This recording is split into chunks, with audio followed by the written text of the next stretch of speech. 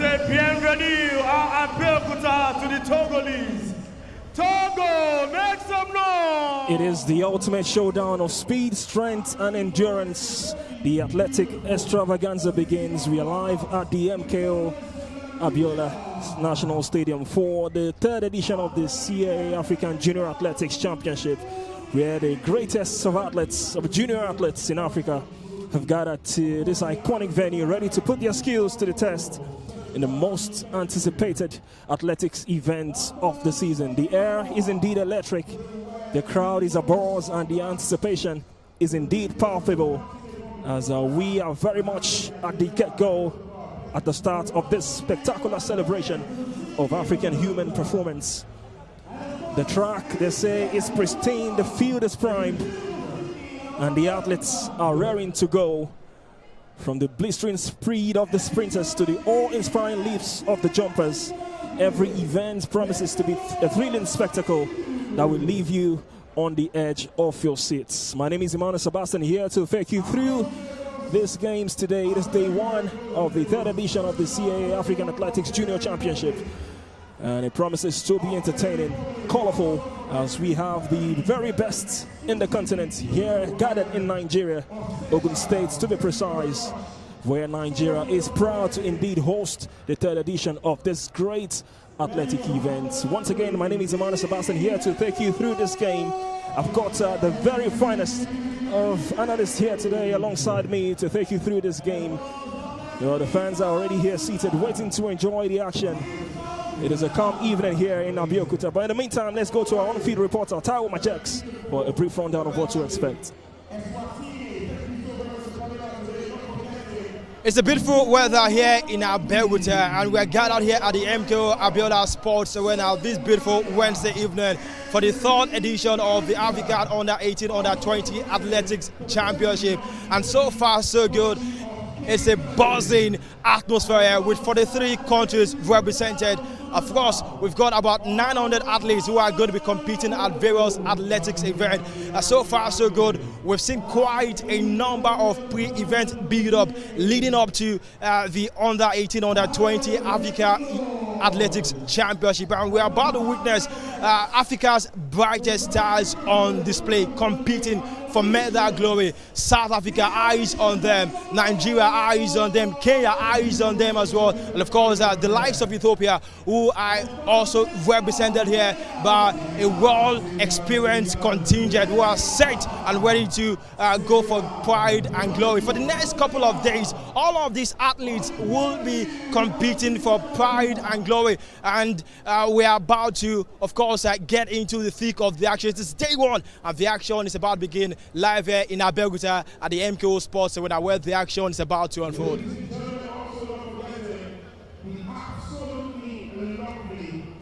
Well, you could tell Taiwo Majex is roaring to go as this event is about to get underway here at the MKO Abiola National Stadium.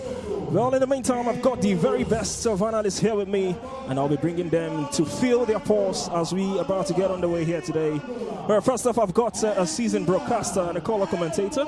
He's also a voice-over artist with over 10 years in the game, and he's Azu Bike Onicha here today. Azu, tell us your expectation and your excitement as we get underway for the third edition of this championship. We actually have an expectation. It's beyond expectations at this point in time, Emmanuel. Great to be here. What an event, what a color we're seeing right here. And so much we have seen even before the event kick-started. The faces of the athletes coming through. Imagine hosting over 900 athletes in one stadium, one city where the best of everything is happening. This is where it should be happening. We thought we had said the best of it when we had the All Africa Games, or did I say the All Africa Games? The just concluded National Sports Festival that happened right here in the same city. And that's the advantage of hosting events. We just had this also brought down right here. It was going to be in Oman or Algeria at some point in time. It was going to be also in Madagascar, but it just felt Nigeria should be the best. And this is the place we are having this event. What a great time to be here, Emmanuel, to talk about the best of athletes. An event that's in Nigeria finished third in the first edition when they started the combined, finished second in 2023, and they're looking to finish first, just behind South Africa again, the ones who have become the giants as far as this is concerned. And I love what we're saying. Beautiful faces getting ready for this event. Young athletes who might be ruling the event in the next couple of years. It's great to be here once again, Emmanuel. Oh, very well said by Azubike Onitsha. I've also got Otonye Iwurima here with me. She's a Commonwealth Games silver medalist in 2006, the first and only Nigerian to win an international medal in the triple jump. She's a two-time All-African Games bronze medalist and also a two-time African Championship bronze medalist, the first Nigerian to jump over 14 meters in the triple jump, former national record holder in the triple jump, festival record holder in the triple jump as well, Gateway Games 2006. I mean, she's well loaded and the very best when it comes to athletic events. Otonye, welcome to today's games. Thank you for welcoming me. It's an honor to come here and come and see our up-and-coming athletes showcase their talents. I'm looking forward to meeting and seeing several athletes, one of which is Christina, who is a triple jumper. So it's my event, so that's what I'm going to really watch out for. We also have the South African 100-meter powerhouse in Mayonda, I believe that's his name. Yeah. He's also an Olympic medalist, an Olympic silver medalist, while he was still in high school. So we have talents, like you said, the powerhouse in South Africa, we have the ones in Nigeria, and we're looking forward to seeing them. All the athletes are ready to go on the tracks as we get set for day one of this beautiful event. Once again, to remind you, it is the third edition of the CAA African Junior Athletics Championships going down here at the MKO Abiola National Stadium in Ogun State. It promises to be exciting. Earlier on, what you saw on your screens, the South African contingents who are here with so much confidence, bragging that they might go on to retain their crown as the very best in Africa when it comes to the Junior Athletic Championships. Raring to go, the South African athletes manning their positions as this game is about to get underway. It promises to be entertaining. Well, the build-up has been so massive. And in the very end, we've gotten to the D-Day. These young athletes with a chance to etch their name in gold and in history. Whatever athletes you see perform here today, remember the name, remember their performance. So we've also got the Nigerian contingent also here today to also reap the rewards of the home benefits here at the MKO Abiola National Stadium. And as a host nation, you always want to do better in front of the home fans, and that is what the 92 athletes that have been selected to participate for Nigeria, that is what they are here to do today. I've got a rundown of events to come your way.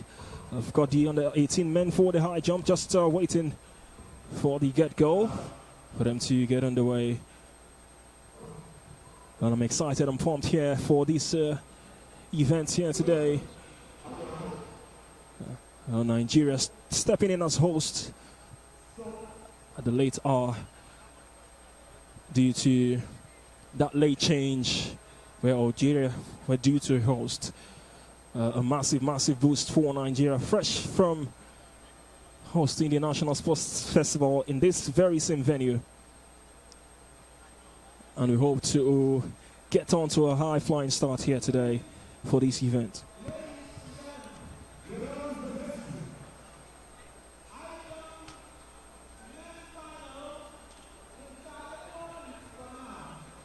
We've got the high jump for the under-18 men's final. Well, the start list for you, we've got Hayachi Yunus from Algeria, Brakni Murad also from Algeria, Sainon Idrissa will also compete for Burundi, Esamba Mfwegwe for Cameroon, Mohamed Ahmed for Egypt, from Nigeria, Ikweki Praise, and also Odo Melvin from Nigeria. From South Africa is Matteo Liro, from Tunisia, Abasi Amine, and from Zimbabwe, Chidoa Tatenda.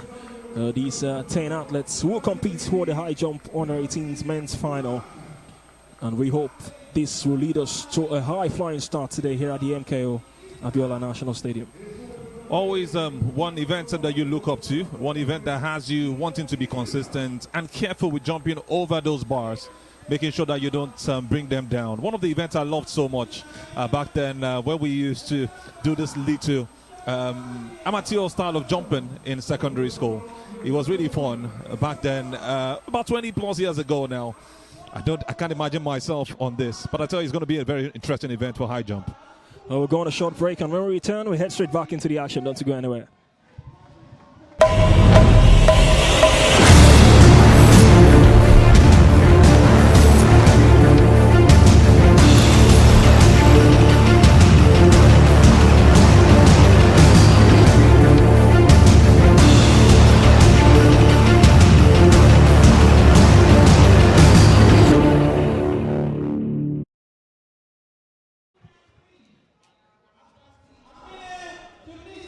Welcome back. We're still here at the MKO Abiola Sports Arena for the third edition of the CAA African Junior Athletics Championship.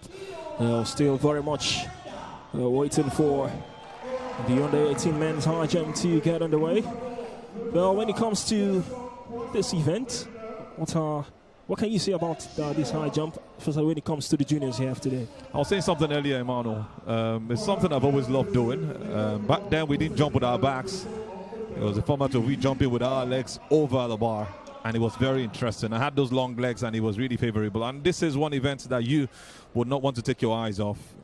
We've seen athletes dominate this, and this time around, it's not going to be short of that. It's going to be another beautiful performance from these athletes. Two Nigerians right there. Algerians are also very much present, and you don't take out the South Africans when it comes to events like this. It's about the skills, about the understanding of the game itself. It's about how much you are very much consistent with what you want to do and not missing out on kicking the bar when you're not supposed to. That's the brilliance that you have to bring into this. I remember the last event, it was won by South Africa rather, in the 2023 event, where we had Brian Rat defeat others. A Libyan coming second, Zayed Amar Sayed, and also Taolo Lasole coming third for this event the last time out. So a difference looking to be made. You want to give it to South Africa again with what they've been able to do and what they've been looking to do again this time around. So high jump is one very interesting event, and it's about jumping those bars confidently. So we're looking forward to a South African looking to do it again. He did a jump of 2.15 meters in the last. Maybe we'll be seeing a new or a better record than we saw in 2023, and than what we've seen. We will be seeing this year actually. South Africa, one country to keep an eye on. They've really shown that they are the country to beat when it comes to the CAA African Junior Athletic Championship. Well, Otoye, I'm going to bring you in on this one. Do you think any other country have what it takes to topple this South African side for this championship in this third edition? Well, when it comes to things like high jump or this thing, it's just one single thing that could happen and then you just miss. You have to make those 3 jumps, or even if you miss the first 2 and somebody gets it the first time, the person now overtakes you. So sometimes it's a bit of, luck and your preparedness and your nerves to do this thing. So anything is possible, but it's kind of like an open event, like you said, is on top. So it's his to lose, so to speak. Well, the atmosphere really lively here at the MKO Sports Arena. The newly refurbished MKO Abiola Sports Arena here in Ogun State. A bit of communication amongst the athletes, just receiving the final instructions from the officials. You don't want to see all your walks, all your practice go to the drain by just a slight error. So these athletes will very much be careful and make sure that they don't get disqualified for any nuances. When you talk about high jump, it's one that needs the rules to be maintained. You must play by the rules. If not, you might just be jumping for nothing. That's why the techniques are put into play. That's why the intelligence of jumping is put into play. Like I said earlier, I did it at an amateur level. It was a very interesting sport, but at the same time, it was very technical. And height also plays a role. I'm looking at the Nigerian athletes, and I'm thinking they might do a surprise than what I have seen currently right here. We've seen even athletes who are not at store do something, and that's what the Nigerians are looking to prove right here. But I think sometimes height actually plays a role, but your lift also could be very, very important. I know Otoye is waiting for me to say, no, wait. No, height is actually an advantage, but you have people like Stephen Holmes, that was a world champion for a long time, and he's 5'9". You get, as opposed to someone like Sotomayor, who's the world record holder, was about 6'8". So anything can happen, like I said. Anything can happen. So right now, what they are doing is that they are just the technical team. They are giving them what it will take. They're giving them their running order. So you know your running order. You have just 1 minute. After 1 minute, if you don't jump after the next person, you get disqualified. So you have your running order. You know how you will prepare. So you can prepare. After this, they're going to take their run up. So they have a few times to take their run up. Make sure they properly gauge themselves so that after that you start and you're not checking, so to speak.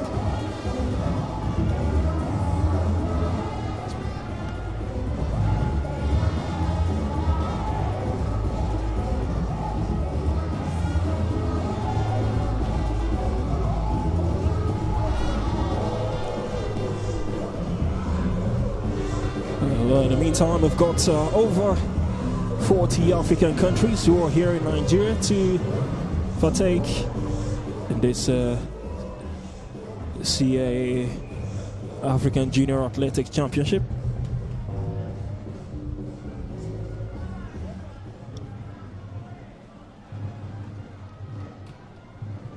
Well, just to remind you again, we've got the start list for this event. Ayashi Yunus from Algeria, alongside his compatriot Vakli Murad, also Nigeria. Two Nigerians also competing, Ikweki Praise and Odo Melvin. These are the athletes.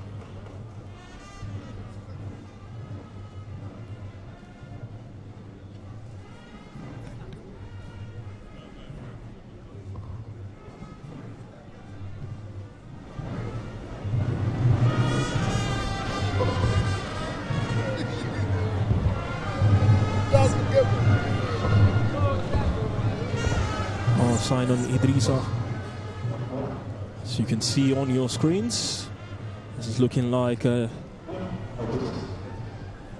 he might just be getting us on the way. While we wait for confirmation. Just trying to put things together. I guess it's the first jump, and once that takes off, others will follow smoothly. And they want to make sure that we have everything right. So the joy from the other athletes who might be or most likely be performing later today, just doing as much as they can to be the supporters to the others who are also very much ready for this event. It's a gradual process, and just like Manny mentioned, we've got a lot of other sports to take place today. This is the first of them, and it's really going to be interesting. I am looking forward to this. You can see one of the South African athletes just getting ready, trying to stretch himself before that. That should be Mathieu Leroux, the only South African for high jump. Very much ready for this beautiful event. The judges are just trying to put everything in place. And most likely be having this young man as the first to jump today. Oh, looking all focused, Simon Idrissa. Just all calm. No more to say the calm before the storm. Just waiting. You could feel what is going through the heads and the minds of these athletes. It is the grandest stage here in Nigeria, far away from home. Several African countries have gathered here today. Well, the home support also here in the mix to enjoy every bit of the action.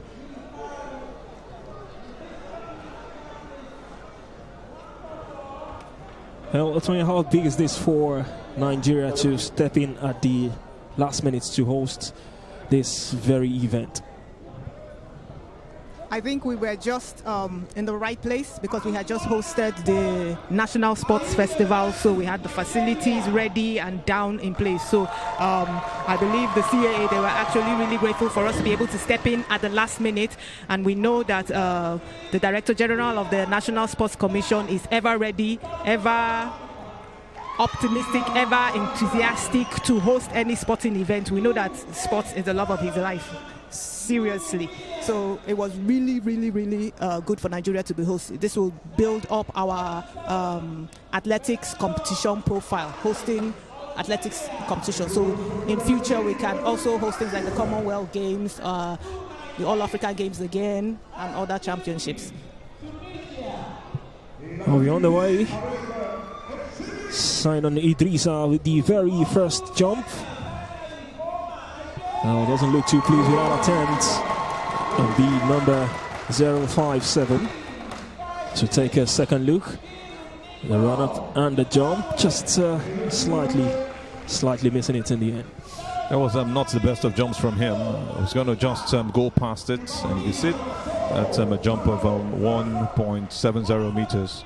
Unfortunately, he couldn't go past it, and he has to do better when he gets a second opportunity. That's his first jump, and there's an opportunity to actually go.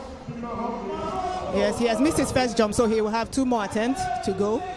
He uses what we call the flop technique, the frisbee flop technique. You have the straddle technique, which you rarely see anybody use now. Most people use the frisbee flop technique, so it's good, but he still needs to adjust his jumping a bit.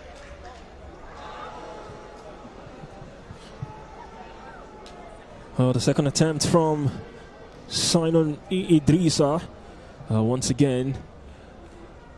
Looking like it's a 4 starts for this young athlete, but he will look to pick himself back up as far as this games is concerned. I think it's more of a psychological challenge. Shown on his face that he's not happy or confident. Might have played some psychological techniques into his head. I think that's the way the challenge is coming from. He taking some time waiting. It could be a challenge also. And he's lost confidence. Yes, yeah. He's starting at 170. What happens is that if athletes are actually better than this, they can pass and start at a higher. Exactly. So it looks like every other athlete is starting higher. So he's basically the only one jumping the 1.7. So it's kind of a challenge. It's like you running or doing something on your own. Repeatedly. Yes. So you have the option to do that. You can rest. There's a few minutes that they can give you to rest, and you can go again. So you have the option to either say you're going to jump immediately, which I think is what he did. But it's kind of hard jumping on your own, but it will progress. Other people will start at other higher heights. Simon Idrissa from Burkina Faso getting us underway for the high jump under 18 men's final. Well, we've still got a host of athletes to look forward to. We've got the Algerians, we've got a South African, 2 Nigerians also who will be competing for the under 18 men's final. One lineup of a host of other events that will be coming your way today.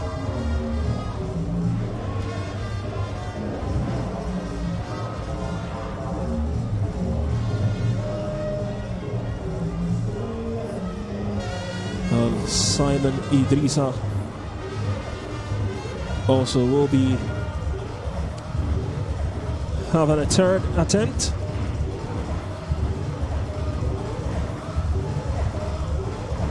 And the third and final attempt from Simon Idrissa from Burkina Faso. Can he get the perfect jump this time around? He makes his run up and he gets it right for the final time. I said something earlier, he needed to build that confidence. It was a psychological thing. I saw him as a man who could do it, but I think those delays must have played a fast one on him. But gradually, he kept getting it right. The first one was his back, the second was his leg, and this time around, he completely took off the right way and understood it better. He just knew he could do it, and that's the best way. Representing Burkina Faso, Idrissa will be very happy at least doing this. Still not smiling, but I think he would get some psychological motivation just after he steps away. Yeah, well, smiling cannot really indicate what the person is feeling, what the person is going through. That might just be his competition face. Exactly. But it's good. Sometimes it takes the athletes a bit of time to warm up into their jump. And since he was the only person, it kind of took him a bit of time. So probably subsequently, his jumps are going to prove maybe we'll get it in the first jump. But now they are taking it to the next height. Well, it gets interesting as we go. The under 18 men's high jump final Kicking us off for this third edition of the CAA African Junior Athletics Championship, going down here at the MKO Sports Arena in Nigeria. The Kenyan contingents also here. They're all smiles, ready to go, enjoying the atmosphere, smiling to the cameras, here to compete. Well, Kenyans, we know them for those long distance races, even down to the cadet level. That's what I know them for. I never knew them to be guys who love parties. But I love what I'm seeing on the side. Enjoying the fanfare, also dancing and trying to just put off those pressure from them. Enjoying the side that they find themselves, Nigeria. And that's really beautiful. Yes, one of the things I used to love about going for championship was the new culture, the people you meet, and there are a lot of things to see. You see different African countries, different cultures, different food, the type of food in the country you're going to. So it's always fun. It's always fun. I'll tell you, this shouldn't be my duty, but I should ask you at this point, which of the African cultures did you see that actually wowed you and maybe made you feel like I think I should get back home? And the other one, which one did you see that also said, oh, I think I love this culture even better than mine? Well, I'm a bit of a patriot, so I would say Nigeria, for all the ones we've hosted, I think we are best. But I would say one of my best was when I went to Mauritius. I really liked it. It was kind of a different vibe, I think, southern part of Africa. And then another different experience when we were in the Commonwealth Games in Algeria. That was another different experience. Also, I've been to Kenya and Ethiopia. That was another different experience. I've been to Senegal. That was a different experience. So each African country has its own unique experience. It's for you to take it in and come back to Nigeria, because for me, Nigeria is still the best. Well, why the Kenyans are all happy and all smiles, we also wait for confirmation of the actual measurement of Simon Idris's jump we saw moments ago. Waiting for the very next athletes to get on the high jump. But in the meantime, a lively atmosphere here at the MKO Abiola Sports Arena, a newly refurbished sports complex, hosting this beautiful games, championships rather, here today, going down. It is the third edition. We saw the maiden edition in Cote d'Ivoire in 2019. Then we saw the last edition in Zambia. And now Nigeria hosting the third edition, stepping in at the very late hour to host this beautiful event. Well, the promises to be entertaining, but in the meantime, we are ready, waiting for the next athletes to go on for the high jump.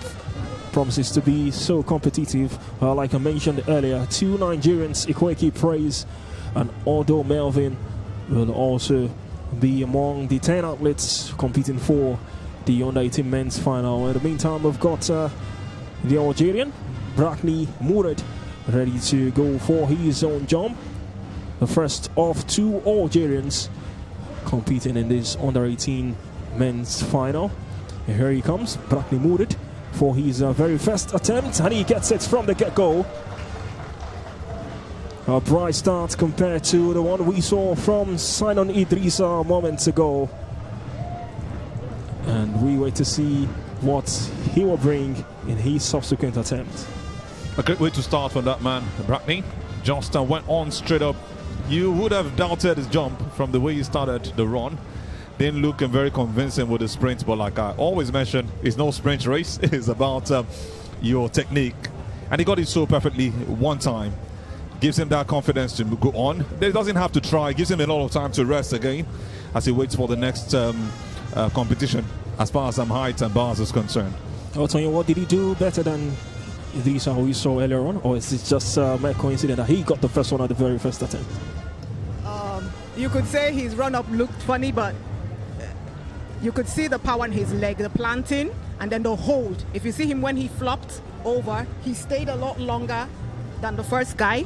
The first guy didn't even flop fully, so that kind of brought him down quicker. So the planting first, the power in the planting kept him up, and he stayed there.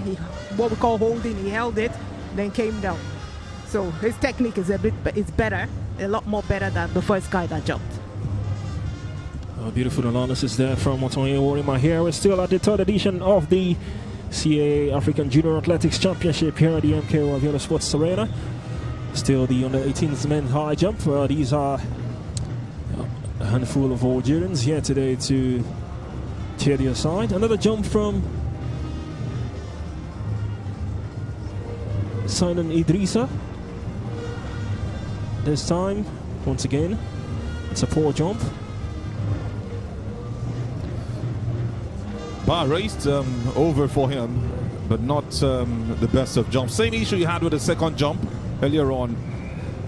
Missed that target. Poor timing. I think that's the issue. Had a good run up, but got to lift himself before time. He has to jump again to make sure he gets past that bar, and that's what he's going to be competing with at this point in time. Idrissa still looks a bit shaky, but I think over time we'll get past it. Oh, the Nigerian duo waiting for the attempt to get onto the jump. We've got Odo Melvin and Ikweki Praise. Ikweki Praise on beep number 215 and Odo Melvin on beep number 228.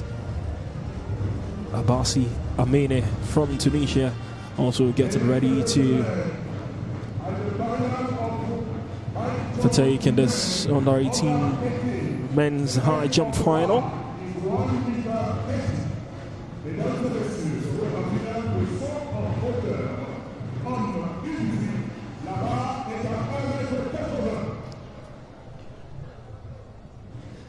And up next, we've got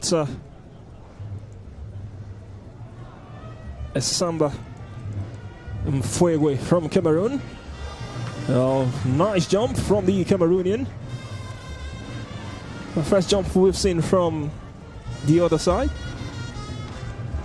It looks like the techniques are changing. He still uses the flops. You have people that take off from the right side and you have people that take off. It depends on where your strong leg is. The strong leg is the leg that you plant on the ground to take off. So it depends on which of your leg is strong, so the side you will take off with. That was really good. He's also using the flop technique. I would be surprised if I see anybody that uses any other technique except the flop, but with junior athletes, you never know. It's with them you usually see the different techniques. I tell you, sometimes height also pays off, and we saw it happen. And like you mentioned, your stronger foot is put forward. I've got second Nigerian for his jump, and he gets it. Was nearly, but in the end he pulled through, and that was Odo Melvin for his jump. Great start for the Nigerian contingent for this high jump final. Great start, Yes. I tell you. It was almost a close call, and you could see by his pointing that he actually knows his mistake, which he's now going to go back and correct. You can see his planting, his leg probably did not land very well, so he couldn't apply enough power, enough force to go higher. So he seemed to have noticed his mistake, so he will adjust it. Well, in the end, it's been a great start for Some jumpers are what we call speed jumpers, and some are power jumper. He was a power jumper. You could see he didn't take that much speed. He jumped with power. The second jumper now that has gone is more of a speed jumper. You could see that his run up, he went fast. So different athletes, different techniques, depend. Also the body composition will let you know the type of jumpers. Usually people that are leaner tend to be more speed jumpers, and people that are a lot more bulky tend to be power jumpers. But as the height increases, you would have to really adjust your speed and the power you apply to the floor. Abasi Amine from Tunisia with another brilliant jump. Just getting on to another fast start. That's a man who already has a 2-meter jump as his best. He's done so well for himself. And look at that man coming again. Sinan Idrissa wanted to do better. He's going to look to go past the 1.80 meters and jump. Hopefully he does it this time. Same issue. Well, he needs to get his acts together. Not the best of starts so far for Sinan Idrissa, representing Burkina Faso. This was also just that Yeah, missing the end, just missing the jump. But there's something about his appearance, Sanon Idrissa, doesn't exude much confidence, you want to say. You see, one of his problems is that he does not flip his leg quickly. When you take off, you need to flip your leg quickly so that it doesn't touch the crossbar. So he needs to be able to do that so that he can go over smoothly, which he didn't do. And that's what they're called, boys and girls, still under 18s, still a lot of time to Yeah, but improve. they're all boys, and we have people that have gone over that height. Exactly, So and I wouldn't want to do some comparisons at this point. Just like parents trying to say, "Can't you see your brother?" I wouldn't want to put them on that pressure at this Well, point. even We just on look the forward to boys having it. level, we still have men and exactly. we have boys. It takes some people to start from. Have a very slow start, and later they just pick up from nowhere. You could just be one of them. Yes, some people so mark have, that name, Sanon yes, Idrissa. yes. Azubike is telling you to mark that name, Yes. not the AFN, Yes. not the CAA actually. He's going his final attempt in the 1.8 meters height. Here he comes, Sanon Idrissa. This, I safe to say, this is the poorest of all his attempts so far here today.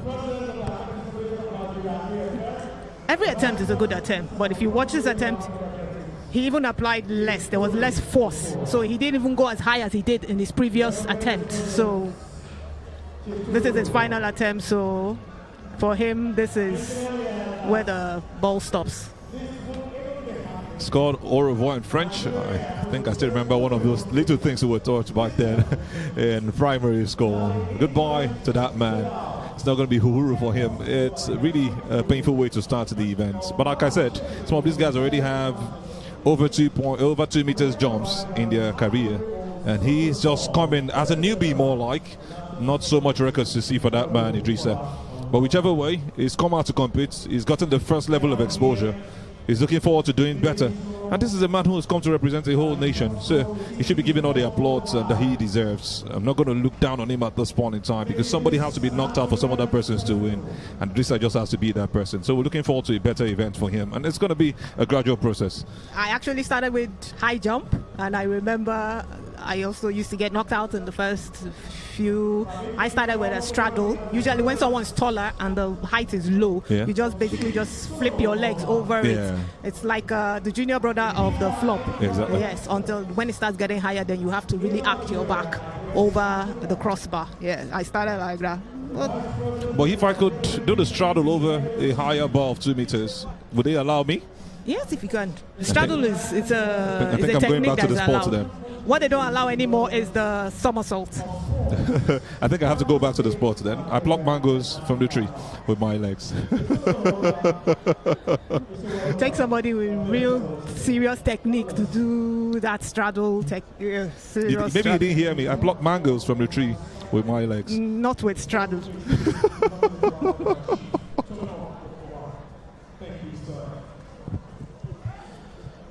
Still the third edition of the CAA African Junior Athletics Championship here in Ogun State, Nigeria. The MKO Abiola Sports Arena. To be precise, we yet to see Chidoa Tatenda from Zimbabwe, yet to see Mohamed Ahmed from Egypt, and we yet to see Ayachi Yunus from Algeria to partake in their respective high jump attempt. These are the TIPS champions, if you ask me. They've done better than some of these heights, so they don't need to stress them. They just leave them over. It's like a buy for them. They are looking forward to the bigger stuff. I mentioned some of the top athletes earlier who have actually broken these records. And they might be the ones that we're looking forward to.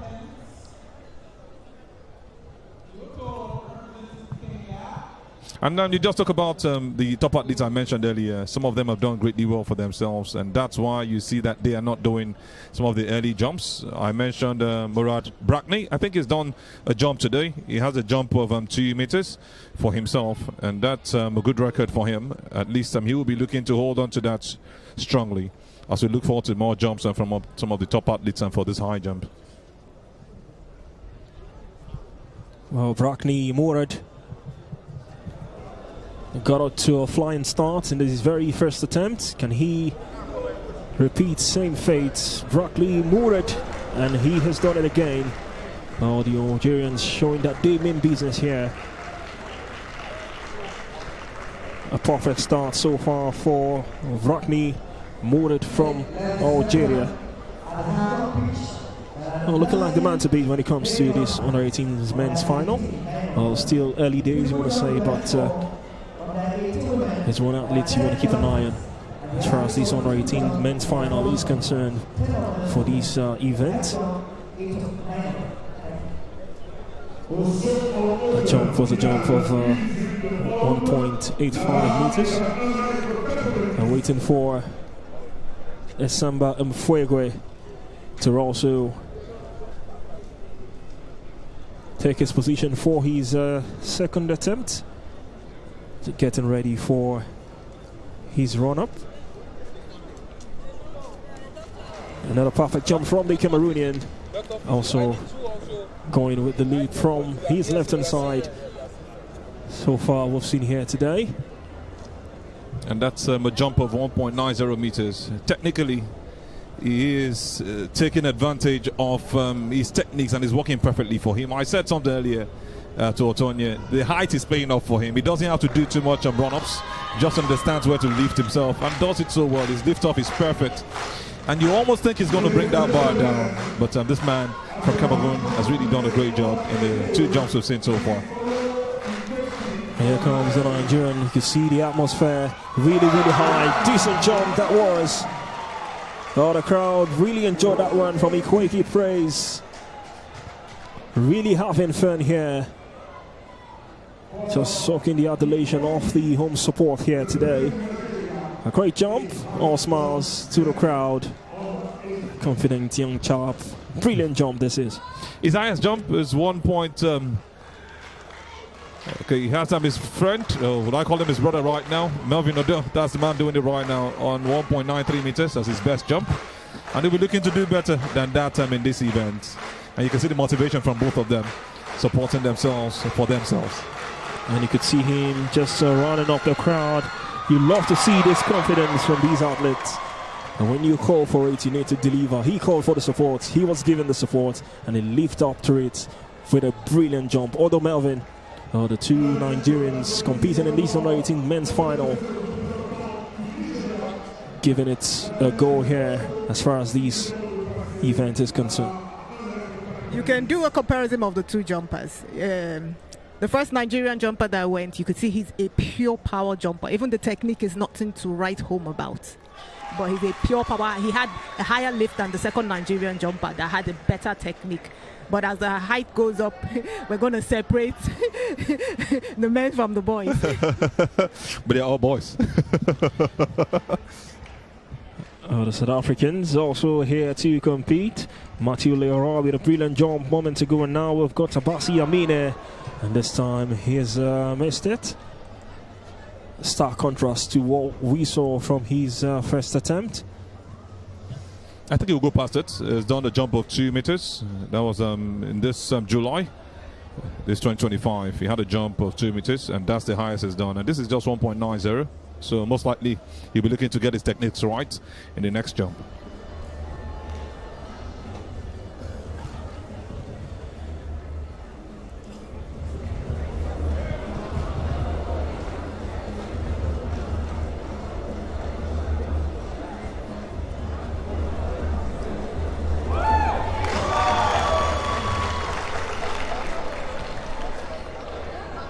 That jump from Chidowa Tatenda for Zimbabwe. Also not getting it right with this jump. Well, indeed, the leap was good and got there in the end. Chidowa Tatenda from Zimbabwe. Good run up, nice lift, and good landing also. Knew when to take off his foot so he doesn't touch the bar, and that's how to get the result for himself. Abasi Amine, the run up. He was nearly there, but just a slight touch to the bar, just drops it off. He's one of those to been tipped to be amongst the top 3 or top 5. I'll be surprised if he gets to stop at this point. He's getting the techniques right, but just that little lift he needs, or that little body shift from his waist has been the challenge he's been having so far.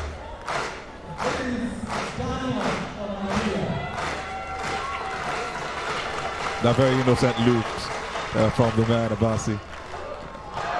He's getting in that support. And he's just going to try again. I think for the last time. Abasi Amina from Tunisia. Looking to go on better this time. He comes for his run-up. Can he get it in the end? And he gets it. That's the grit and determination you want to see from these athletes. And you fluff it, you want to go again to set things right, and Abasi Amina has done just that. Like I mentioned earlier, he did a jump of 2 meters this same July, so him not being able to go past 1.90 will be a huge shame to him. The young boy is really getting better by what he's just shown. Got the first one right, and this last jump had to take him some time. It was a beautiful one. Great landing, took his leg off, and where he's been having the challenge all the while was all sorted as he had to take himself up a bit higher, qualifying to the next round.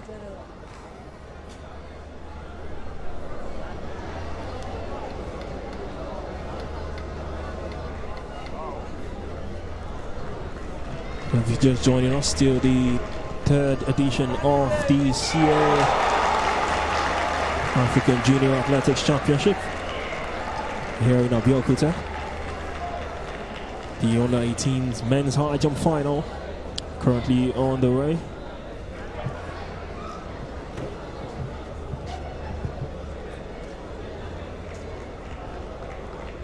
We've got a lineup of events to come your way as far as day 1 is concerned. We've got a free jump, we've got 100 meters heat for the under-18 and also for the under-20s to come much later today. And also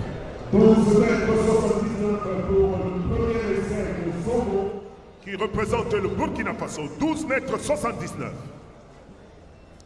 Still back at the high jump final. Just double checking the heights for the next phase for the jumpers to partake.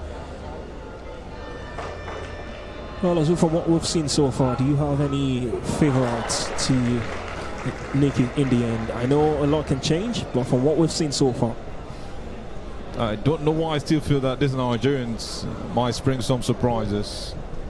The way they've gotten past every jump with ease is worthy of applause. And you know, sometimes some home advantage plays a part, and they've taken advantage of it. Sometimes you're at home and you are scared because you're not getting things right. But these guys have actually done so well. Ikweki Praise and Melvin Odor.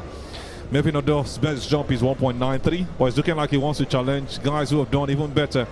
The likes of Jonas Ayachi, who is the man I'm actually tipping. His best jump is 2.18. I think that's the best we've seen from any of these athletes who are currently competing, the remaining 10 of them. So tip that name, Jonas Ayachi, and don't take out the Nigerians. Any of them, any of the two, Melvin Odor or Ikweki Praise, who will be looking to sing praises to his God if he gets some space in the top 3, even if he doesn't finish as the gold medalist.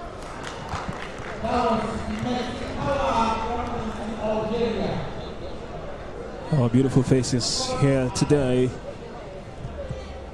to enjoy every beat of the action. The 3rd edition of the CAA African Junior Athletics Championship going down here at the MKO Abiola Sports Arena in Abeokuta, where these games is currently living up to the billings and the expectation just for the very first day. Over 40 African countries have converged here in Nigeria for this edition of the event. Earlier on, we saw the paparazzis. They're not left out.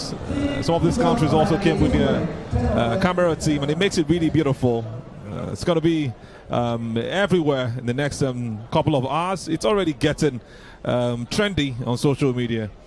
The AAC Under 18 Under 20 African Athletics Championship. Brackney awarded for Algeria. Looking more confident and ready to continue his perfect start that he's had so far here today.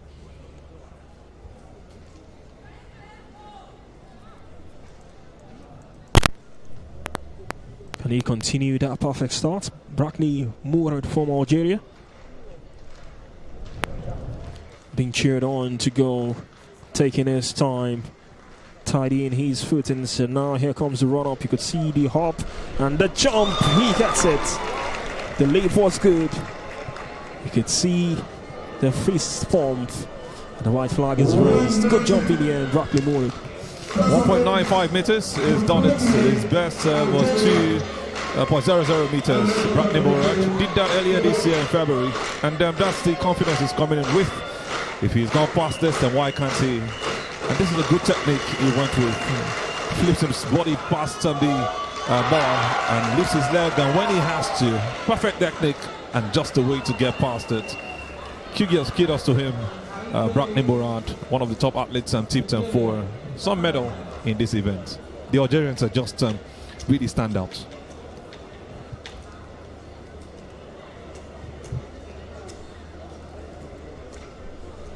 Samba Mfwegwe for Cameroon, gets it. No, he fluffed it in the end. He was nearly there. His technique was what did him in. He, instead of flopping with his back, he went with his side. He was trying to compensate by trying to go up by going to the side, and it kind of I think he got it all right. Well, the technique is off. He's actually trying to adjust in that way that actually cost him that job. Because if you tilt to your side, your body will even drop more than if you're on your back, going back. Most likely he's a lefty, if I am correct. Just reminds you of what you have in boxing, the orthodox and the southpaw kind of boxers. The kinds of legs they put forward, either your right or your left. That's what we're trying to. That's what we're seeing right here. And I think that that man, the Cameroonian, is the only one coming from that angle. One of the things in track and field I discovered that it's not really whether you're right-handed or left-handed that will determine your take-off leg, the strong legs. I have right-handed people that their take-off leg is their left. Mine, but I'm right-handed. My take-off leg was my right, but I had a lot of people had their right. And here comes a quickie praise. Oh, what a start has been so far for the Nigerian. Oh, the crowd is loving it here at the MKO Abiola Sports Arena here in Abeokuta. His compatriots cheering him on, all smiles. And that was a great jump from Ikoiki Praise. Oh, look at that for a run-off. And look at the height of the leap. Look at the takeoff and the bend in the end. Near perfect. Is there anything that could be better for that height? Give it to the man. He's defying all odds, not looking at his height. He's just looking at his leap and his jump. And proving me wrong that sometimes height doesn't play a role. Get big one for that money quickly break. And love what he's just done right there. And he's got some good lift. Oh, can Odo Melvin match that from Ikoiki Praise? Here he comes, Odo Melvin! He gets his repeat same feet. Well, the hosts country Nigeria living up to every billing here as far as the under 18 men's final is concerned for the high jump. Oh, look at that. I like the frenzy environment, but focusing on the jump, he was very skillful at it. Went directly through the middle, came in a bit from the right, and his landing was just perfect. Knew when to raise his legs, and he just got everything right in the end. Now we have the South African now, Mateo, jumping at the height of 1.95 meters.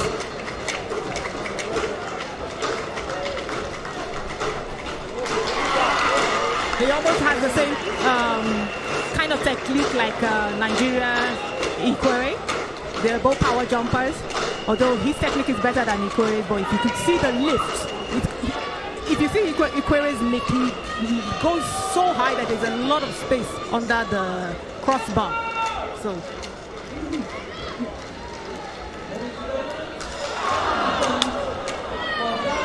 he's a speed jumper, but he didn't run as fast as his last jump, so he couldn't generate enough force to take him higher. But that was Abassi Amina from Tunisia. And once again,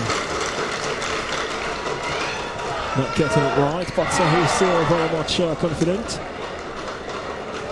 Safe to say these athletes will learn from every experience here. I've got Chidoa Tantenda for his own attempt. Oh, easy peasy. Looks so easy. The run-up was calm, cool, collected. Just shows you that this is below standards for him. He just tells you that he can do better, and he's showing you that he's one of the contenders for this medals with the jump he's just shown you. You like his technique. His technique almost looks like he hitch-kicked, which is slightly different from just holding your leg if you do the flop. He kind of had a little hitch kick to his technique, which I kind of enjoyed. Now we have the Cameroon. We have the Cameroonian athletes now at 1.97. Easy peasy for him also. It's just something about these high jumpers coming from, especially that left-hand side. Got this peculiar technique about them. This was really a good jump from Esamba Fuego. And a try for Abassi Amini. And this wasn't the very best of jumps. The red flag is raised. He needs to adjust his run-up. He took off from too far, so that means his run-up probably didn't start from where he should. So he took off from too far, that's why. So he didn't have enough force to go over. And it's a huge challenge for that man, Abassi. He should be doing better. He's got the height to get what he wants, but take off, run up, two challenges he's having, and that affects his leap. He's not leaping where as much as he should, and he should be able to beat 1.95. He's done 1.98 this same year, so this should be something lower for him to do. Sometimes your run-up can change depending on how much wind, whether it's the tailwind or it's headwind. Like you said, if you've already generated enough heat, your stride length becomes more, so then your run-up now kind of spoils, scatters, so you're taking off either from the back or from the front. So experience for a lot of athletes will kind of help adjust some of these flaws later on. Oh, beautiful analysis there from the beautiful minds I've got here alongside me. As far as high jump is concerned, the focus is on the athletes' approach. They take off the bar clearance and landing with emphasis on technique and the overall strategy of clearing the bar. Du Tunisien Abassi au saut en hauteur. Homme. Abassi Amini will come up now for his final attempt here for these under-18s men's high jump final. Yes, you can see his own. Usually most people solicit the help of the crowd by clapping, but he has the opposite, so he doesn't want noise. It's like a tennis player, he doesn't want the noise to be able to concentrate. So he needs to be faster and apply more force for him to be able to go over that. The technique just failed him a little bit, but that is his final attempt. So we will see him in the future. That I know, because he has very good technique. He has very good technique. I think he has one of the best techniques of all the athletes there. It's smooth. The jumping is smooth. So we are going to definitely see him in the future. That's a perfect summary there. We are definitely going to see him in the future. Amini Abassi for Tunisia. Well, he's competed. He's giving his best. And what do you make of that final attempt? I think he just has to work on his weight. That's where a bit of challenge is for a man who has done it before. And like Otonya says, he wouldn't be singing so much more my happy ending by Avril Lavigne for this young man, Abasi. It's a sad ending. But whichever way, it could still be a motivating ending. And you can see the supporters getting. I love the friendly environment between the athletes. It's all pleasantries between all of them. And it's a great view. And even if you get knocked out, you're still very much appreciated by your opponents, more like. 9 of them left at this point, 2 out. Yeah, sometimes it's just a bit of mindset that makes you just miss your jump and then you're out. Like we say, every day is not Christmas. We've had top world-class world record holder leave at early stages of a competition. So that's not to say he's not good. Like we say, he has one of the best techniques. So we will definitely see him in the future. We wish him the best for that.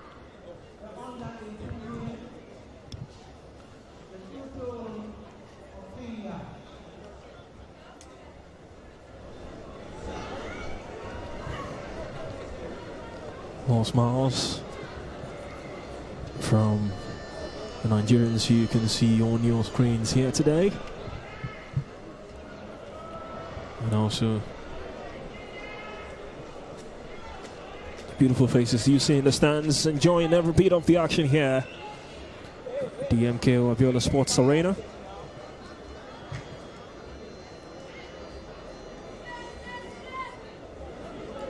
The CAA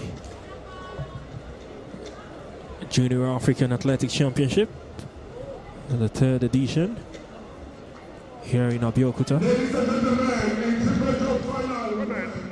Attempt number 3 for Akigbe Mercy, Nigeria. Brackney Murad will have another goal. It's been all smooth so far for the Algerian. Brackney Murad. Can he continue that perfect run? Here he comes, Brackney Murad. And this is the first attempt that he's flopped so far here today. Well, he'll move on from it. Definitely try to get better in the next attempt. This man will be 17 in the next couple of days, 3 days from now. And he's really impressive. This is the first time he's bringing down the crossbar. Brackney Murad, 2 meters, and that's that's the highest he's done in his career. He should be doing past this. Maybe the next one will be his challenge. It looked very close to getting past it, and it was a very lovely technique, but just a little leap would have done the perfect job for him. Brackney Murad.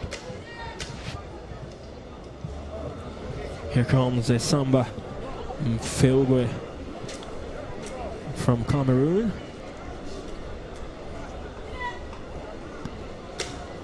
Here he comes. Not the best of landing. And after not the very best of attempt. Just needed to be careful there to tidy his footings and to gain his balance. That was a poor jump from the Cameroonian, Samba Mfeogwe. A second look at that attempt. Almost pulled through in the end, but got that for a landing. Almost losing his balance. I like his attitude. I like his attitude. He's smiling. You know, sometimes it's very nerve-wracking to be doing this competition. So it's very nice to see someone that can smile after that. His technique was a bit off because he now sat on the bar, which happens sometimes. So he's talking with his coach now. So his coach will help him find a way to adjust that so that he will go back. And that's why you need a coach. They see some things you don't see. They see your errors. Sometimes you're jumping and you're back in that same bar. You're just moving with your IQ and your instinct. But sometimes it fails you. And the coach sees it and tells you, do it this way, and you get better.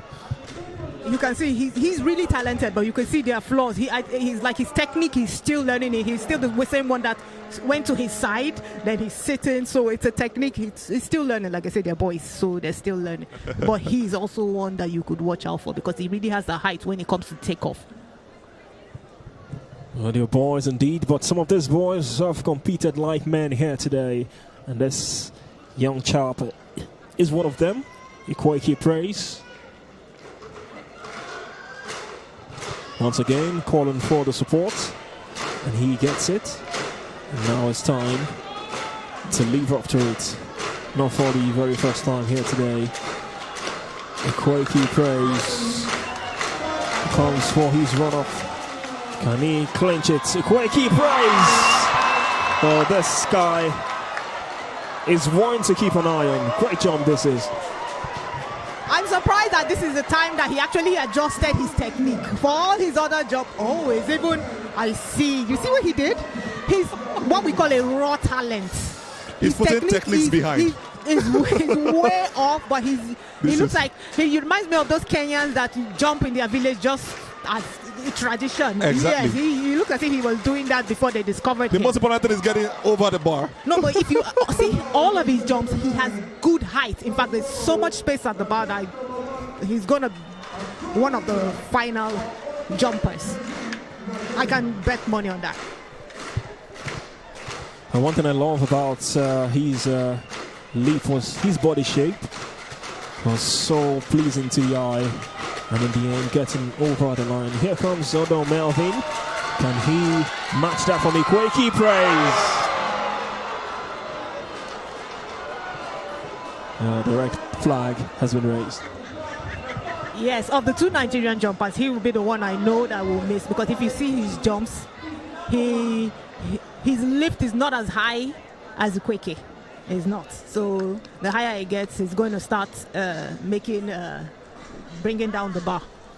Maybe he has just gotten to his final bus stop. His highest has been 1.93 meters. That man, Melvin Odo. There's never a final bus stop until you finish. So What I mean is final bus stop, his highest jump, I was going to say. So he did that also this year in March. So he will be looking to do one better, and I hope he will be on this day. He's had a bright start. That's the first time he's bringing down the crossbar. yes. And hopefully he will adjust on the next. So now we have Mateo from South Africa. Oh, that is a mistake. It's like instinct that you want to hold the bar, keep it there while you jump. It happens a lot of times. Sometimes you want to hold it close so it doesn't go down. But he noticed he took off at the wrong time. And that's clearly, he knew he took off at the wrong time. Ladies and gentlemen, next on the track, the first heat of 100 meters. Men. To qualify for the final, the two first of each heat and the two best time. Marcio Lero from South Africa. Just mixing it in the very end at the slightest of mistakes. And he will look to that and learn from that. But in the meantime, we've still got other events to come your way here at the MKO Abiola Sports Arena. We've got the 100 meters heat to come your way for the men and for the women.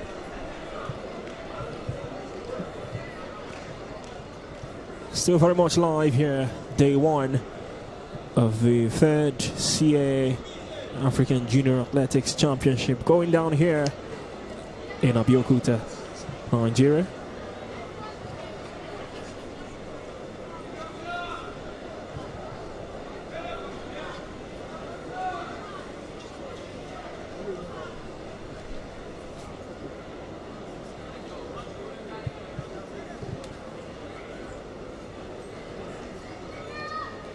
Ladies and gentlemen, 100 meter men. We've got the under 18 100 meters men's heat. Ghana, Nigeria, Of the South first Africa, of two Zimbabwe, heats to Republic of come your Congo, way today. Democratic Republic of Congo, For Burkina Faso, the viewers watching, Namibia. I can feel the pulse that this is one they've been waiting for. There's short distance races and also the long distance races, but these athletes, these young athletes, are ready to go and ready to compete on the tracks here at the MKO Abiola Sports Arena.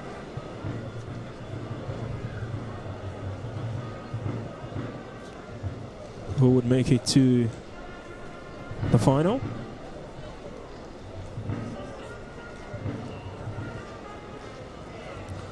How do you expect from this one? As well, we've also got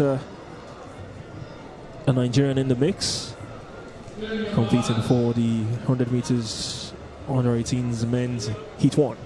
And it's always been men. It's always been Nigerians winning it. We've seen Nigerians do it back to back for events like this, both the under 18s and the under 20s. Nigerians will always be one of those top athletes. And you'll be surprised if you see a Nigerian in the top 3 again. Your start lists, as you can see on your screen, we've got Mokona Manavela from South Africa. Will also be competing for Nigeria. I've got James Clifford. The athletes are on their mark, ready to stake a name for themselves. The rush of adrenaline there from these athletes is to be careful so they don't make a false start. Yes, the rule states that you make a false start, they want everybody, and after that, you're disqualified. And these are what athletes will be dreading when it comes to this short distance races.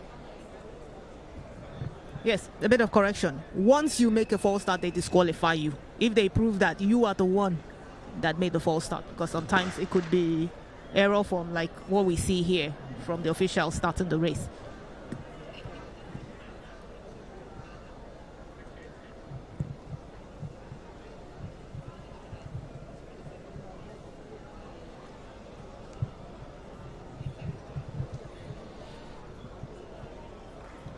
He needs to stay calm. This is where you need calm and cool heads. You could see just trying to shake it off there. Mokona Manavela from South Africa. He's trying to bring the vibes on the tracks. More like, trying to get himself pumped for it. And you were talking about the false starts earlier. This is you trying to be very careful. You don't want to do all of those rehearsals, all of those practices, and come to the final day and mess things up. It's better to be patient. It's the heat. If you're good, you're good. And you can still finish among the top 3 or top 4, whichever numbers are needed, and qualify for the final round. They're making a mess of everything with just one little error. It's the 100 meters, so you have to, that's what training is for, so practice so that you live with a gun. If you slip on the blocks, they will leave you. If you go too early, they disqualify you. So it's more than you being fast, it's you having the nerves of steel to be able to wait until the gun goes off. Because we have a championship where Usain Bolt beat the gun. He was the fastest man in the world, but he couldn't finish the race because they disqualified him. So it's really not to who is the fastest, it's really who can keep their nerves until after that gun has gone up. It takes some concentration there, a bit of focus. But you just have to anticipate that sound of the gun before your takeoff.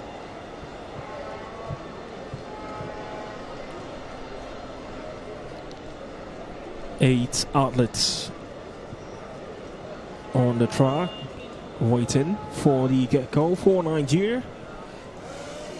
James Clifford, the BBJ, will run from lane 2.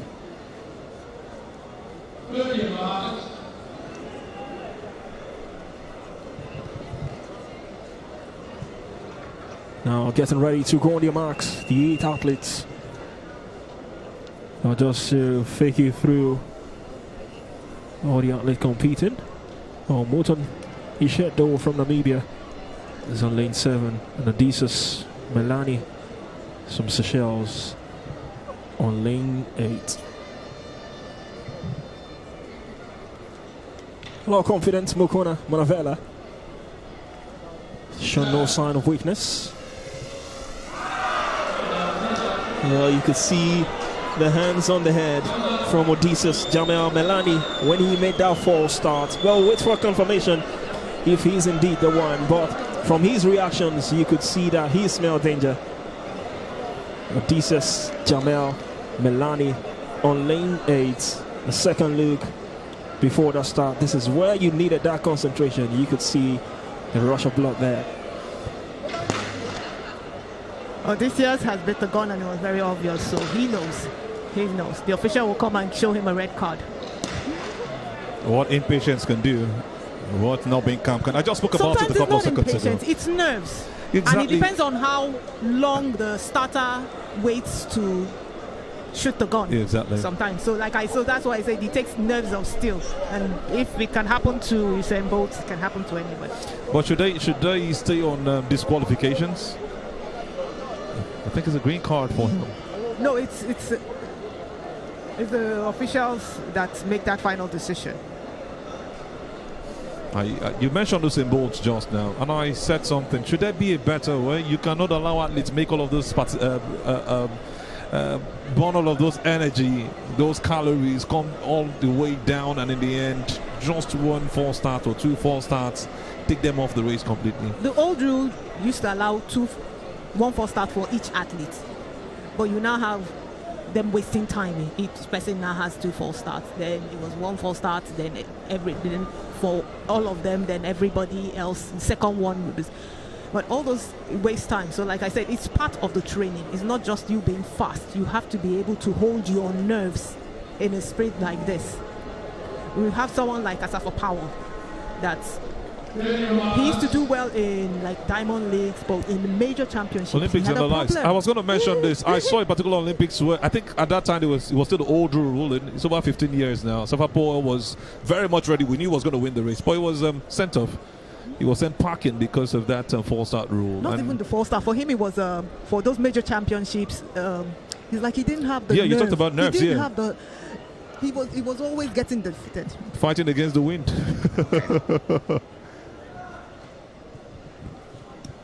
Still waiting for us to finally get underway. And here we go. The under-18s men's heat 1. Here they come. Well, this looks so competitive as we approach the finish line. And he was confident from the very start. And he has done it. Mokoena Manavela from South Africa. Just doing his very best to stay at the very end. Just before the start of the race, the nerves, you couldn't see it. He was all confident, just trying to shake it off.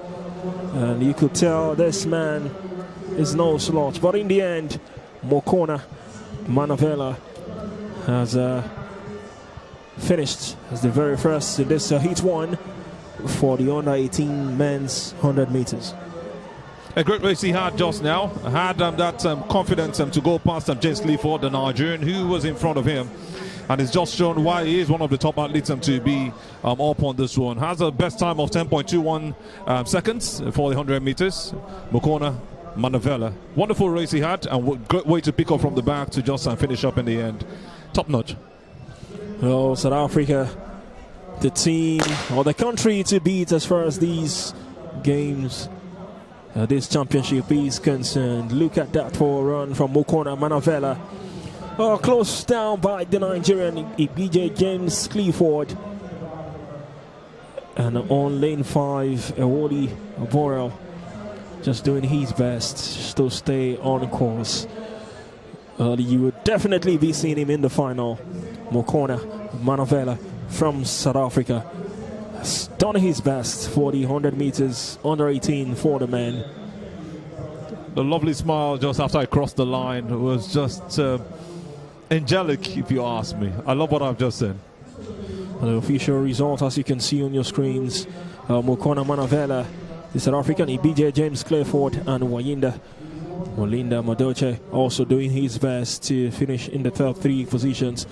Well, it's been really, really competitive here, and we've still got a host of events to come your way. We're still very much live here at the MKO Abiola Sports Arena. In the meantime, we've still got Taiwo Majex on pit side for some more interviews. Well, we've just witnessed the first heat of the Under-18 African Athletics Championship, 100 meters. And I'm right here with the winner of this first heat, Mokoena Manavela. 11.37 seconds. How are you feeling going into the next round?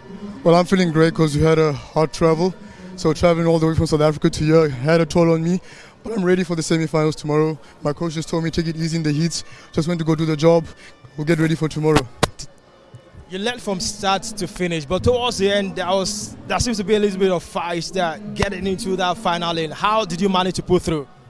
Well, I was relaxed the whole race, so I didn't, when I got in the race, I just focused on myself. I forgot about everyone else in the lanes. I just, ran my own race because I knew that my job was to just go out there and qualify for the semi-final. The best record for this meet is 10.39 seconds. Do you think you can surpass that? Well, you see, I think action speaks louder than words, so it's no use me saying it if I'm not going to go do it. So it's best that I prove it before I can say it. Oh, I know the best. We're set for more as far as the Under-18 Africa Athletics Championship is concerned. More hits to come, and it is back to the guys in the commentary booth. Very much a confident young man.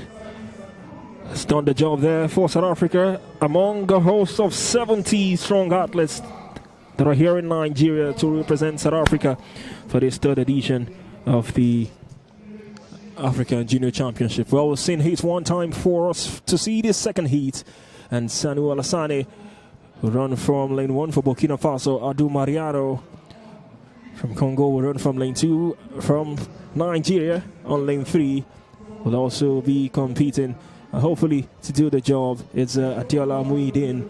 Vitres Ideris from Sudan will be on lane 4. Martin Tulelo from Namibia on lane 5. Besenga Caleb France also from Namibia on lane 6. And Tefene Kasi from CIV Ivory Coast on lane 7. And Nyaladzi Chepo. These are the athletes who will be competing here today for our second heat for the under-18 men 100 meters. Well, it was intense for heat 1. Will it be more intense for heat 2? That's the young man, Adiola Adeniji, looking very, very poised for this. Best time is 11.26 seconds. He want to do one better this time around. Looking to actually make 2 Nigerians to the final if he gets them to qualify. Seen his compatriot to do it earlier, James Clifford. That's a man who's also very good with the 100 and 200 meters. He was champion in the National Youth 100 meters championship. And that was over a year ago. That's James Clifford. But this young man, not so much to be said about him competing against some other athletes from different countries. One of his biggest experiences. And hopefully he'll be wanting to do greatly well at the end of the day. That's a man who's just very much confident for this. At least I'm trying to do it at the 100 meters against other athletes from different parts of Africa. What a race we are looking forward to having at this point in time.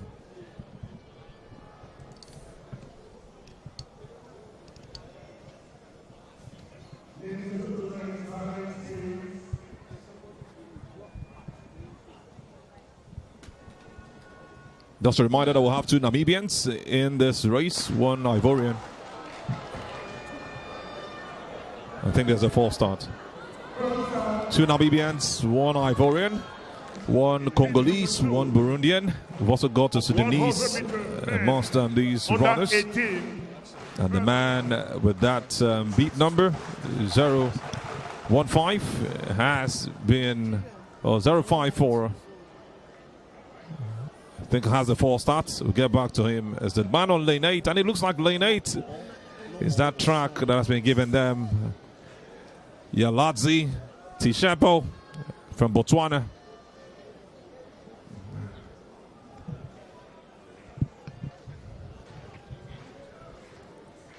That's the Algerian, another athlete being looked at as one of the great contenders for this event.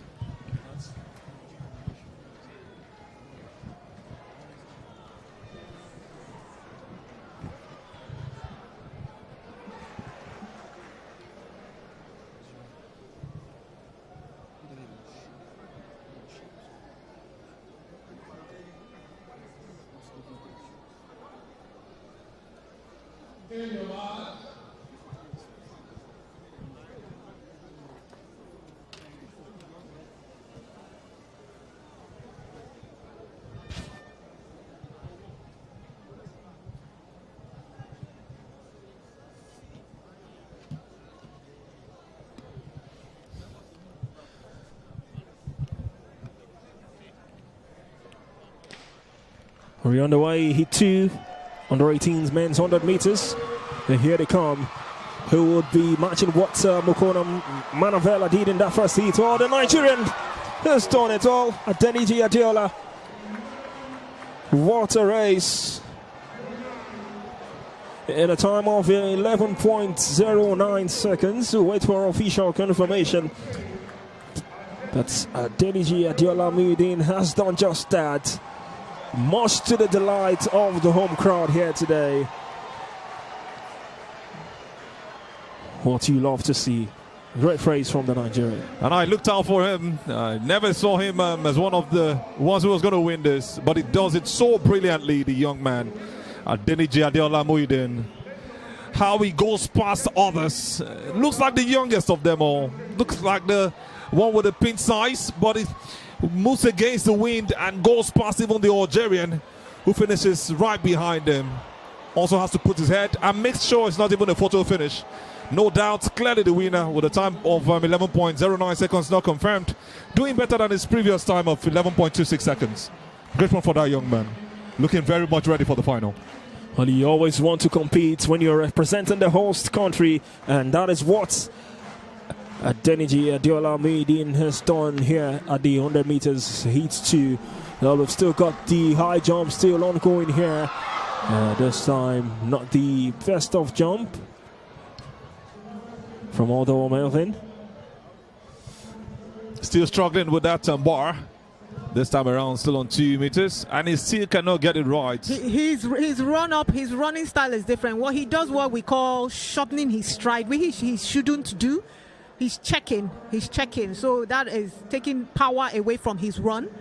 So he needs to be able to just run in a normal way and he will be able to apply that force in his takeoff to go higher. I think we might be losing one Nigerian at this stage. He's tried too many times and it's just been a challenge for him. Looks like he's met his Waterloo. That's a boy who should be moving to the next round. But sometimes the athletes who perform ahead of you or who take off ahead of you sometimes play a role in your mind or in your head. I think that's what has happened to him. Ikweki has done a great job from the start, and he also wants to meet up with that level. But I think he's reached that level where he cannot move on again. Most likely won't be having him. We'll just have maybe one more jump for him, and that'll be the end for the young man. As long as you still have a jump. Not so sure, but we're looking forward to seeing something different. It looks a bit fragile at this point, but he needs that confidence. Like we said, athletics, any competition, it's first a mind thing, a psychological thing. We have athletes that actually intentionally, psychologically play with their fellow competitors, kind of like to, bring down their morale. You can see someone maybe doing warm-up, the way he does his warm-up is enough to discourage you from wanting to compete. The Americans are very good at doing that, intimidating you.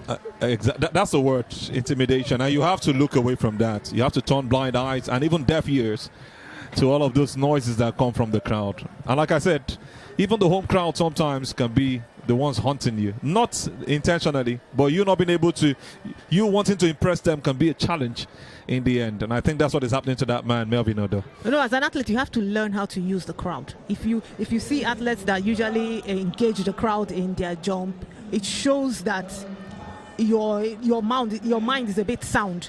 Most people that don't want the crowd, you can see that psychologically, if the crowd makes noise, it tends to disturb their psyche, and that tends to disrupt your performance. So now we have a Nigerian guy taking, I think it's his final attempt. Yes, his final attempt. Melvin Odo, he has to do all he can to make it happen.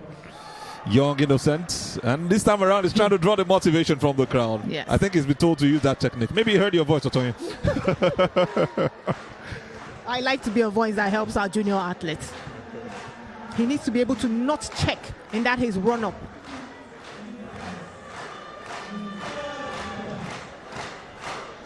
Even Ikweki is supporting him from the sidelines, and I hope this will work out perfectly for him. 2 meters.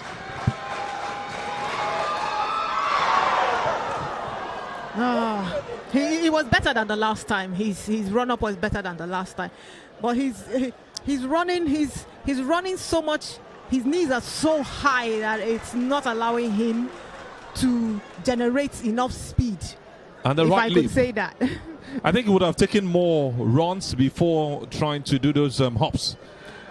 He started doing the hops way No, earlier. the hops is not the problem. You see, you can hop in. Is it like some people walk into their run-up, some people hop into Has their he got the run-up. height? Has he got that finesse?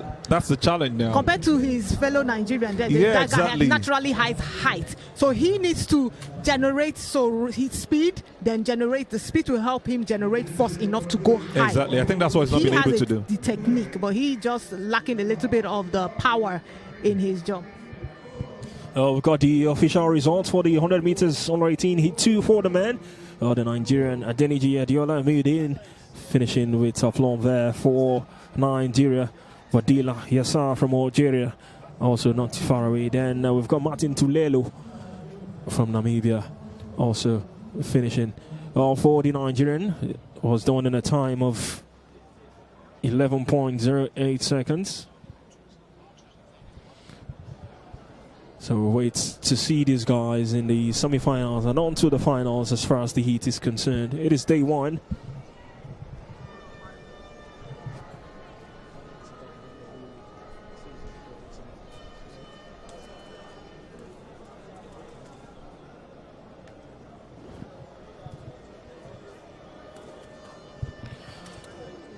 Still very much at the refurbished MKO Abiola Sports Arena, where the third edition of the CAA Junior African Athletic Championship. We've seen the heat for the under 18. We are going to be moving on to the under 20s.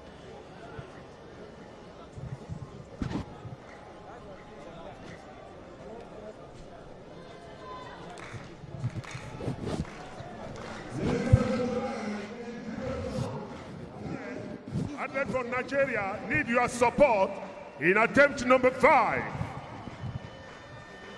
Ali. Just as we expect the races to go down, you can see some of the fans doing the sign of the cross. The young boy right there. And you can see them enjoying some of the games also going on the side. The joy from the fans. It's clear that the athletes, they want to get the results, didn't get what he or she wanted.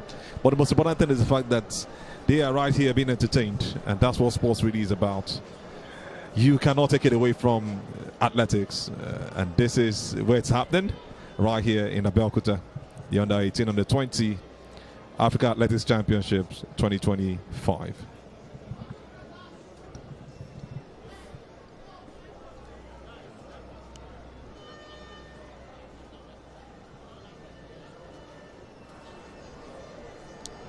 Our Team Nigeria, represented by 92 athletes, this edition of the championships.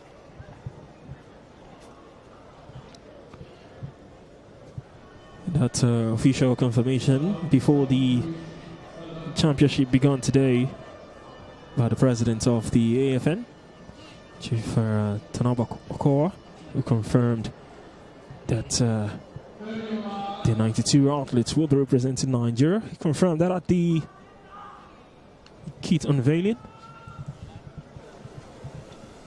held at the MKO Abiola Sports Arena here in Abeokuta.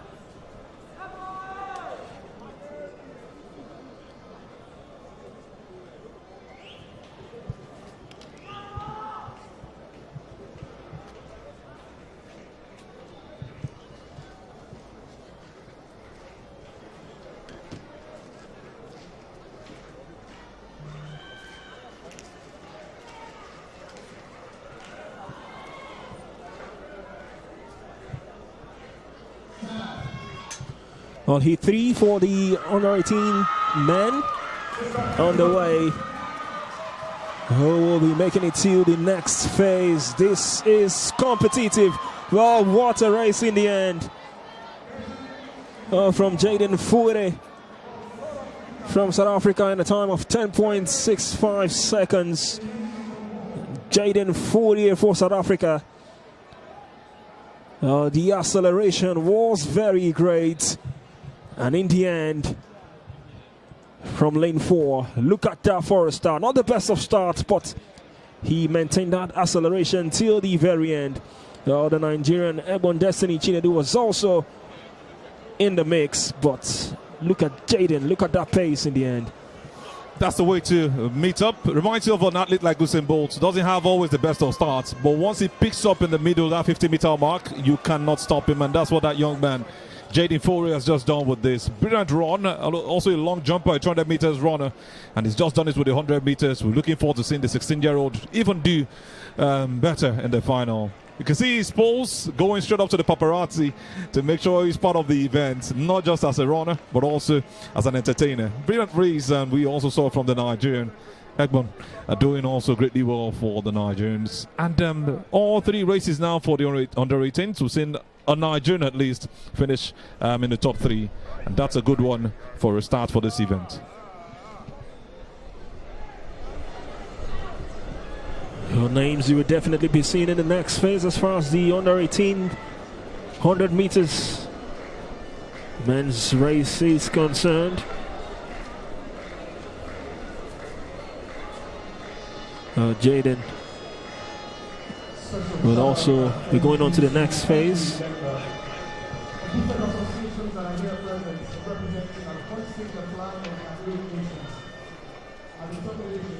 Not the first South African we've seen so far, but here is our official results. Jaden Foray in a time of 10.65 seconds. Destiny Chinedu for Nigeria in a time of 10.85 seconds, and Yalatsi Chepo also in the mix. These are names you'll be seeing in the next phase. What a race from the South Africans so far for the 100 meters under 18 men's heat. We saw Mukona Manavela earlier on, and now we've got Jaden Foray. In the meantime, we'll go back to Taiwo Majex on pit side with the winner, Jaden Foray, for some interview.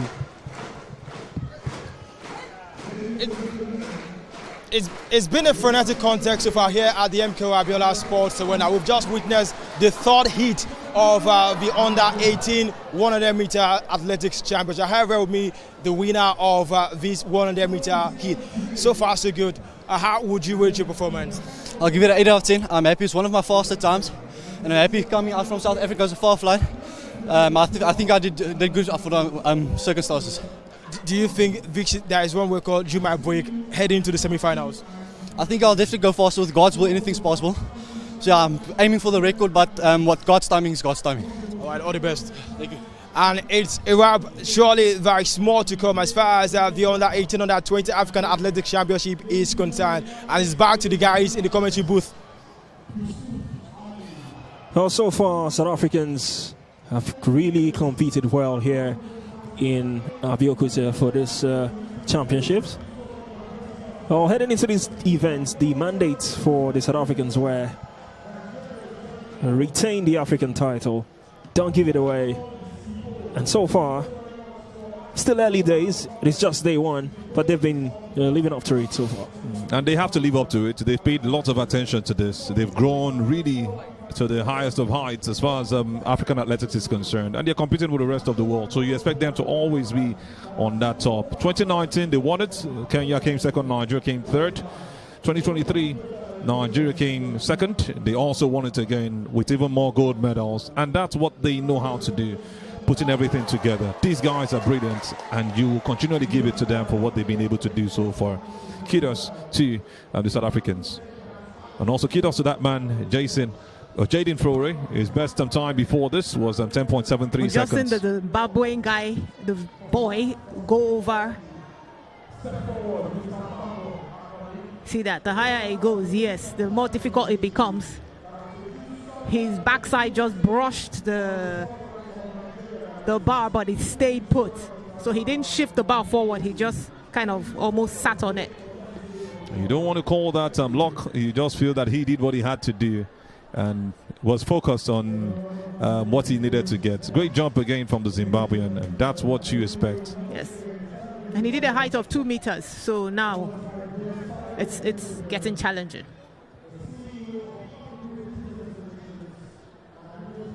Auto registration company Dr. Adebola Akindele, the only African on the advisory board of the Enterprise and Parliamentary Dialogue International, a big supporter of grassroots sports development, not only in Lagos but also in our area. Dr. Adebola Akindele, you're welcome. We'll celebrate you, we honor you. Once again, I would like to celebrate the presence. You could see the jump. Dr. Nadine Khan. It's a bad jump. So you could see the speed with a height of, so he just missed the first attempt and a height of 2.03 meters. And that's the Algerian, the Yes. man who steeped His speed when he initially starts kind of give you an indication of how his jump was going to go. He needs to apply, he needs to generate more force in that his takeoff. Brackney Morad is his name. That's a man you might be tipping as one of the athletes to win this particular one. I said it earlier, you might be looking at him, but he's gone past the heights he has done as his best. 2.00 meters is his best jump. So hopefully he will want to break that jinx in Abeokuta. Let's see what he can do with his jumps that we've seen so far. He has maybe 1 or 2 more opportunities to do so. No, he still has, from the look of his jump. He can actually do his personal best here. He just needs to generate a little bit more speed, because the higher you go, you need more speed to be able to generate more force to take off. So he needs to just run a bit faster. He's done his personal best. That's 2.00. This is 2.03 now, so he just has to break his personal best in Abeokuta. And that will be a good one for him, leaving this place. So this is one of my favorite. I like exactly watching this they're doing. Cameroonian jump. They can It only seems to have a urge funny every technique. one of you, whether you are a representative, Still leaning towards the official side a bit. And it didn't take so much run. Esamba Mfegwi still struggling with that jump. Red flag raised ready for him. He didn't go so backwards, just took the leaps. No runs at all. And I think maybe that might just be his technique looking to work for him. He didn't run as fast as before. He didn't even run at all. He just went on with the hops and wanted to make a jump. He didn't go so back that you would have expected I a used to hear jumper. that a lot when I used to jump it. When I was jumping, oh, you didn't run as fast. You didn't run as. Sometimes it looks like you're not running. Yeah. What you need is, like I said, there are power jumpers and there are speed jumpers. If you're a speed jumper, you need to run fast. If you're a power jumper, it's how you apply the force.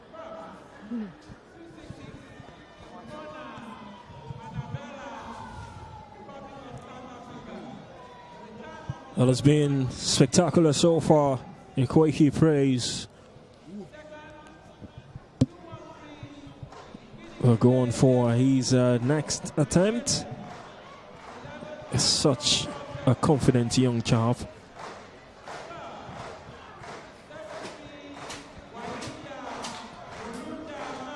It's really getting the support that he needs, and he's calling for it, and he's drawing that support. Never miss from what we've seen so far.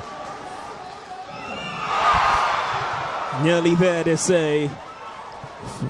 Almost clinching it at the very end. You could see the disappointment in his reactions. Ikweiki praise almost, but just couldn't get there in the end. He was being too careful.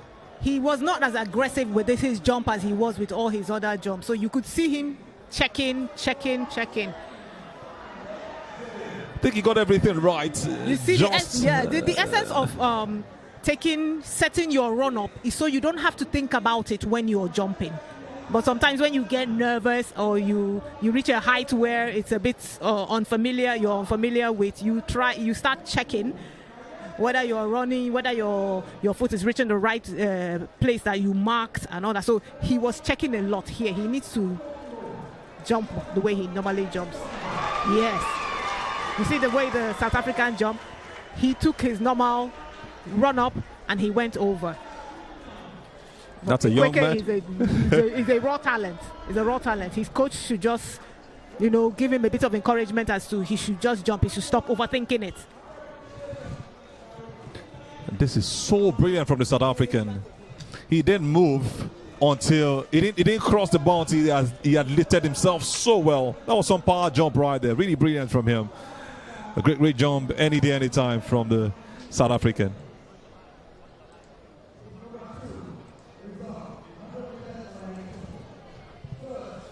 Matteo Leroy for South Africa. Still very much in the mix for the high jump under 18 men final. As Brackney Mourad for Algeria try to give it another go this time. He comes for his runner, Brackney Mourad for Algeria, and he clinched it in the end. There's been some near misses for these athletes so far in these events, and Brackney Mourad just couldn't pull it off in the end. That was so much better from the Algerian athletes. Now he just needs to apply a lot more force when he plants his leg so that he will generate height. But that was so much better. This is where prayer works. Sometimes, as long as you can correct some of these your faults in those 3 jumps you have. I'm looking at it spiritually at this point. This is where prayer works. I'll tell you. But that was really close. And also what you've learned. Technically, yeah. Sometimes you forget something. So your coach, what I used to do is I used to tell people, remind me this while I'm jumping, because I blank out when I start running. Exactly. So sometimes that happens to athletes. So if it's not in your subconscious, the technique, you would need a reminder to be able to do it. It was a great jump, I must tell you. Just would have escaped that one with the skin of the teeth. But unfortunately, it didn't go out perfectly for him. Let's see what the Cameroonian can do again.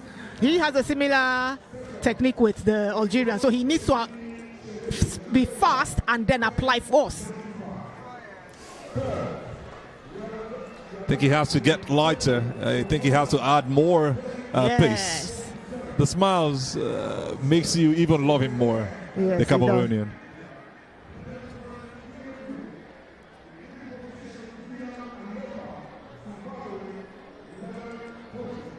I love his technique is showing now. His technique is showing, as before he was a bit faulty. Now his technique is really coming out. Esemba Mfengwa is the man you're talking about. Esemba Mfengwa Rata, the Cameroonian. It looks like it might just be the end of the road for him.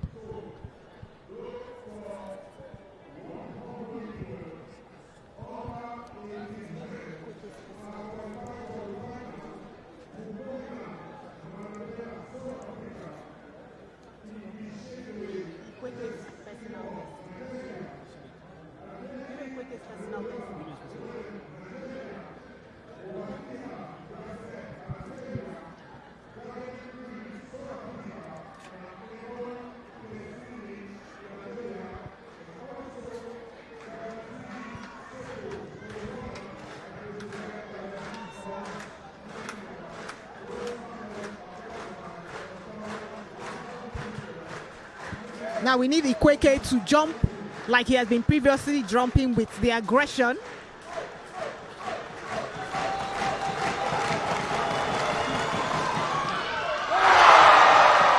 Nice one. And he didn't even apply as much speed as I thought he would.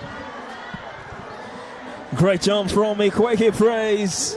That celebration was wild. In the end, that is what you want to see when you get your desired achievements in the end. Look at that for a run-up and look at the leap. Look at the body shape, the bend. Really, got there in the end. Was nothing to write home about. I can tell you that he's a power jumper, a pure power jumper. So he really applied enough force to go. He could go higher. If he's faster on the run-up, the force he would generate will be a lot more and he will go higher. Reminds you of that song by Dido, White Flag. And once you see that white flag up, there's that joy that comes with it. And I love what I've just seen with that man. Praise. Giving praise to God, lifting his hands up to the sky. So much joy from him. And there was something he did that I understand. He didn't have to suck more energy from trying to make a run. He just does the hop and uses that same energy to make the jump. He's bringing his own rules to the game. But that could have gone against him. That could have gone his raw power that actually helped him. But as the bar goes up, he has to be fast. Improve that if not, pace, he will not be able to generate enough force to go higher. Loved by the crowd here, Ikweke Praise. And it gets more interesting for the under 18s men's high jump final. Well, the young ones are also here today to enjoy That's a every Barbie bit girl. of the action. So keen on the action, you wonder what she's staring at. She will remember this moment whether you like it or not. A great atmosphere here at the MKO Abiola Sports Arena. Still the third edition of the CAA Junior African Championships going down here in Abeokuta, Nigeria. Day one of what promises to be an entertaining 5 days of athletes across the continent competing for glory here. Manny, I'm going to go back to that young girl again. I see these pictures and I keep asking, why did my parents not bring me to events like this? Should I forgive them or not? You just have to. It's just about learning that these days you have to get your kids into events like this.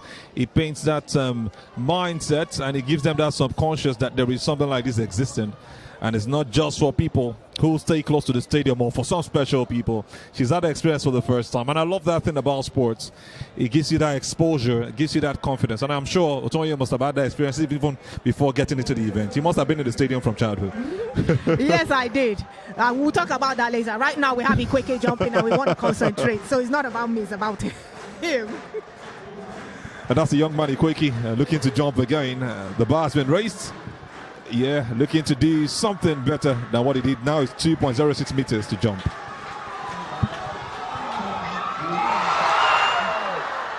Oh my, oh my, oh my. He needs more speed. Well, he's still trying to, get himself really cheered on. Still confident. Kweke praise. The red flag was raised. He would learn from this. You wonder what he did wrong than what he did in the last jump we saw. I think he slowed down approaching that. Yes, he slowed down in that his final phase, and that final, like your last three stride, is where you have to pick up, then apply. Plant your leg and then take off. He slowed down there. This is his first attempt, so he has 2 more tries. With what I've seen so far, it looks like one who's going to get past that bar. It was really, really close from him, and he's just had the best of jumps. He's just had the best of it, and most likely he should get past it in the next. It's a brilliant jump from him, and we love what we've seen so far from the high jumpers, making it really long, and they're going to fight it to the end, as is the final. We have the South African right now going to do it again.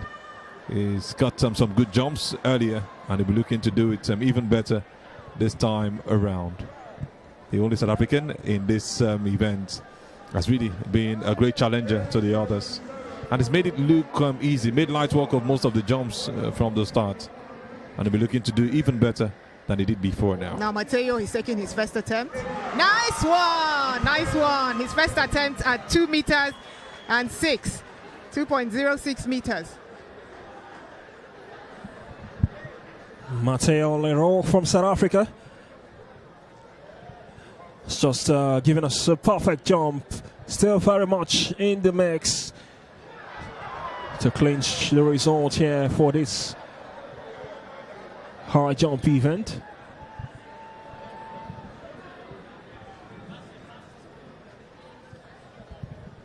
That's a man who has got a record of 2.10 meters. Had that late in March this year. Mateo Leroux, a great South African, the young boy who will be looking to do maybe one better this time around and win this event. He's got great challenges, and hopefully in his mind he'll be able to challenge athletes who have got even better jumps than he does. And you talk about athletes like Jonas Ayachi, who's got a jump of 2.18 also earlier this year. He's not had the best of jumps, and you're expecting him to maybe get improved as the jumps go further. And these are 2 guys who are the best when it comes to the records we had. But these are things on paper. This is a new event, and this is where the likes of Ikweke Praise and the others who have also stood their ground might be doing better.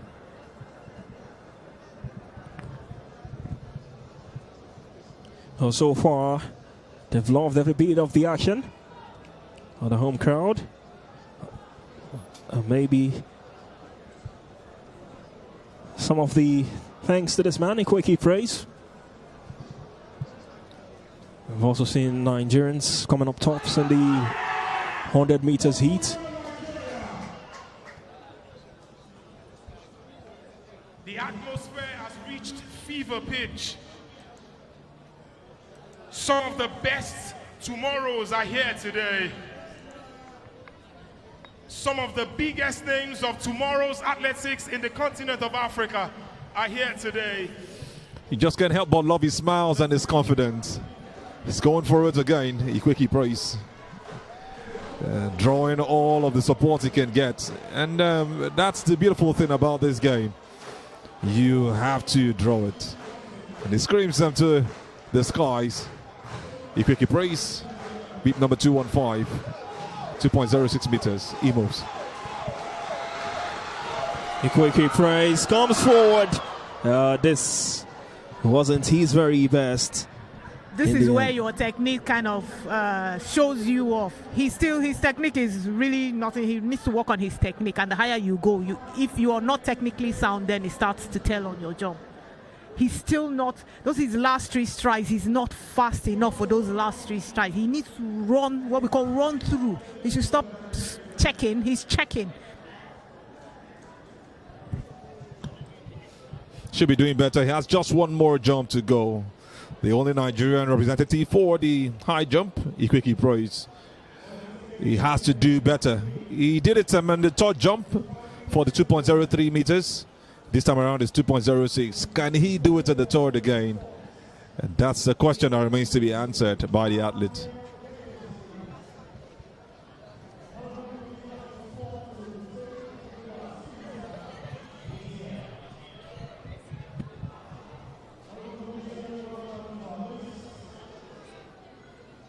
Once again, massive congratulations to you and the entire Ogun State government for attracting stars to these beautiful states. We are becoming the envy of other states in Nigeria because we are beginning to walk the talk as far as sports development is concerned. Third CA Massive total African Junior Athletics Championship. The very best of junior athletes across the continent converging here in Abeokuta to compete.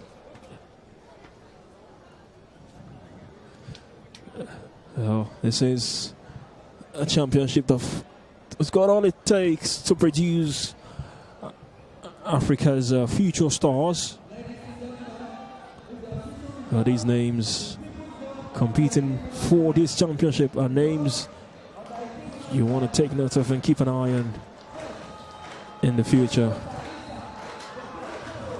Ikweki Praise still giving it a go. The under 18 men's high jump finals.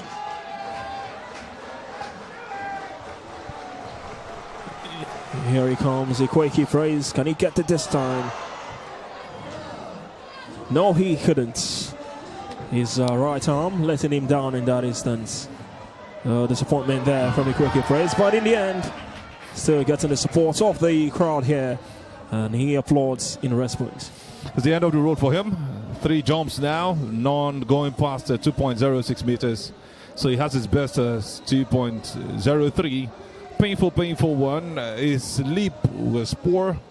And his run-up also was a challenge. He did it, he was lucky in the first. I was talking about the 2.0 meters, 0.3 rather.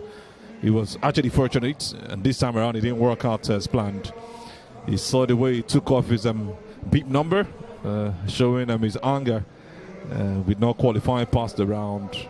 And like Otonya mentioned earlier, we'll start separating the boys from the men as the crossbars go higher. And this is another athlete making that jump. Chidoa Tatenda also not making it a perfect attempt there. You saw from his runs that he wasn't going to get it right. I might be wrong, but the run-up was really poor. No hops, and he just took the leap and very close to the crossbar. He was actually close. I think he did a bit better than Ikweki in that jump. Not a power jumper, was trying to be sleek, but unfortunately his techniques didn't pay off. We just have a couple of athletes left now. The South African, the Algerian. And now the South African is going to do 2:10. This is his best 2.10 meters. It's his highest. He did that in February, or rather in late March. That's the highest he's done in his career. The young boy wants to do it a bit further. He should be able to do this. Maybe the next will just be, well, meet his Waterloo. But it's also another opportunity for him to do better than the 2.10 meters.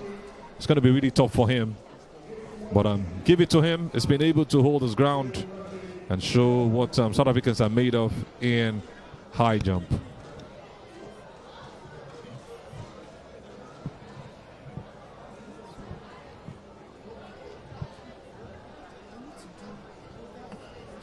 Matthew Leroux has already won this one. He's just looking to set a new record. Like I mentioned, 2.10 meters is his best. He wants to do that, and maybe even do one better. He has to just set a pace to be sure that this is the highest he did for the gold medal. You can see the smile from his face, and that means his closest competitors are the Nigerians, or the Nigerian rather, and the Zimbabwean.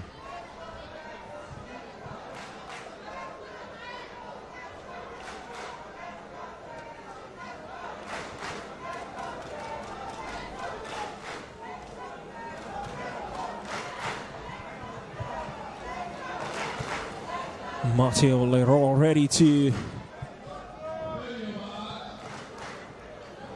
just put the icing on the cake as he gets set to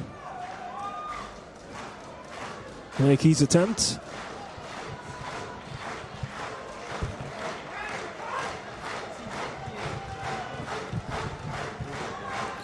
Here's Matteo Leroux coming for his jump. Oh, just couldn't end on a high, but he would be so pleased with his attempt. Matteo Leroux for South Africa. It's something he should be able to do. He's done it before. He has some opportunities to do the same.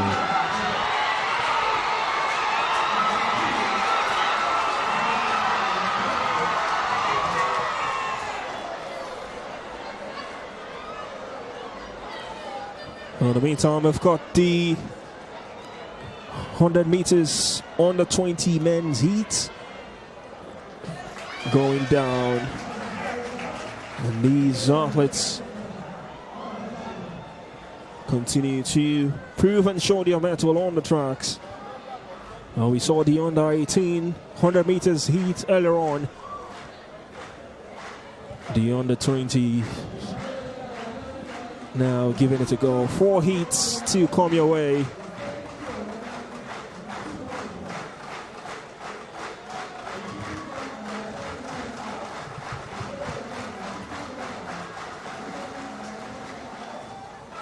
In the meantime, we've still got Matteo Leroux still trying to just get to a perfect end.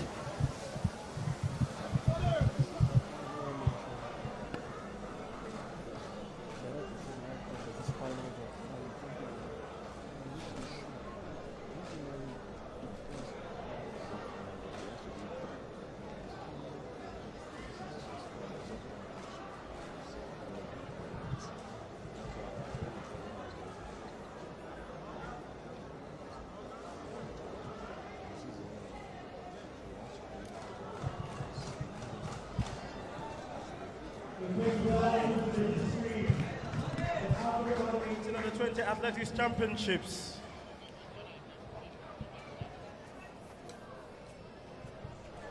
This is a journey that started in 1994. The host city was Algiers, Algeria. And the winner of that tournament, that championship, was South Africa. In 1995, we moved to Bouaké in Côte d'Ivoire. 1995, lively the winner atmosphere here at the MKO Abiola Sports Arena. And then we came to the Asian Began city the of Ibadan. day one with the under 18 men's high jump final. Yeah, this young man you see on your screens, Matteo They're all for South Africa. Representing the defending champions who are here and they mean business. They want to retain the title heading back to South Africa. Came in with about 70 athletes, the South Africans, and they shown that they majorly don't need so much. They just need those who are competitive, and that's what they have brought in here. That's why they've come with that confidence that they should win it again. He want to do at least what he did in March. Do that 2.10 meters. He's the only one who has done 2.06, and that makes him the gold medalist automatically. But he wants to set a standard before leaving Nigeria.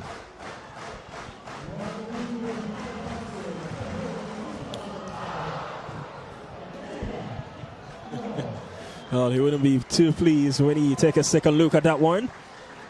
The hands in the head from Mathieu Leroux. A poor takeoff. Why do I feel he got overwhelmed because he has won?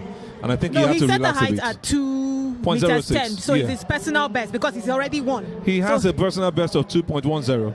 Yes, so he wanted to set that. This is the personal best he would have been able to do. So I'm saying if there was still some competitors, there's a possibility he would have been able to do even better. So he got overwhelmed with the fact that I've won already. Let me just enjoy myself. No, sometimes even your personal best is basically your highest jump you've done. Yeah. So sometimes it's kind of hard to repeat that. Yeah, to replicate what you've done before. So, I think that's what's happening to him right here. And he went from 2 meters 6 to 2:10. So still not too happy. He's the winner. He's a gold medalist. Yes, we athletes are like that. Sometimes we're not happy. We set a bar for ourselves, and if we don't, irrespective of if we take the gold, if we don't meet that criteria we've set for ourselves, we tend to not be happy. Mm-hmm. But he's a winner anyway. Mathieu Leroux for South Africa will definitely holding his head up high. He's lived up to the expectations here. Still not too pleased, but in the end, he would have a second look and be proud of his efforts so far here today at this championships.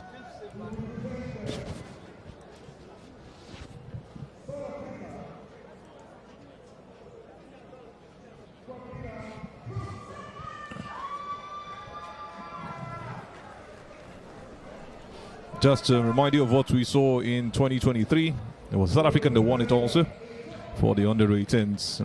For the boys, Luc van der Merwe from South Africa won the gold. He had a jump which is a championship record of 2.10 meters. And that's what this young man, the Rocks, was looking to do. It didn't work out for him. Justin Osigwe Jimo came up second for Nigeria. And third also was Nigerian Fiako Goodluck Eze Chukwudi. Well, for the heat one, men's 100 meters under 20, we saw a moment ago. Official results: Watinia Clinton from Kenya. Well, Kenyans finishing at the very top of short distance races. We've got Metembe Shuma and also Selepe Prince Faisal. The top three as far as the 100 meters under 20 men's heat one is concerned. These are the athletes you'll be seeing into the next phase. I've still got some more heats for the under 20 100 meters to come your way. Got a total of 4 heats to come your way today for day one.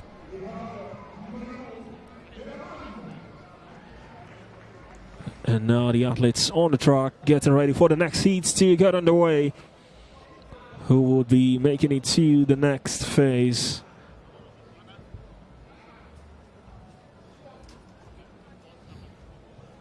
I'm wondering why you're surprised that a Kenyan won this one, when we have athletes like Ferdinand Omanyala, who did it, I think that was last year, 9.88 seconds. Still one of the fastest Africans, if not the fastest African currently. Yes, he has the African record. Yeah. And when you talk about Kenyans, they've left just long distance. Long distance. They are also moving in this direction. Yeah. We have the javelin world champion also From Kenya. And I remember during the Kenyan African Championships in like 2010, they had a plan to spread out to other sports, not just the heat, and they have actually fulfilling that plan. So we have the Kenyans winning the relays, we have the Kenyans in the 400 meters, in the 200 and 100.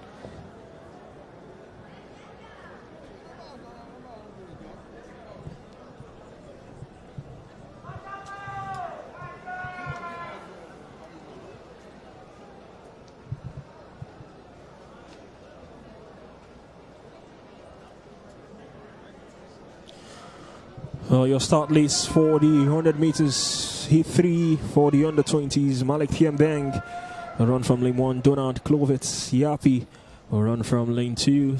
3. Hawan Siansia will run from lane 3 for Zimbabwe. Alopri Akom for lane 4.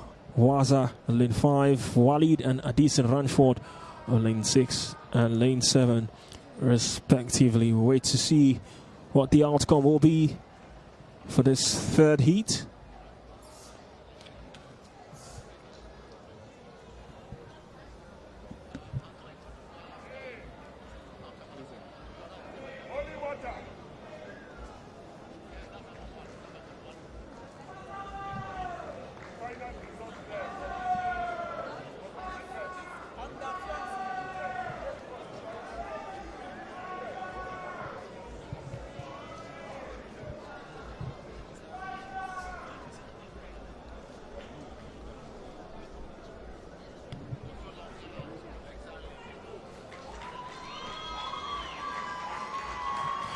Donald Clovis Yapi from Ivory Coast, the host at the maiden edition of the CAA African Championships.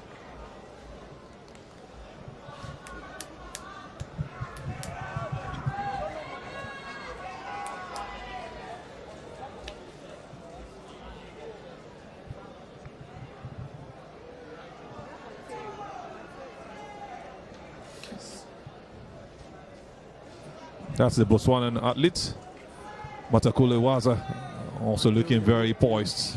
The Ivorian shown again on the camera. Donald Clovis Yapi wants to actually get this one right.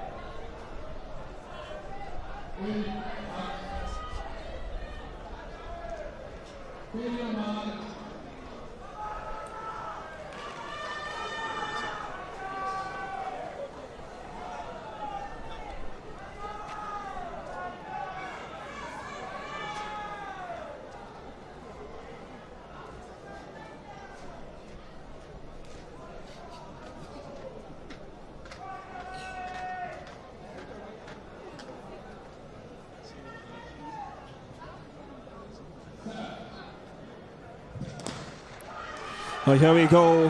His 300 meters under 20s for the man. This is indeed intense. The Nigerian on lane 2. Can he get there in the end? Well, almost relinquishing that qualifying position, but did he stay there in the end? Was indeed competitive to that finish line.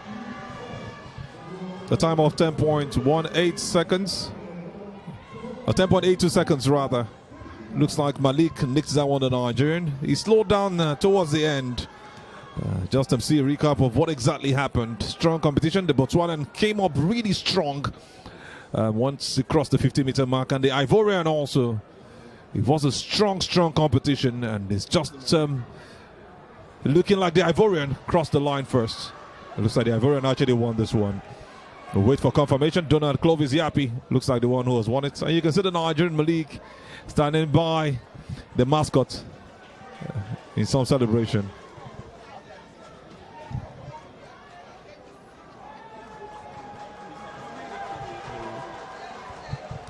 Oh, what a race that was for the 100 meters on the 20 hit one. Let's head back to Taiwo Majaks on pit side with an interview for the winner of the high jump men's final under 18.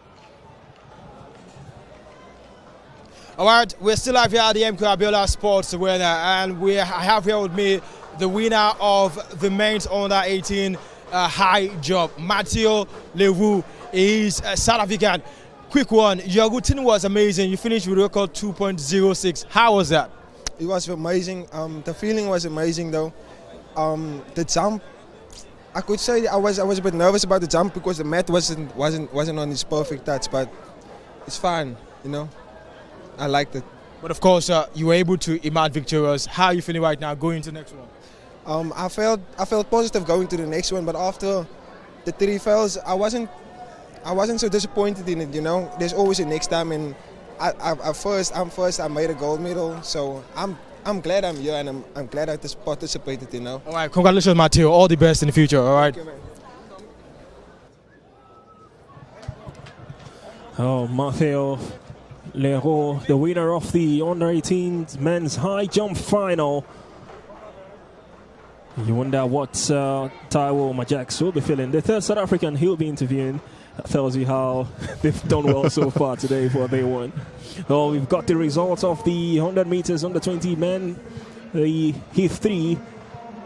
Chimonia Frey from Zimbabwe. Chimonia Frey, Caleb John, the Nigerian in second, and Mbila Moses in third.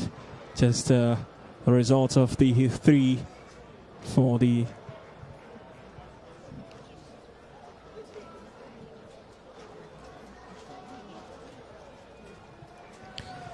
still got one more hit to bring to you here.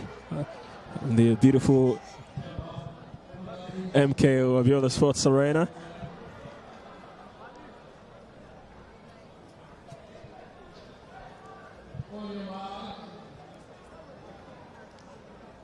A heat 4, 100 meters on the 20 man. Just trying to shake it off just before takeoff. Nasser Dava, lane 1 Bayanda Walaza from South Africa, and lane 2 Tahia Trevor from Zimbabwe alongside his compatriot Musa Takumbroe. Jimo Abdurrahman Adewale for Nigeria also competing. Caleb Nsika and Selefe Prince and Karabo Lete Bailey for South Africa. And here they come approaching the finish line. Well, this is easy peasy. Look at that confidence with the finish. Oh, so easy. He made it look so easy. Oh, the South Africans are showing that they are the country to beat. Karabo Lete Bailey has done this for South Africa.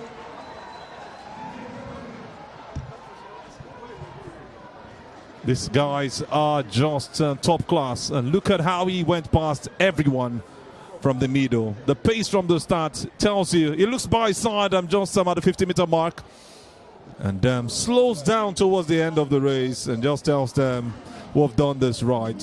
What a way to get it done, and such a brilliance from start to finish. First, second, third, you have the man on lane 2 finishing second, and just meeting up with these names. That's a beautiful race from South Africa once again. Bayanda Walaza. Well, we've got some more interviews to come your way. Taiwo Majaks still standing by. This time it's got a Nigerian who won one of the heats we saw earlier on. Over to you, Taiwo Majaks. So far, so good. It's been Team Nigeria on the 100-meter heat, and they've been brilliant so far. I have helped me the winner of heat 3 on that 20 men's 100-meter. He's here with me. Malik, you've done very well for yourself. You are through to the semi-final. What are you looking forward to? Oh, well, I'm looking forward to run a fantastic time, because this time is very slow for me, apparently. But due to the condition and what they put us through, I couldn't warm. They just called us in, and I just put off my clothes and they just told us to just start running. That's very, very bad for an athlete. Do you get? In case of some kind of situation, you might actually get injured. But I believe I'll do fantastic in the semi-finals. Are you looking forward to surpassing your personal best? Oh, apparently, yes. I'm going to do that. I'll do that. All right, thank you very much. All the very best. All right, thank you. I also have the South African that just won the 4th heat, who is going to join me right now. Welcome. What an amazing performance that was. You were just as quick as an eagle. So far, so good. Are you looking forward to surpassing your own record in the semi-finals? Yes, of course. I mean, I was a little disappointed we waited long before the heat, but nonetheless, I'm happy. One of the reasons why South Africa has been brilliant is how they've been able to manage the athletes. Would you say that that has been the secret to your success here? Yes, since a young age, I've stuck with one coach and he's cultivated me to be who I am right now. How far do you think you can go? I can go all the way. All the best to you. So far so good. The action has been intense and there are quite a number of events happening here at the MKO Sports Arena where quite a number of athletes are performing and looking to make a move into the finals. But the action continues here and it is back to the guys in the commentary booth. Malik for Nigeria, all smiles. Karabo Letebele for South Africa, also doing his best to also come out tops for the under 20 100 meters men's heat. We saw still got some couple more games, well, more events to come your way as far as the 3rd CAA African Championships is concerned.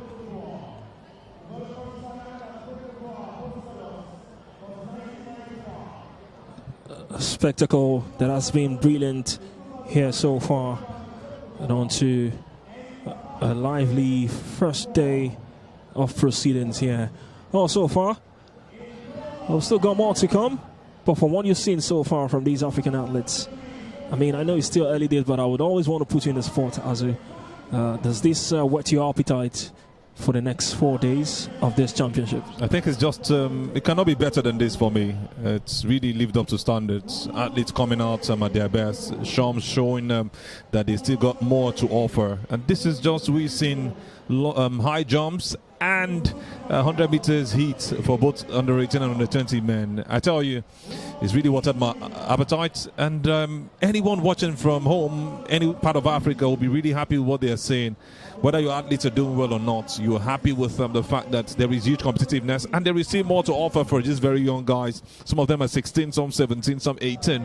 And look at what they brought us to, showing that there is even more in them beyond what we can see. More trainings, more focus, more consistency, more time for this will make it really interesting. The atmosphere is really lovely. Frenzy environment where athletes are really hugging themselves, encouraging themselves, whether they're from the same country or not.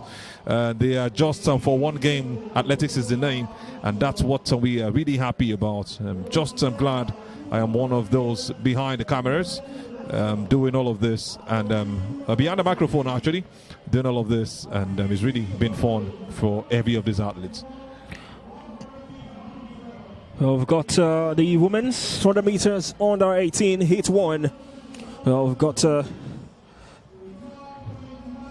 women also competing. Nasere Hoshene will compete. Jagade Maria Madefunke for Nigeria. And 1/4 Mary Chigoze also for Nigeria. Mujinga Feza Gracia will also compete for Congo. Mopine Tadiwanashe for Zimbabwe. And Keita Fatumata for Guinea. We've seen the men. Time for us to witness the women. Lotonya, I'm going to bring you on this one.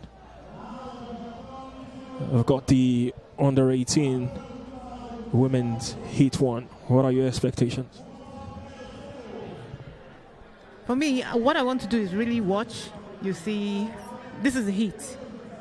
This is where they will use to gauge themselves. This is where we know those that are mentally sound. My expectation is that they come and they do a good time.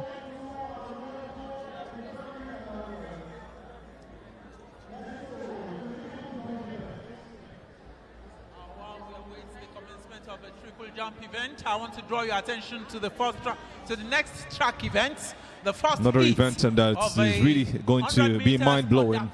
Ladies wanting to do better than their predecessors, and that's what they are coming in here with. Representing their nation is very much important at this point. And you can see they are very young faces looking forward to the future, and what they will be able to do from here is very, very key for them. Nigerians, Burundi runners for the women, Congo Democratic. We also got Zimbabwe. We've also got Guinea making it up to this heat. 6 of them for heat 1 and also 6 for heat 2. But we'll have to see heat 1 first, and this is where Nigeria comes to play with 2 athletes and leading the forefront.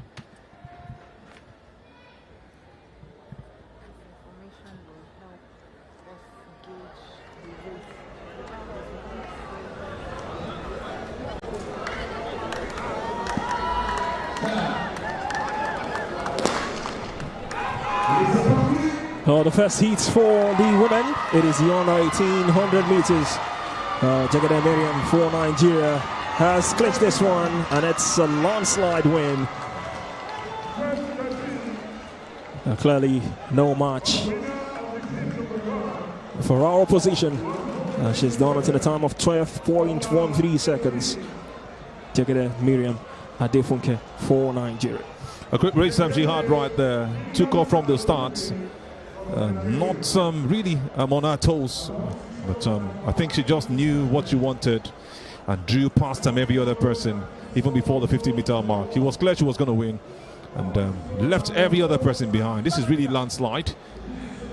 And the competition was between second and third, but all of them had their clear positions. But give it to Jagade Miriam Adefunke for a great job done for the Nigerian Well contingent. done to the Nigerian athlete. I think she actually ran my personal best in 100 meters. 12:13. I think that's my personal best in the 100 meters. But well done. That's really huge, showing a confidence the under 18 athletes. We're looking to do it in the final also. These are places where Nigerians have shown their quality, and she wouldn't want to be left out. She want to do better. She's qualified for the final right now. 1 more hits to go, and she'll be looking at the other athletes she'll be competing with. Good race.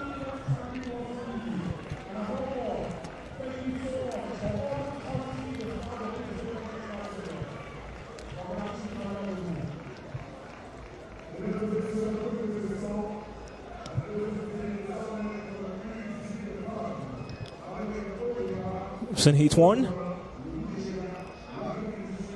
Getting ready for heat 2. On your screens, you saw Izechukwu Miracle.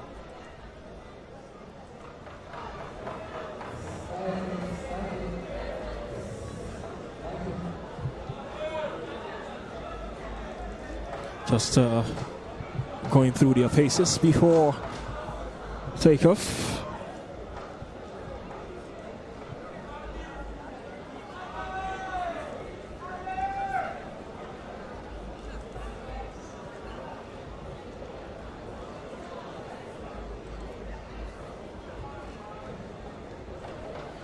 You wonder what will go through the minds of these athletes just before the sound of the gun.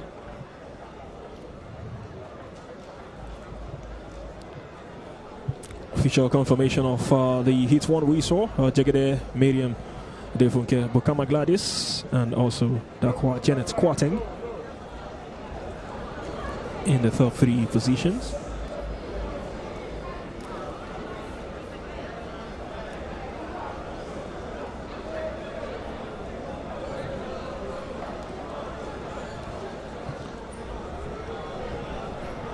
Getting ready for heat 2.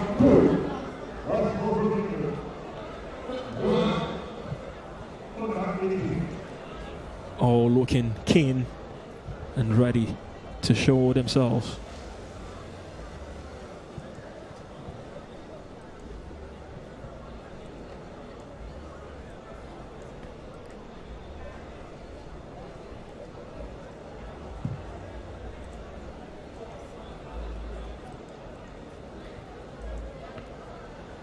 Lane 3 and 4, Meeson.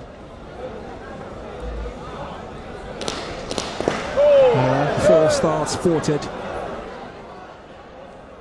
You can see how they were trying to be too careful, the athletes, before that takeoff.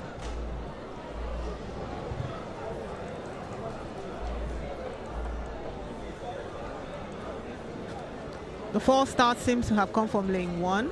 Let's check that.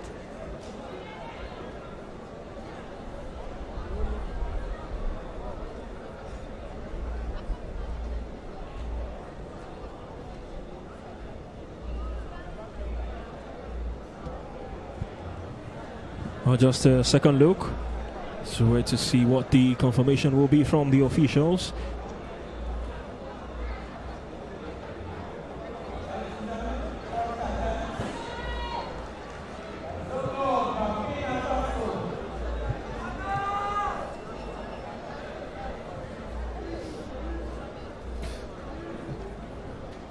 When you get a green card, trying to maybe do some migration, it's a good thing. But this time around, it's more like a warning. All of the athletes look like they've gotten green cards for this one, and they'll go back up to their tracks. You can see Miracle trying to also do rituals as she gets prepared for this one. The Nigerian has the championship record of 11.53. Faith Okosa, she did that in the last event. It's about them looking to break this one. But let's see what Miracle can do with this current race. Hold it, hold it, hold it. As the Zeze Chukwu Miracle. Well, Tony, earlier you made mention about the delay of the gun sound. Do you think that might just be hampering these athletes? It's something she can protest because the gun start was actually really delayed. So it's something that you can be protested. But like I said, that's even those slight delays is where you show what you're made of. You need to be able to hold on and not beat that gun. We'll wait to see what the final decision will be from the officials. She wouldn't want to end in this way if indeed that is the decision. It's a Chukwu Miracle. But technically, if there's a delay like that, what the athletes need to do is put up their hand. That's the technical way the athletes can do that, so that they don't penalize the athletes for it. Beating the gun. So raising their hand is a sign of protest, to say. And also to hold your position. The green card is out from the official. She'll be so happy that she doesn't get a red for this. But you wonder why the delay is so much. Still a green card. And it goes to all of them again. The goal needs to be quicker this time. Maybe.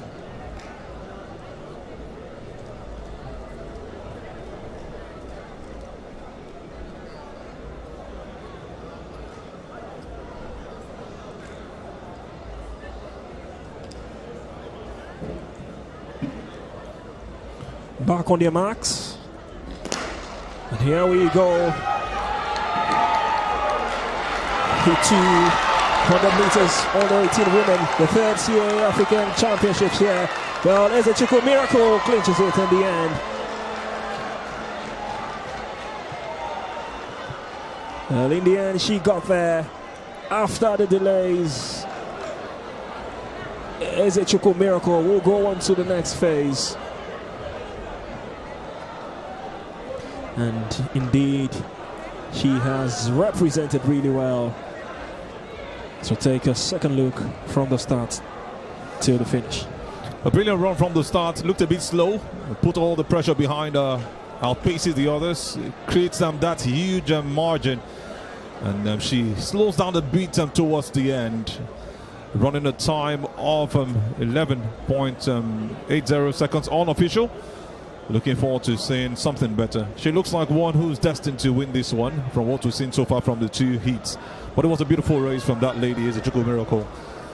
Can she do what Faith Okosa did in 2023? 11.53 seconds, the championship record.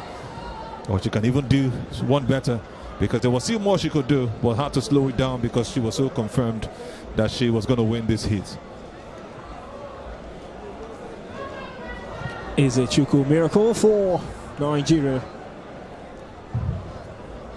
Come out of for heat 2, 100 meters. Under 18 for the women. Here's the official results from that heat we saw a moment ago. Ezechukwu Miracle finishing first. Oluchi Ndubueze also second, and Andre Murray Joseph in third. In the meantime, we've got Taiwo Majek still on pit side, and this time he's got Ezechukwu Miracle. The action is all building up here at the MKO Abiola Sports winner, and I have here with me the winner of the second heat of the under-18 100-meter heat. So far, so good. Miracle Ezechukwu is here with me this amazing evening. 11.80 seconds. How do you feel right now? I'm so happy and I'm proud of myself. Do you think going into the semi-finals you could actually beat your personal best?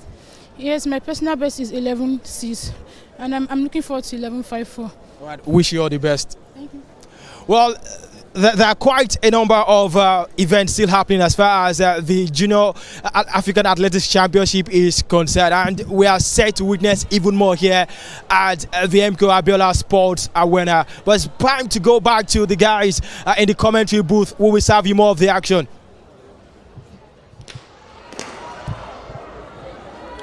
We'll stay here at the MKO Abiola National Stadium. Well, Ezechukwu Miracle, all confident and all smiles.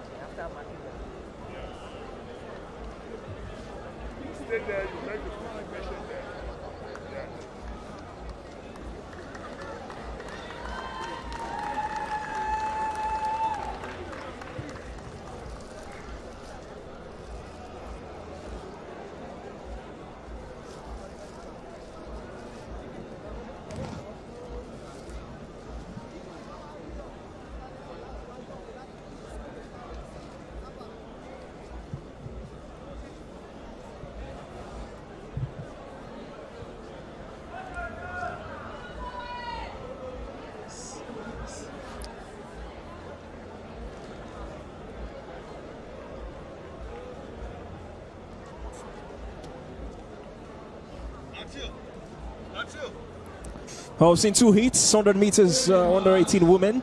Time for heat 3. In case you're wondering, these are under 18 athletes here to compete for gold and for glory.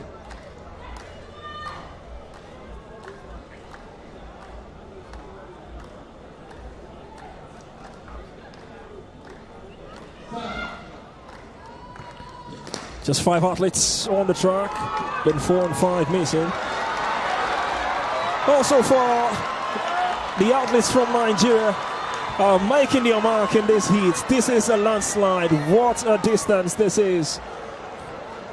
Running on beep 227. Well, we saw Ezechukwu Miracle earlier on in heat 2. And now another Nigerian doing justice in this heat as far as it's concerned.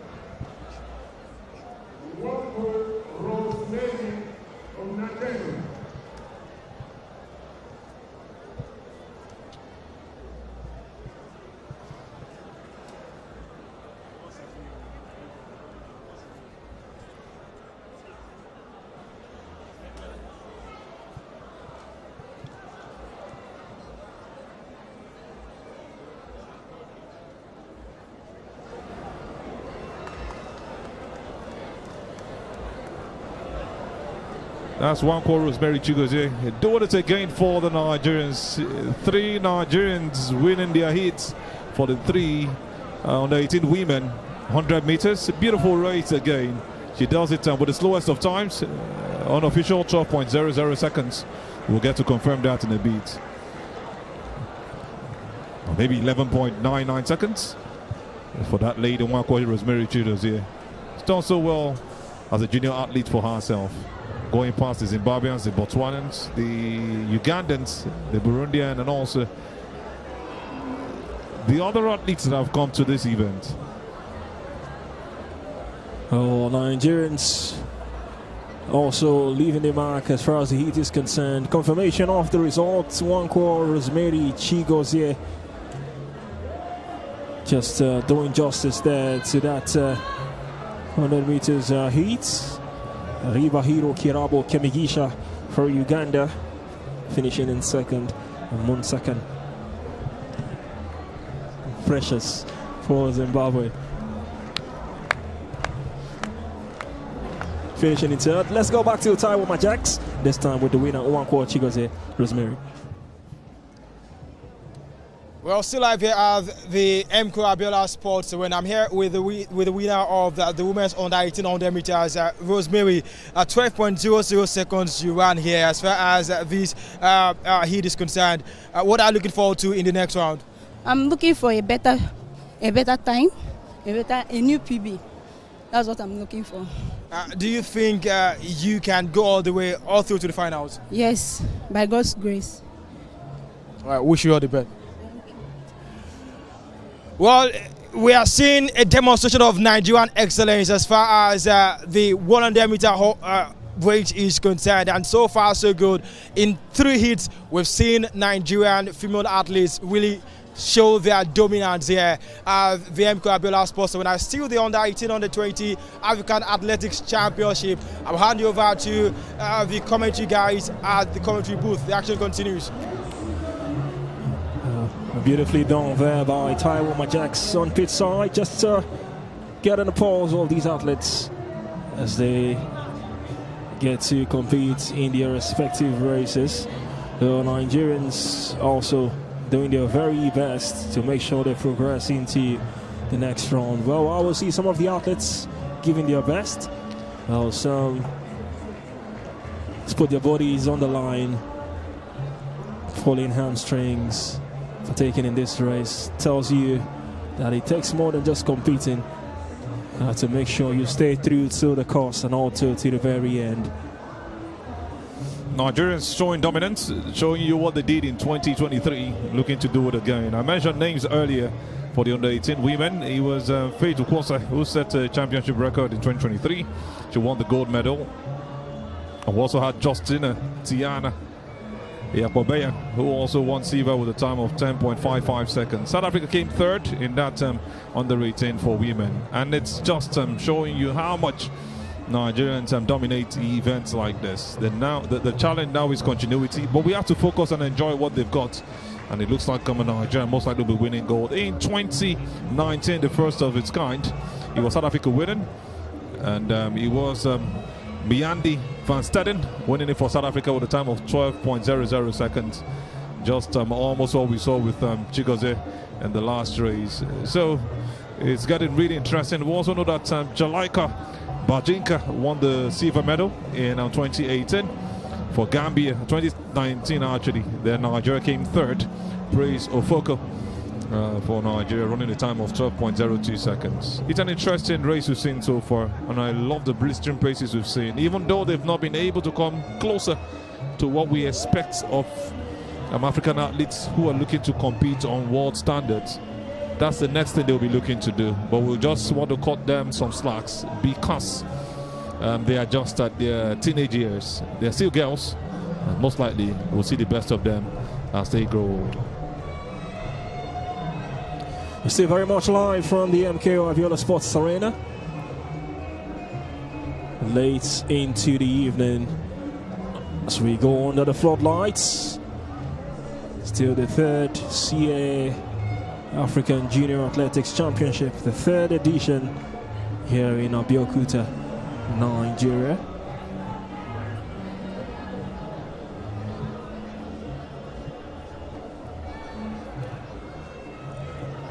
Well, much of Africa converging here to compete. Nigeria hosting the very third edition. Ivory Coast, the maiden edition in 2019. Zambia hosted in 2023. And now Nigeria hosting in 2025. A late substitute for Algeria. We're also here to compete for honors. Day one has been entertaining from the very start. We've still got 4 more days after today to bring you all the excitement and entertainment. So all the Botswana contingents just waving to the camera. There's this happiness when the camera pans on the crowd. Also South Africans just also giving the thumbs up to the cameras as well. I love the joy, I love the frenzy mood that they find themselves. Also moving to the songs from the fanfare. It's really beautiful from those fans from top to bottom. But this time around from bottom to top. And the neutrals who've also just come to see the event. It's really interesting. She is not part of that party. But she is in the stadium making up the numbers. So like I always say, you don't always have everybody on the same mood. But the joy you can see.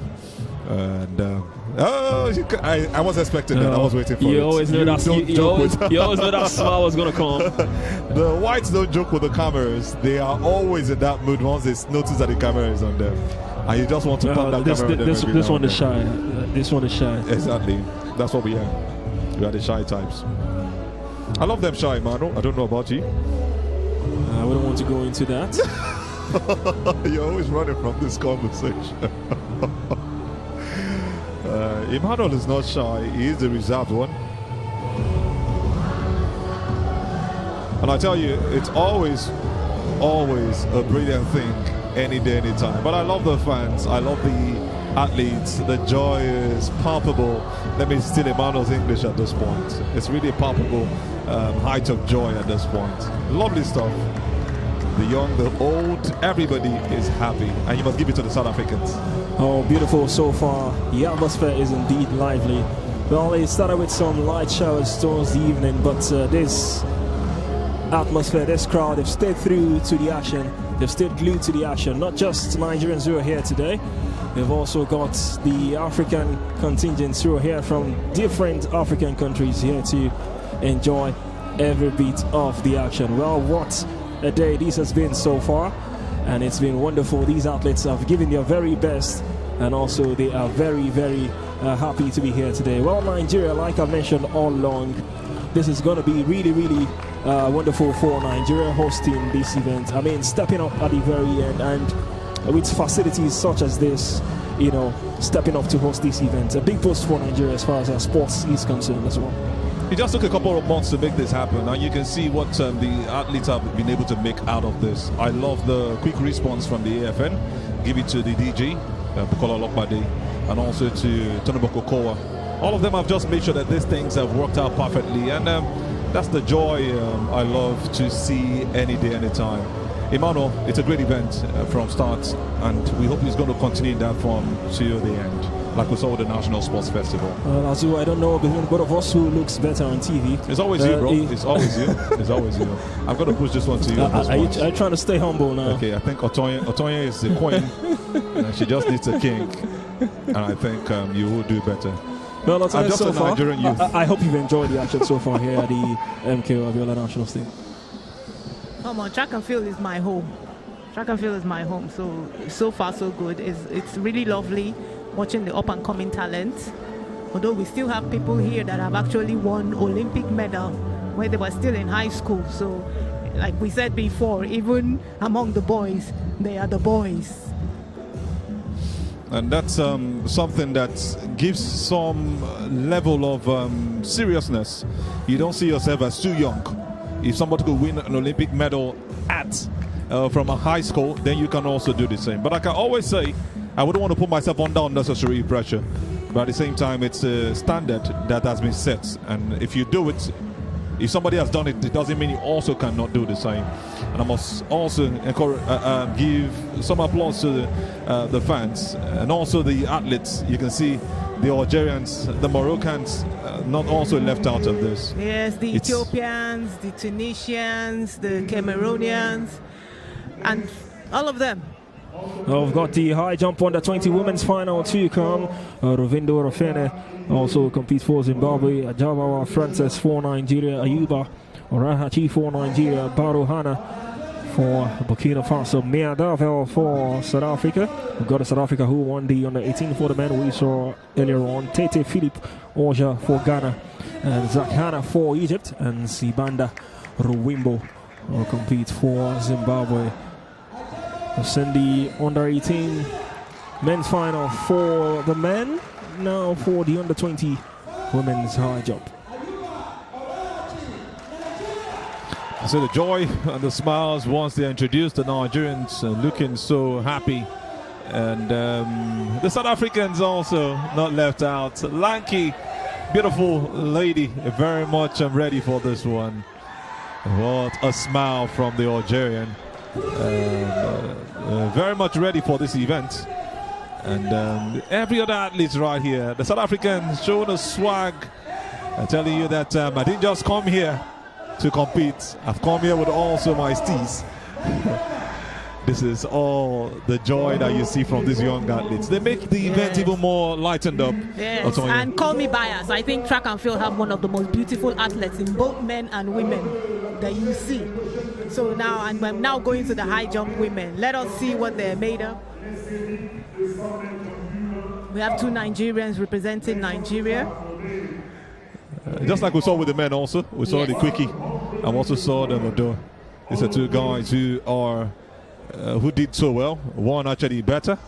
And high jump is that event that will really show you the height that these athletes are ready to show forth. Good one for the Nigerians. Talk about Ajaba Frances and also Ayuba Orahachi representing Nigeria. We've got a Zimbabwean, Ruvimbo Rafene. Not forgetting Baro Hana of Burundi. Mia Deval of South Africa is that one that was showing you as tease earlier. Yes. Not forgetting Tete Philip. Before their Ghana. introduction, what they did is that they took their warm-up, they measured their run-up, they took their warm-up jumps. So now they will now tell them the order in which they will jump. And like we said before, you only have 1 minute after the person before you jumps for you to jump. If you exceed that 1 minute, they could disqualify you. Or you forfeit that jump. Reminds you of what's happening in football these days, where you have an 8-second rule for goalkeepers. You delay beyond 8 seconds, the ball is given as a corner kick to the opposing side. So they also bring in all of these rules to make sure that athletes don't keep too much time, because the viewers are also part of the sports. You don't choose when you want to jump or where you want to run to make your own decision. You have to play by the rules. And I love the fact that all of this is being brought in. And they must have also been brought in by athletes, because they also know that if you could do it within 1 minute, then you can do it also. Yes. They must have checked how much time you need to rest before you go for the next jump. Because the weather also plays a big part. Exactly. Because once the athletes take off their jackets, the body starts to cool down, and the body is faster when it's warm. So they don't want anybody to waste the time. Because once one athlete jumps, the other athlete is behind them preparing. So.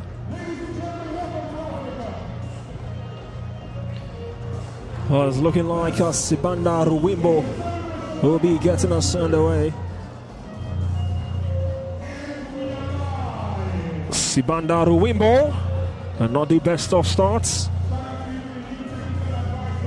Sibanda Ruwimbo from Zimbabwe. Not the best of starts for a Zimbabwean. But she's still got more attempts to make amends. 2 more attempts actually for the Zimbabwean. Ruvimbo Rafene. And next up is a Nigerian making her own jump. Ajabwa Frances.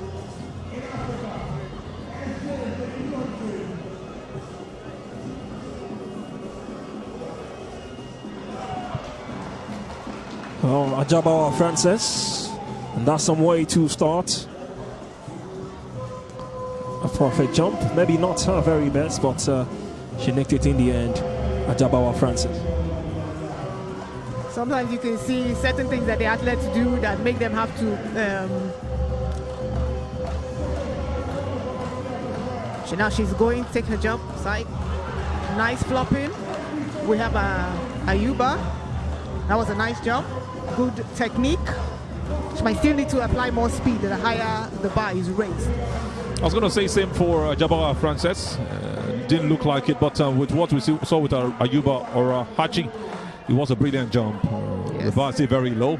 It will start separating the women from the girls. Yeah, so this is basically much a later warm-up in jump. the jump. Yes, What more you like need to warm-up do, jumps. Even some of the athletes that have higher jumps, you Yeah. might take the lower jumps just to register a jump. Actually Nice. mistook her Nice technique. for an Algerian. That's Sakar Hana, the Egyptian jumper. She did so well with the first jump, and this is really some brilliant technique, Otonya. Yes, we have the Egyptians. The Egyptians are very good with the track and field, with the sports that they do also, and they've been bringing up a lot of their athletes. So that was a very good technique, very well done by her. Does some leaps and does the run up again, and just the perfect way to go about it. I love what I've just seen, and it's perfect from that lady, Sakar Hana, one of the young girls we'll be looking forward to seeing win this particular one. It's the under-20 women's final for high jump at the AAC, or the CAA, under-18 under-20 African Athletics Championship 2025, the third edition for the combined event. And next up is a Moroccan making the jump at this point, beat number 844.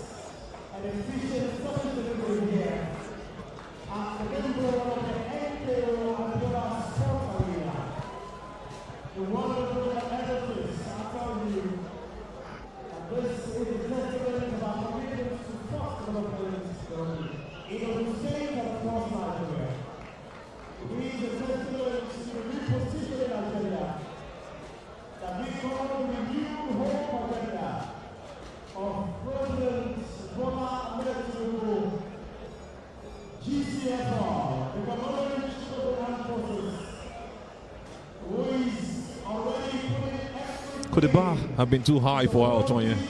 Or you just feel that she didn't make the right Probably run? new to the high jump, so sometimes it takes nerve, and probably her run up was not probably well done. So she usually the run up. What's the purpose of the run up is so that you don't have to think about it. You know where your leg is going to land at every point in time. And if you don't do that well, then you'll be having situations like this where you won't jump because you don't feel that your leg is in the place for you where you can take off. You just feel for this beautiful lady from Zimbabwe, Ruvimbo Rafine, you just feel she has to qualify. She's got the lovely face, the face of a model. She's got the height also, but can she do it in the long jump? Hopefully so. No, she's missed it You the can see second that time. she's really heavily strapped, so you could tell that she has issues with her knee Exactly. and Her ties. her quads. You just hope that on the third she will get it right. I'm not sure she has a bad technique with this jump. It might not be the technique, like you see, she's really heavily strapped. So those muscles, the knee is one you need, and the hamstring are those muscles you need. So And she that really might wanted be to participate. the issue with her not applying enough speed and force to take off.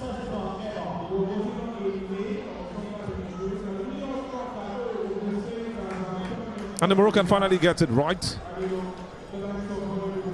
But, we're still looking at Rubimbo Rafine doing the same. It's going to be really tough for her. Some of the athletes have gone past this level, so they don't have to compete. The likes of Baro, Anna were given buys from Burundi. Mia Davel of South Africa was also given a buy. Tete Philip of Ghana is given a buy. And we have the others look to do it. Sakahana has qualified for the next. We'll see having that lady, Ruvimbo Rafine, struggle with it. So the high jump girls are jumping at a start height of 1.5 meters. So those that missed the first jump will now go for their second jump attempt.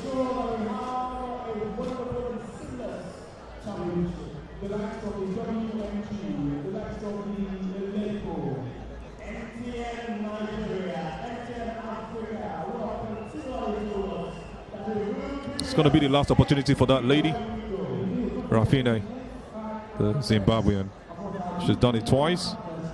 Yes, and the leg that is strapped is actually her takeoff leg. So we want to see how much that would allow her. Nice, nice. She made it pass. She finally gets it right, and that's a beautiful jump she had in the end for this beautiful one. Nice attempt by Simbanda from Zimbabwe. Simbanda Ruwimbo is her name, from Zimbabwe. A correction of the name, and a good one for her. She finally gets it right. She's going to qualify alongside the other athletes.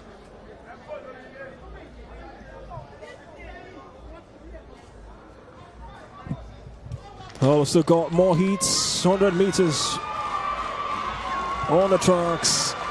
Oh, this is a two-horse race. And in the end, who gets to the finish line? It is the Nigerian, but he clinched it in the end. Oh, she almost relinquishing that position.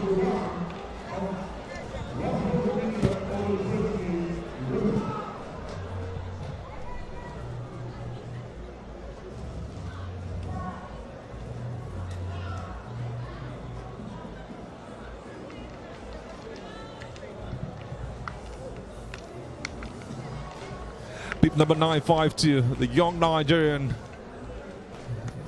posing just in front of the mascot. So joyful, so unassuming. She almost lost her position. Started so brightly, outpaced the others. And so the South African, beep number 748, draws so close in the final stages of that race. That was the cross of the 15-meter mark. But clearly, she kept her pace and she won this one. What a good run for the Nigerian, qualifying for the final round, the semi-final actually. You see, Nigerians dominate every female race today.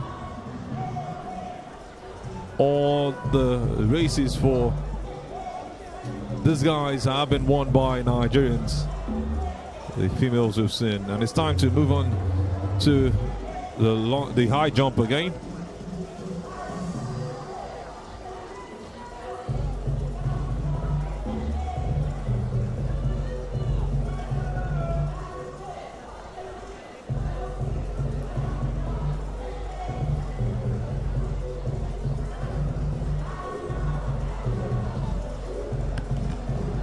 That leg is really going to really disturb her jumps.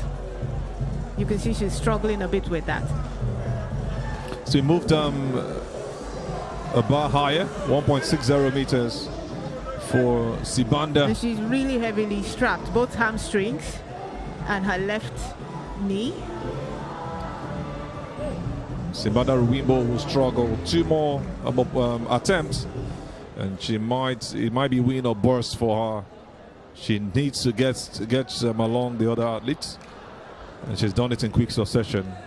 And that kind of hindrance can really be a big blow for an athlete that has managed to qualify for a championship or a game, and then you have an injury that does not let you reach the heights that you want to reach for. It can be a big... I remember crying once after stuff like that happened to me. So it can really be devastating. Another jump for a Nigerian this time, Ayuba Orahachi, looking to do the 1.60 meters.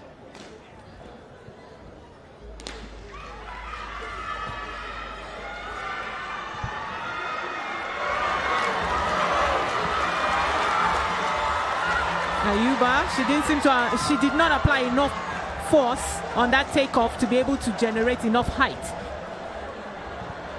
She needs to plant. Her planting is not strong enough. And it shows, I mean, jump. It's about how you move that determines how high you go. Huba Orahachi will be looking to do one better. She had to do the 1.50 meters. This time around, she's doing the 1.6. And she struggled with her first jump. 2 more opportunities, just like Sibanda Ruwimbo. And she just attempted a height of 1.6 meters.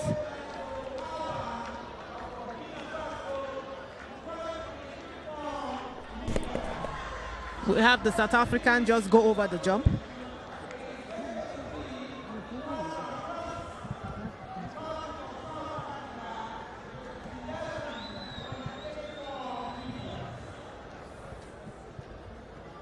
Maya from South Africa just jumped to 1.6 meters, and now we have Egypt.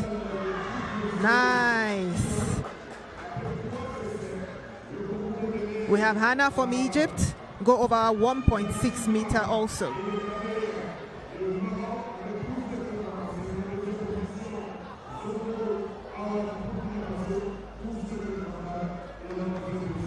Well, taking a look at the 100 meters women's under 20 heat, still going down simultaneously with the high jump events. Nigerians, they've been really sweeping everywhere as far as the heats for the 100 meters is concerned, especially for the women. We saw Izechuku earlier on, saw Rosemary, and now another Nigerian. This time is Oyibu Success Ogene, finishing third, closely followed by Tantel Jehi and also Chingongo Haley from Zimbabwe. Nigerians sweeping all 5 female races, and that's a Mabirent one again from Ogene. She is just top class. She slowed down towards the end of the race and doing less than 12 seconds, looking to also do so well in the final. We might be having more than 3 Nigerians in the final. That's one thing we're not, we cannot rule against. If you have 5 of them finishing tops in their heats, it will take a lot to take them off. And we have another Nigerian running this time around for the next heat coming up.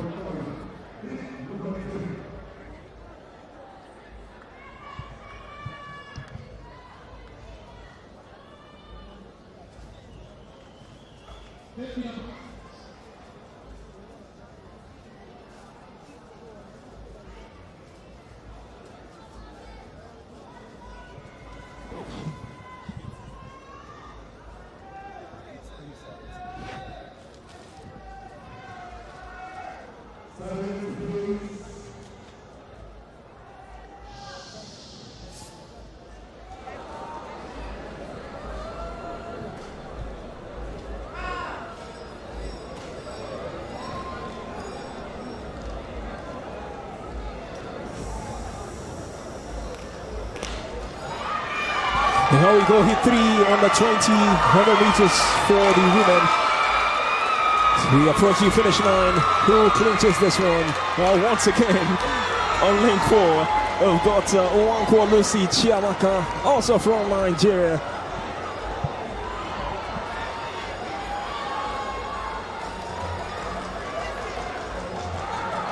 What a beautiful race he's just had. From the start, he was looking competitive, but she separated herself from the others when he got to the 50-meter mark. She was just gradually leaving the others behind. The South African chasing so closely, but all of a sudden, it was a lot of space that could allow a whole power bike go past them in between. A brilliant finish for the top 3. Great intensity from the start. She maintained it till the very end. We talked about Nigerians dominating the heat so far for the under 20 women.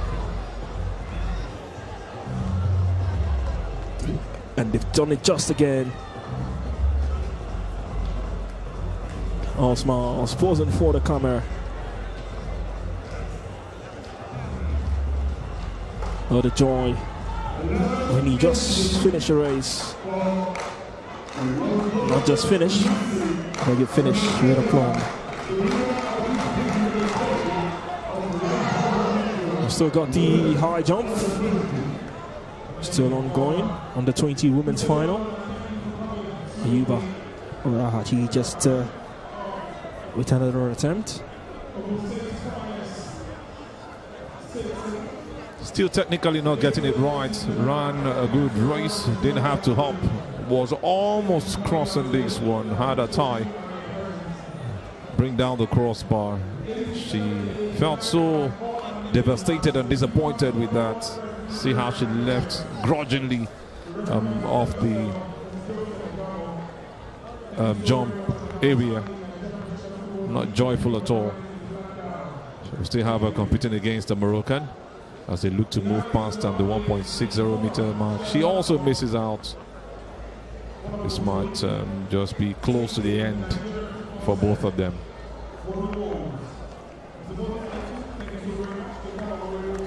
So innocent with our Luke trying to explain to her coach what she was planning to do. And she just had her back bring down the crossbar.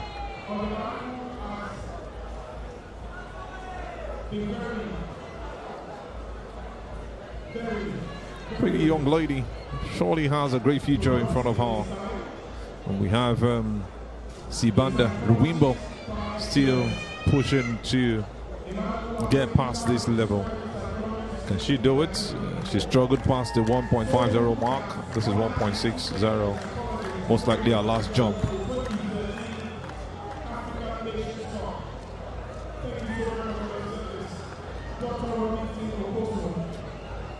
She's putting all she can, trying to work out some pre-techniques, draw some motivation. Sibanda, it's so obvious that she couldn't get that one right. Looks like she's giving it up. Yeah, those her straps is going to really make it difficult for her to be able to take off. Even a run-up is really a poor one. I think that she might just... It's not letting her run as fast, and it won't let you apply as much force on the ground for you to take off. So looks like the end of the road for her.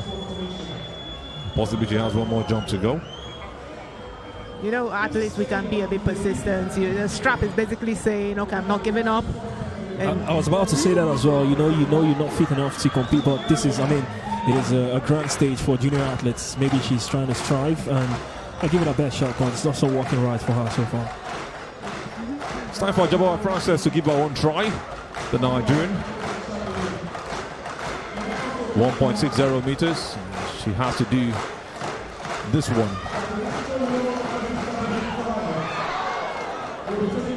Had some pretty moves and some lovely hops, but I'm not sure I run up to the... Her final 3 strides. It really doesn't matter how your beginning stride might be slow, but those your final 3 strides really have to be quick. It has to be pop. But it looked really slow in the end. Yes. That was where she got it wrong. That her takeoff. But with what I've seen, I think if given another opportunity, she will be able to go past that. She looks like the closest to the others left for 1.60 meters. Just to hold you on your thoughts there. Confirmation of the results of the under 20 women's E3. One called Lucy Chiamaka, Nigerian, finishing at the very top at a time of 11.8 seconds. Hannah Hope Vermaak from South Africa, not too far away in second, and Usiwa Mantle from Botswana just finishing third. So the top 3 for the 100 meters under 20 E3. Confirmation of the results. So you've still got more events to come your way for day 1 here, the 3rd CAA Africa Junior Championship.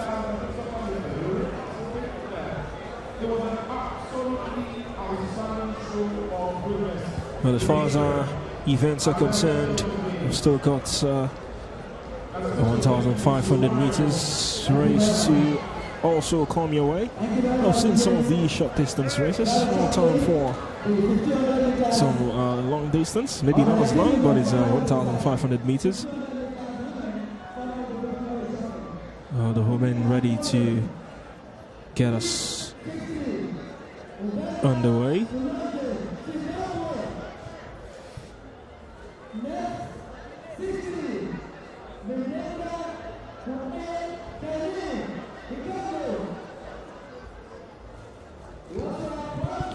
Oh, the athletes just standing, waiting for the sound of the gun.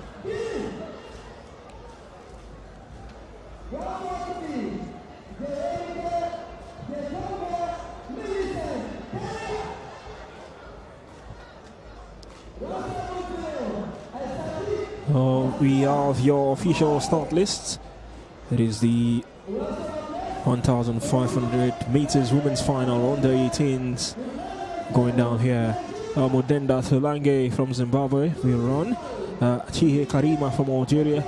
Ndeka Reine Tilahun Amari from Ethiopia. Suma Mariama Japunga Mauritian from Kenya. Sadiq Hasna from Morocco.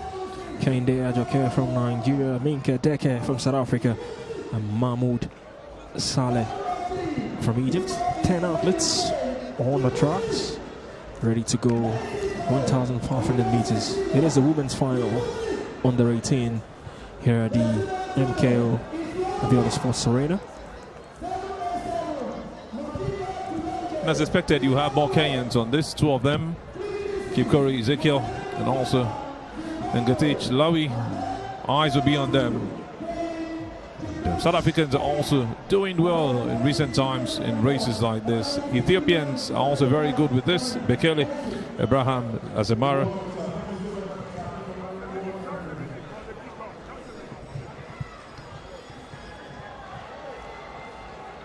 Just waiting for the get-go. They're looking focused and ready to take on this race. We're under the floodlights on the tracks at the MKO Abiola Sports Arena.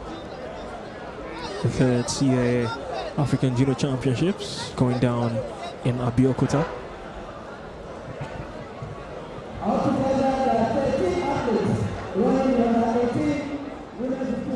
Well, they say ladies first, so the women will go first. We've got the men to come much later, or maybe thereafter.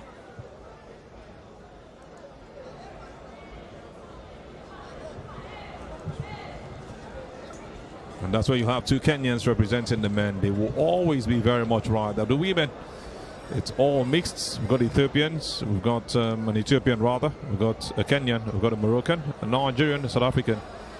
And they are ready to just take their tracks to run this beautiful race. We also see the countries like Djibouti inside this race. East African countries for the long distance. So really no surprise as to the countries taking part in the 1-5. Different techniques. There's a long distance race. You either decide to go gung-ho from the start, or you take it as it comes. Show how efficient you can be when you get to the finish line. I mean, it's always going to be tricky when you approach at the very end. And these athletes, some might begin to tire out. So it all depends on your endurance and your ability to go till the very end. So 1,005, you have them going 3 3/4 laps round the track. One of the things you want to do is not let them box you in the inner lane. You tend to see athletes trip each other up when they box you in on that inner lane. So one of the things you want to do is that if you plan your race well, you will not want to let them box you in, because they can box you in and not let you come out if you want to kick at the finish. So I saw something at the National Sports Festival. Some athletes running so fast at the beginning of the race. It was really funny. I know you were going to bring that up. It was really funny. Inexperience. And in the end, I'm not sure she finished the race. We see people do that in marathons too. It's your like 5 second of fame, 1 minute of fame. And you wonder, all eyes were on her. Exactly. Paparazzi taking pictures. At least she achieved something. 1 minute of fame. But in the end, she was nowhere close. And it's a very, very technical race, like you mentioned. You don't allow them box you. You know every athlete is going to move towards the lane 1 and lane 2. You can see the second Ethiopian, she did that. She had to clear the other athlete so that she doesn't box her in, so that she come out. Exactly. So Ethiopians, Kenyans, they learn this. It's kind of like inbred in them. You learn this kind of things.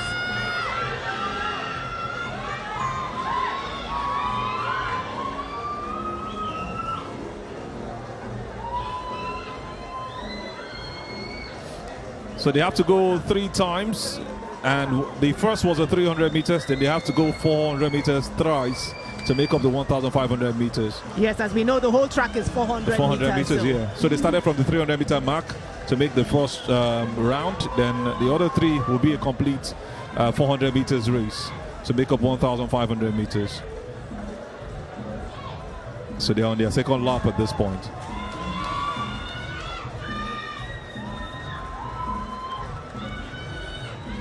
Oh, the favorites just leading the pack.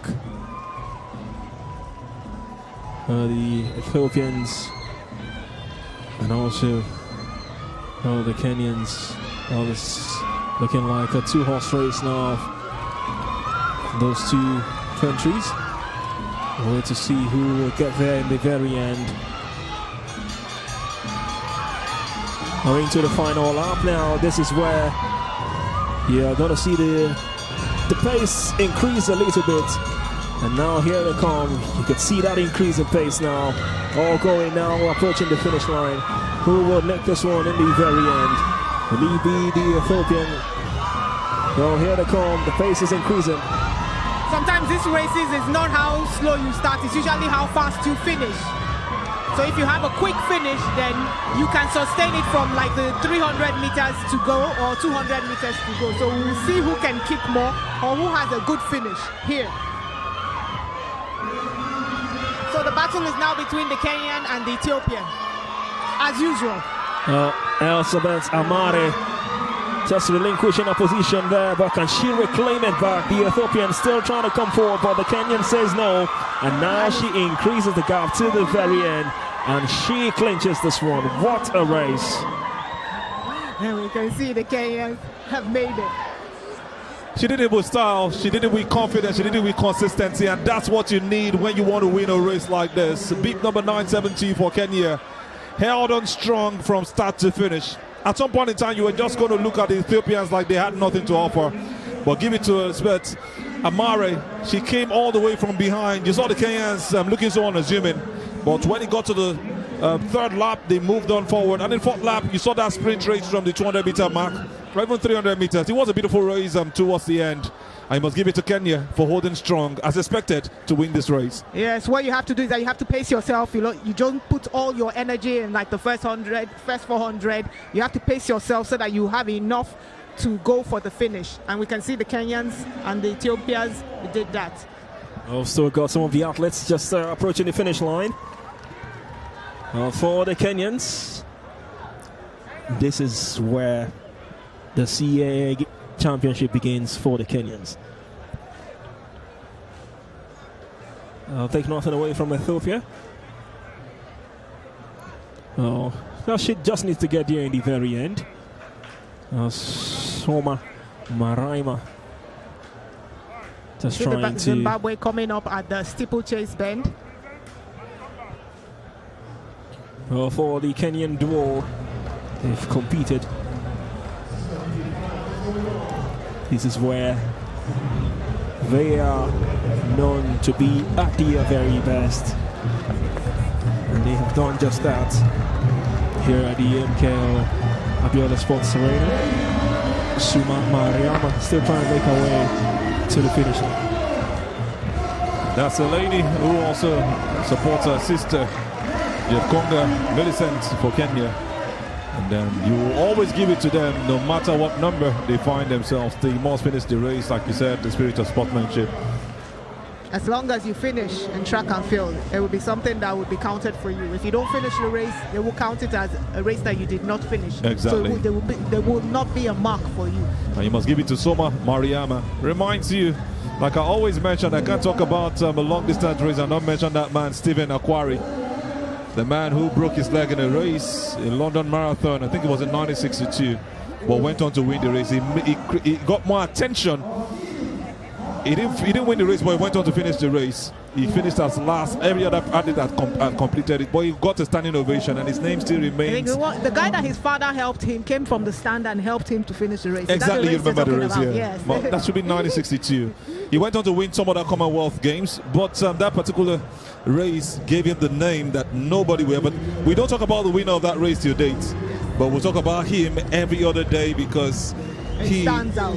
had his legs strapped with bandage and all, but still worked his way through the long distance race and finished the He marathon. understood what it meant to finish and to count Exactly. for him. The biggest for that spirit of race to count sportsmanship for you him, can and ever he imagine. participated in that race, because once you don't finish, it's counted as if you did not participate. A second look at that final phase of the 1,500 meters under 18 women's final. The East Africans always make this race look easy, but it's not, as we can see from the finish line. They always make it look easy. Great technique they have when it comes to this long distance races. The Kenyans, the Ethiopians, and now Kenya, as expected for many, are your gold medalists for the 1,500 meters under 18 women.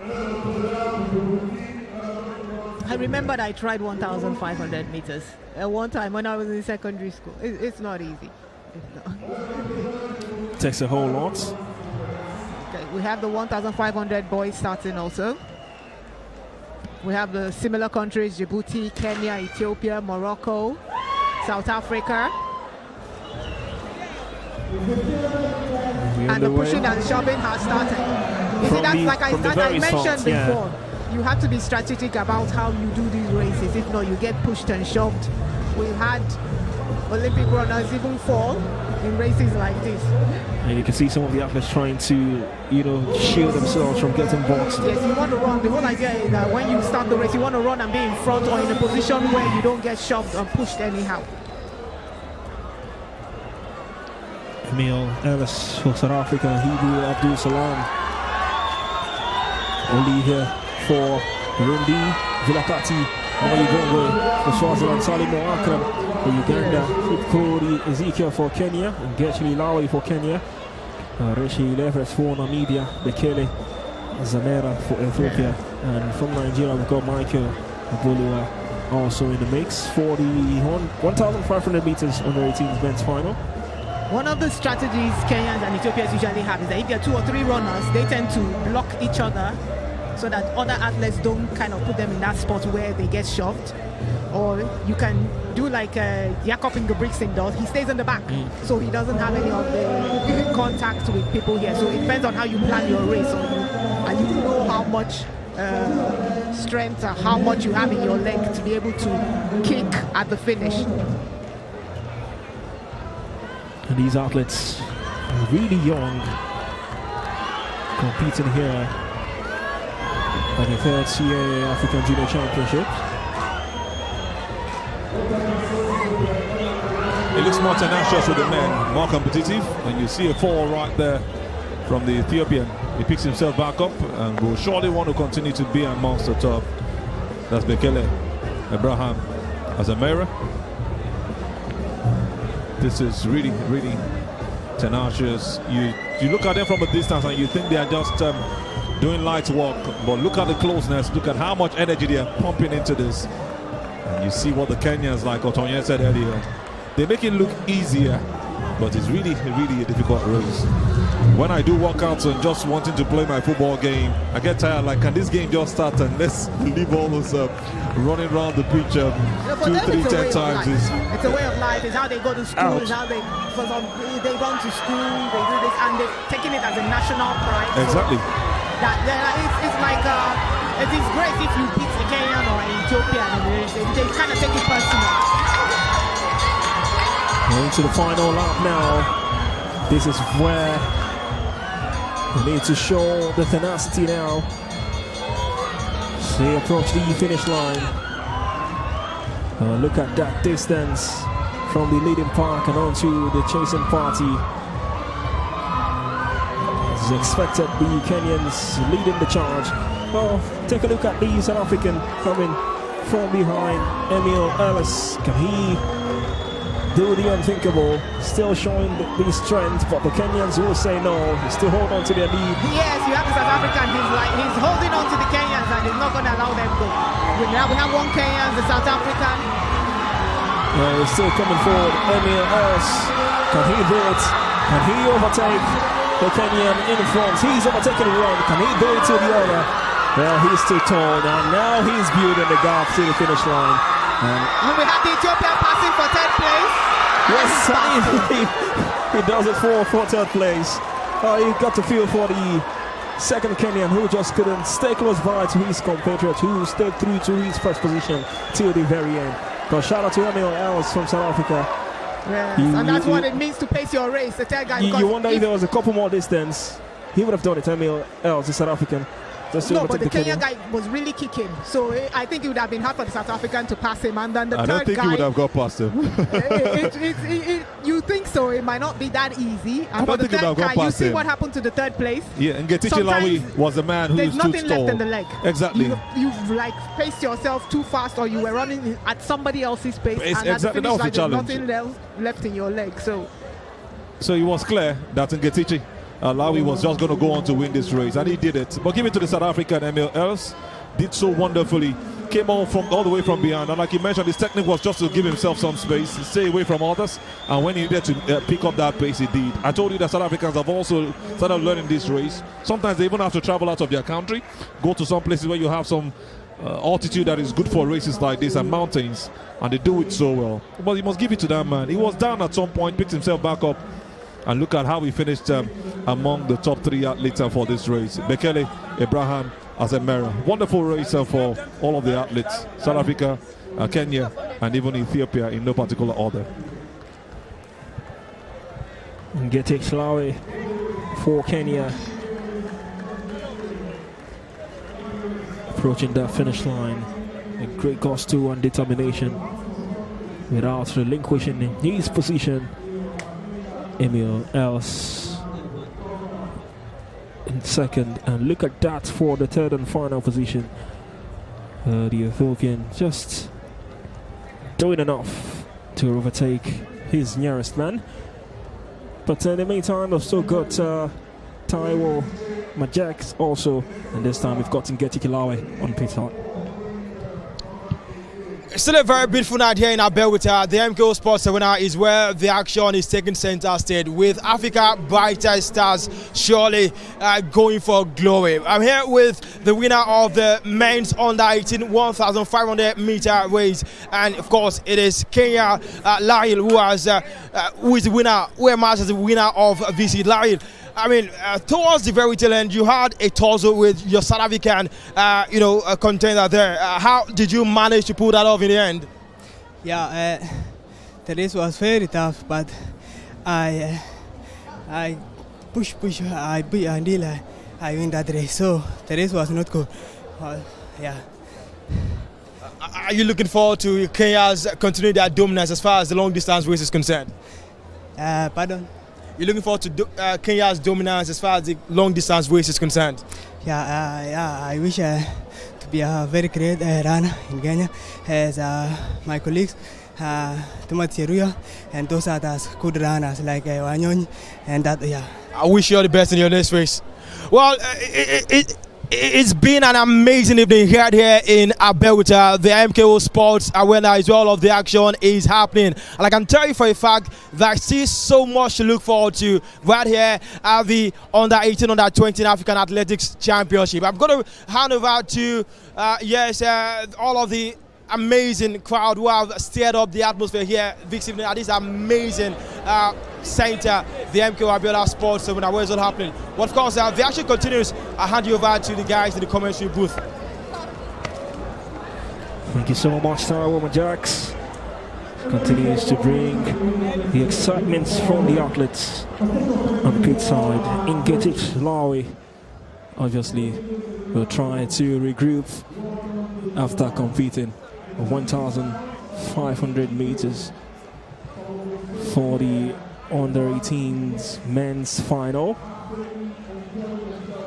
All the Burkina Faso contingent here cheering their athletes.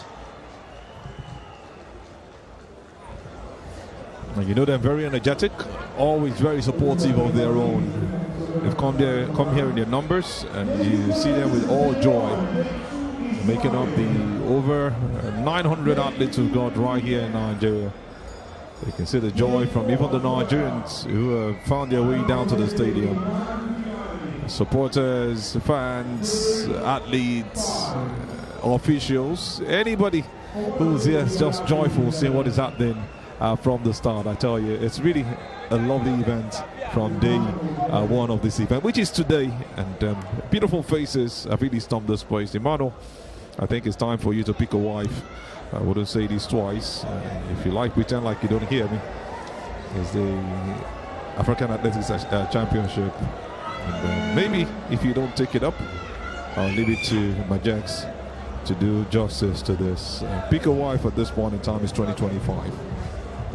I think Majex will be in a better position to do that because he's been closer to the athletes on pitch side. So maybe I'll leave him with that to handle.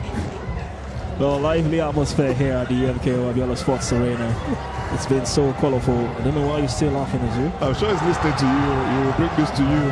What is returning to you, speak? Official. Oh, we've got the 400 meters under 18 men heat one to come your way.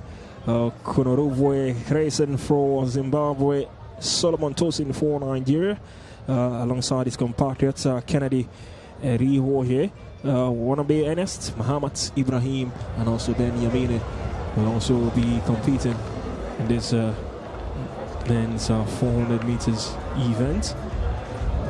Continues to get more intense.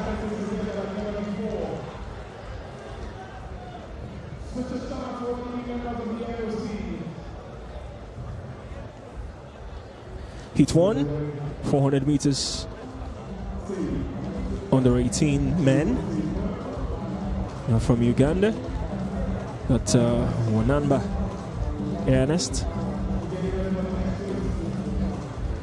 positioned on lane 6 on beam number 325.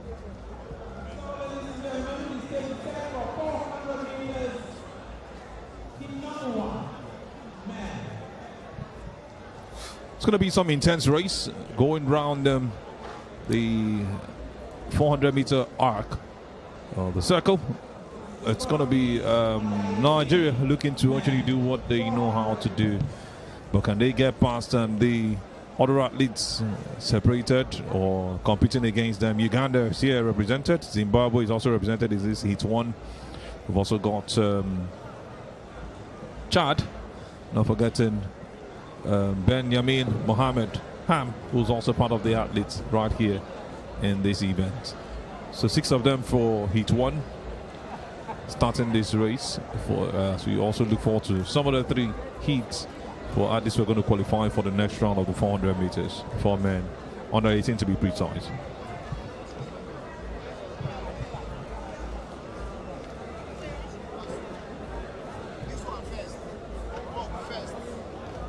Three heats to come your way as far as 400 meters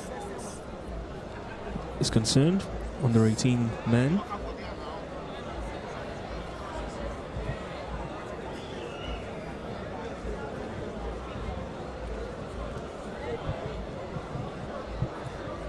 Beam number 79, Ben Yamini Mohammed.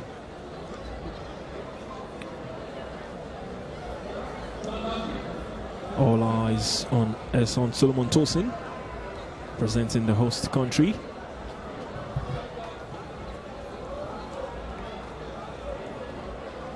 There's Muhammad Sani Ibrahim from Chad, also here to represent. Just waiting for the get-go.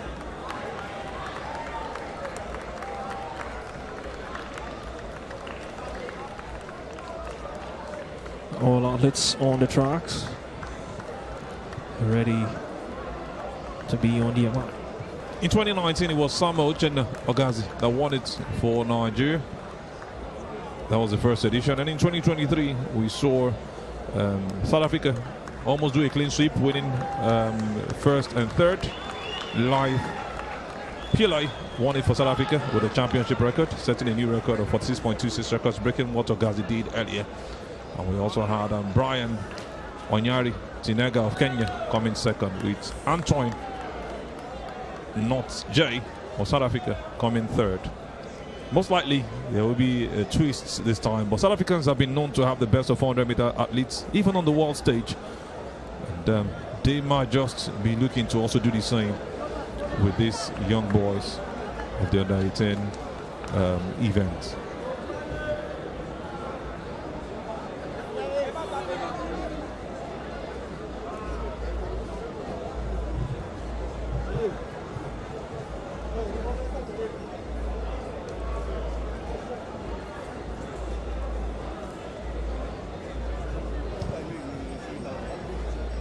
You were talking about the South Africans and the 400 meters. They actually hold the world record for the 400 meters. Van Niekerk, superb runner. The guy did some wonders some years back, and I say, man, in 2016, I looked at him 9 years ago and I'm saying, who's this young guy doing so well? And he was trained by his grandmother. Yeah. And you wonder, we don't know the grandmother, but we know Van Niekerk. He was so instrumental in that race. And some were even saying they should come down to the 200 meters to compete against the likes of Usain Bolt at the time. But he's done what he has to do. And maybe we'll be seeing another Van Niekerk or somebody better in these particular events. I remember he suffered a terrible injury after that, kind of like took him back. Really took him back. Last I saw of him was in 2016 actually. Before then, he had done it at the World Championships in 2015, Beijing, also in London in 2017. 2016 was when he actually made the whole headlines when he went to the Olympics, setting that world record with 43.03 seconds run. This young man will be looking at his younger ones now and saying, maybe we'll have somebody who will do better. Great runner any we day, also anytime. have 100-meter runners. We have the Olympics 4x4 gold medal. We also have a Sunday Bada, the likes of Enefia Gudobong. So we are building our arsenal for our 400 meters and the 4x4 relays. When it comes to relays, Nigerians have always done well. Yes, in recent years, Yeah, the recent men's years side has looking gone to down, pick but back they are up now again. coming up again. Yeah, exactly. We have a champion in the 400 hurdles that reached the finals in the Olympics last year. So we are building back that arsenal. We just focus on what we have for the 400 meters men under 18 at this point. A very, very interesting race. Sprint for all 400 meters. You have to run from start to finish. But surely you increase the pace when you get closer to the end. And you talk about men like Marco Johnson, some of the 400 meters runners I loved to see back then in the days. Also a competitor for 100 meters and 200 meters. In the late 90s and the early 2000s, that man dominated the races. And who knows who will be having to do it with all of these athletes also looking to take over that position at this point.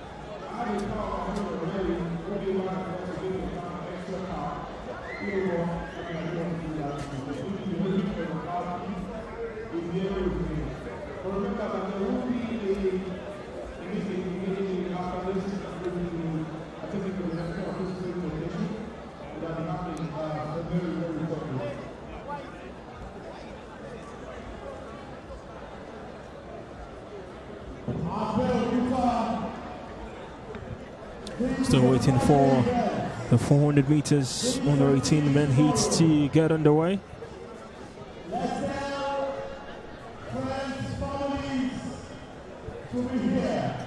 Still the third CIA African Junior Athletic Championship going down here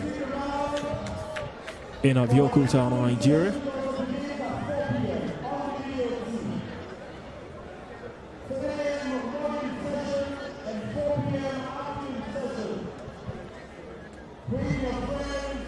Who are we interviewing?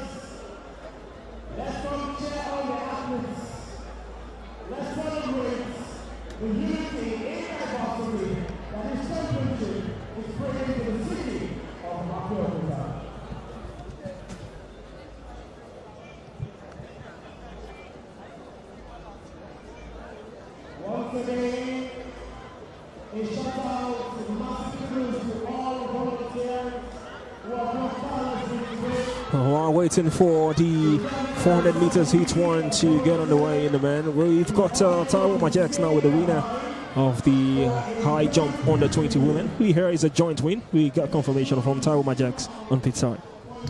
So good.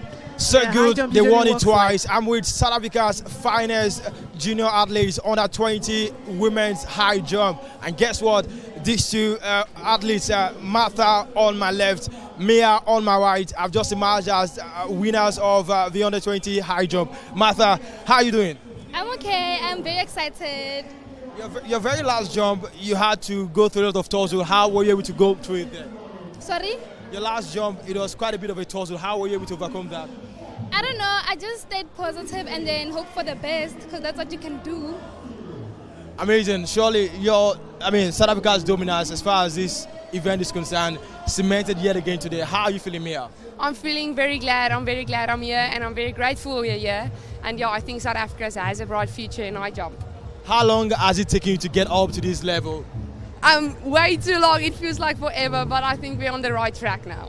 Congratulations to you and all the best in the future. Well, you've heard from two of South Africa's brightest, finest junior athletes, and they continue their dominance as far as the high jump is concerned. So much still to unfold. I still look forward to even more events as far as the under 18, under 20 Africa Athletics Championship is concerned. But right now, South Africa has taken a claim to getting the top spot again.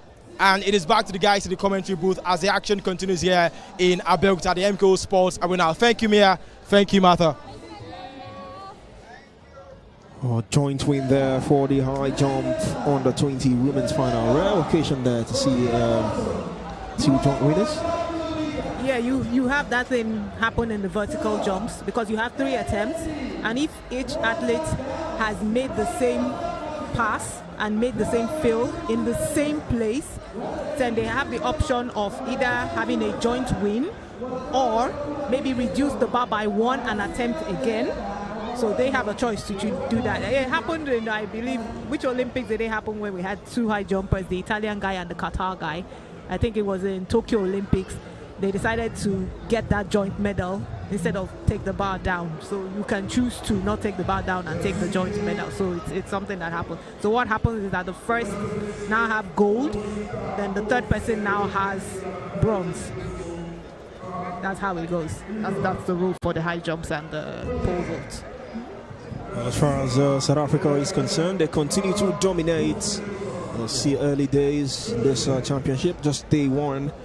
But from what we've seen so far here today, really showed why they are the country to beat when it comes to the African Junior Athletic Championships.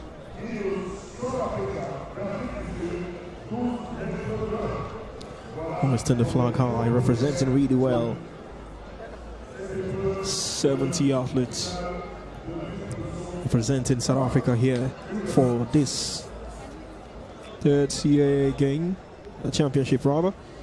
I'm still waiting for the 400 meters. Under 18s men, heat 1 to get underway.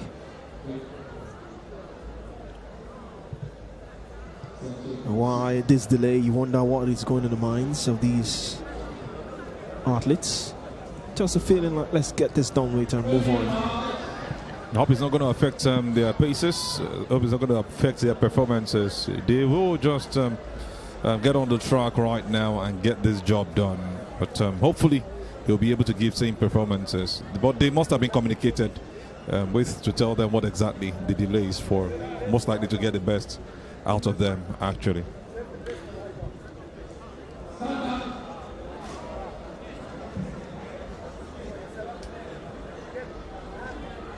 Yeah, delays happen sometimes, but what you have to do as an athlete is to stay warm. You have to keep yourself warm, because if you cool down, it kind of like slows your running. So you want those your fast twitch muscles to be warmed and ready to go.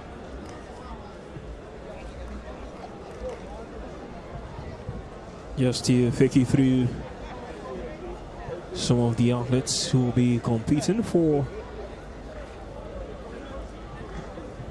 the 400 meters under 18 men heat.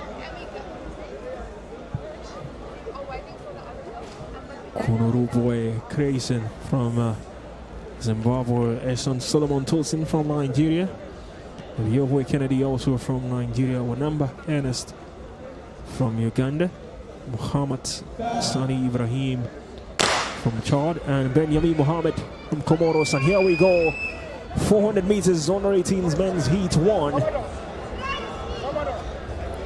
Who takes this one? And now they will approach the very first turn.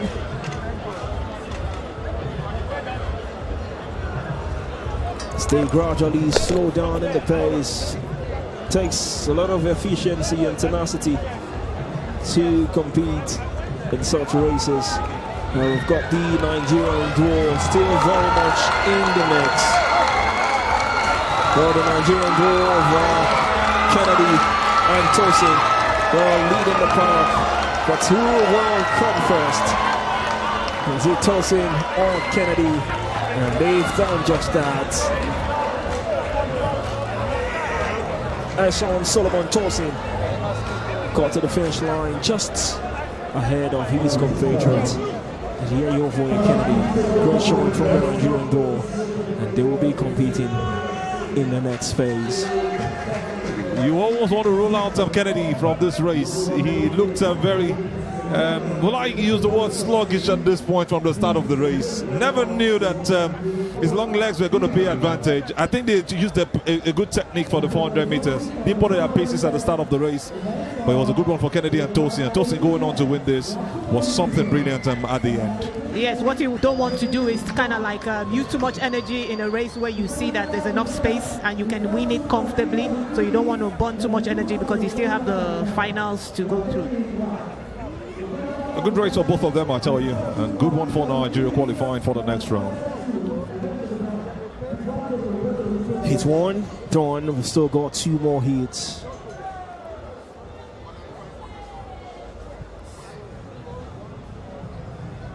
Our Nigerians competing really well so far. And what a start this is for the 400 meters under 18. Now thumbs up to the camera from Kennedy, who finished just behind Eson Solomon Tosin. Now the athletes who will compete for Heat 2 ready to man their position.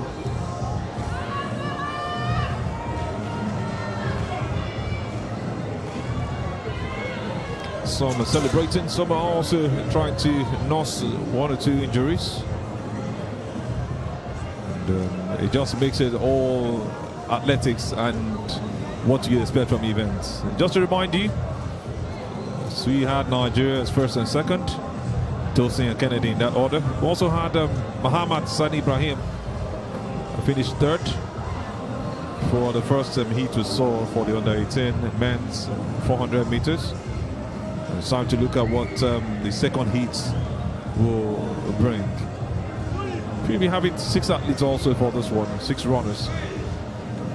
Maybe a new form of technique to make this happen. What we've seen so far really has been beautiful from the start. I must confess. Starting with the high jump, moving to the sprint races. Also having the long distance races where we'll have 1,500 meters for both men and women. And now to 400 meters heats. It's been all fun. The fans, the supporters, the athletes, the officials, everybody showing their support to make this event the best of its kind. Confirmation of that very first heat we saw a moment ago. But the Nigerian duo of Ehsan Solomon Tosi and Rieyovoye Kennedy is finishing close by to each other. And Muhammad Sani Ibrahim Adamu in third, running for Chard. And he really had no chance against the Nigerian duo. And now we are getting set for the second heat.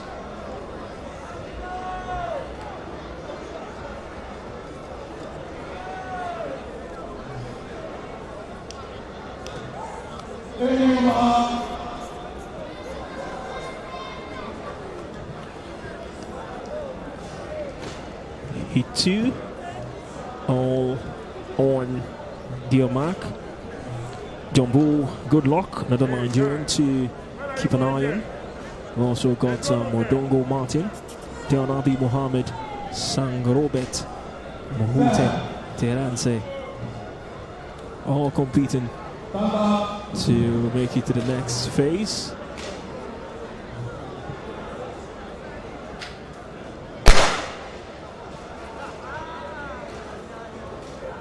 Just testing the gun.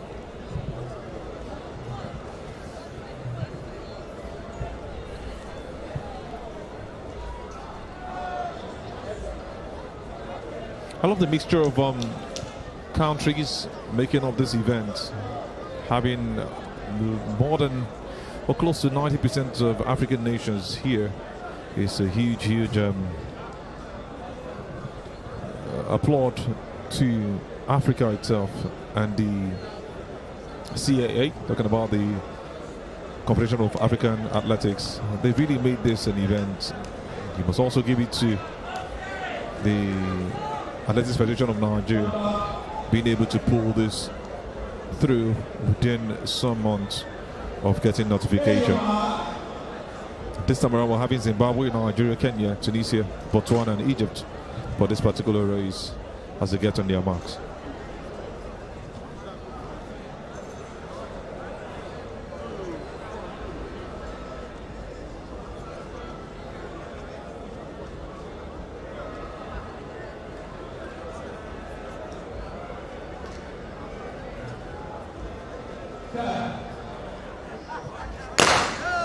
Hit 2 on the way.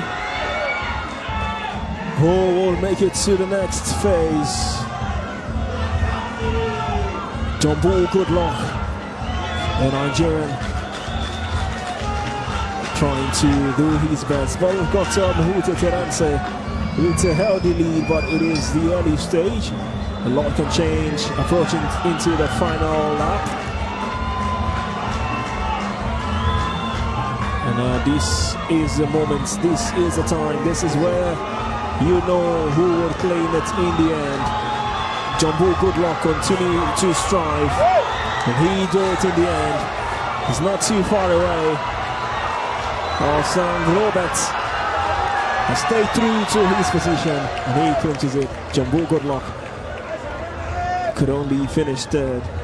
We've got Sangrobet from Kenya maintaining his lead. That man from Egypt who had a bright start up there, Nabi Mohammed, just couldn't maintain that lead to the very end. But good one for Sangrobet, the Kenyan. He's done his very best. And a brilliant run for the Kenyans, showing you that sprint races is also part of what they are known for. And this is some great race for that man, Sangrobet. He will be singing in his heart that he's made this happen for the second heat. Beautiful race from the start. Started on that lane of his and did all he could to just keep that pace on lane 6, and he was consistent from the start. Sangrobet. You can see that the Kenyans have started to infiltrate the 400s, the 800 meter race and the sprints. In the beginning of his race, you could see he had overtaken, he had caught up with the Ethiopian, so you could see the way the race was going, and we'll say well done to the Kenyans. Finishing on lane 5, lovely race for that man, Sangrobet. You love how he kept his pace And you love the fact that the Egyptian also, Abdenabi Mohammed, held on to that second position. He was close for third. And if he was going to be extended a bit more, maybe the Nigerian Jumbo Goodluck would have lost that position of his in the end, most likely to Modongo Martin. But he had to keep that pace and finish third. That's a good finish for the top 3 athletes in the end. I think Jumbo Goodluck exerted more energy at a particular point just at the early part of the race, and he couldn't keep that same pace towards the end. That technique he's got to work on. Yes, he was following the Kenyan. He was running at his pace, and at some point the energy, the leg kind of gave up. Here's the official results for the 400 meters under 18 men's heat. We saw St. Robert finishing in a healthy position at the very top, of Abdenabi Mohammed in second and Jumbo Goodluck in third, the Nigerian.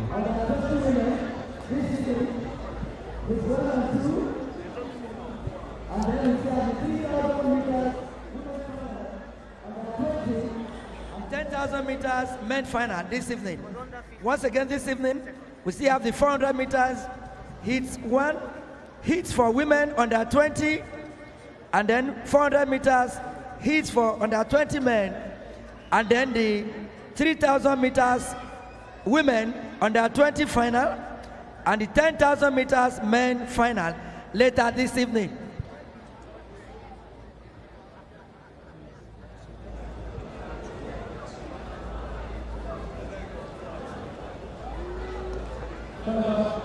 Please.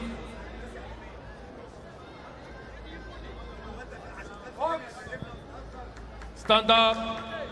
Put your marks.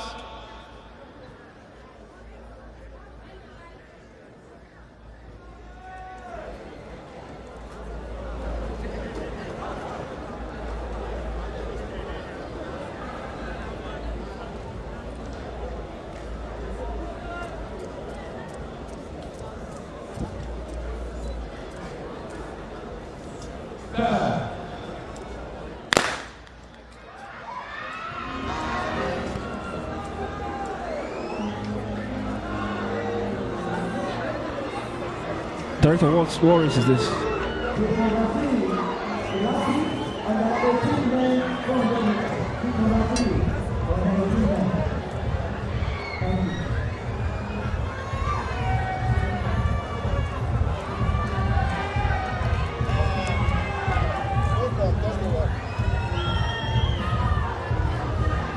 And we see coming out of the curve the Kenyans again. The Kenyans are really looking to dominate the quarter mile. 400 meters heat 3. Can they clinch it to the very end? Ooh, Once that is again, a photo finish. really a photo finish there.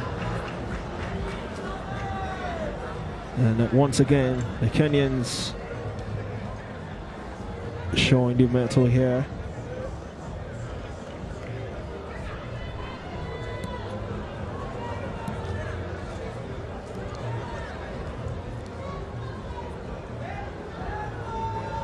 A second look at that race from the very start.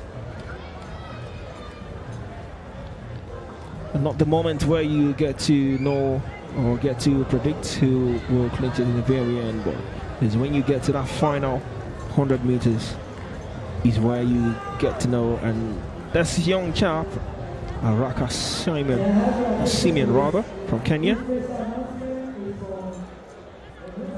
has done just very well to maintain that first position.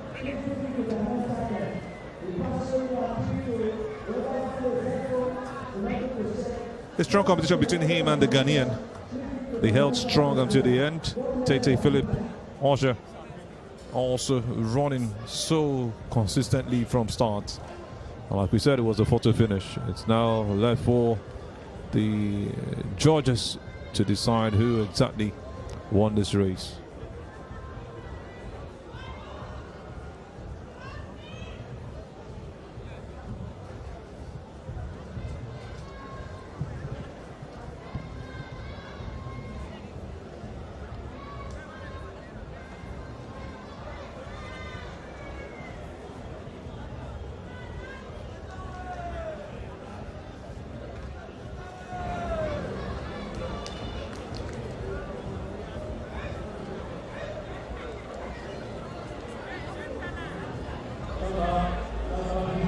prêt pour le départ.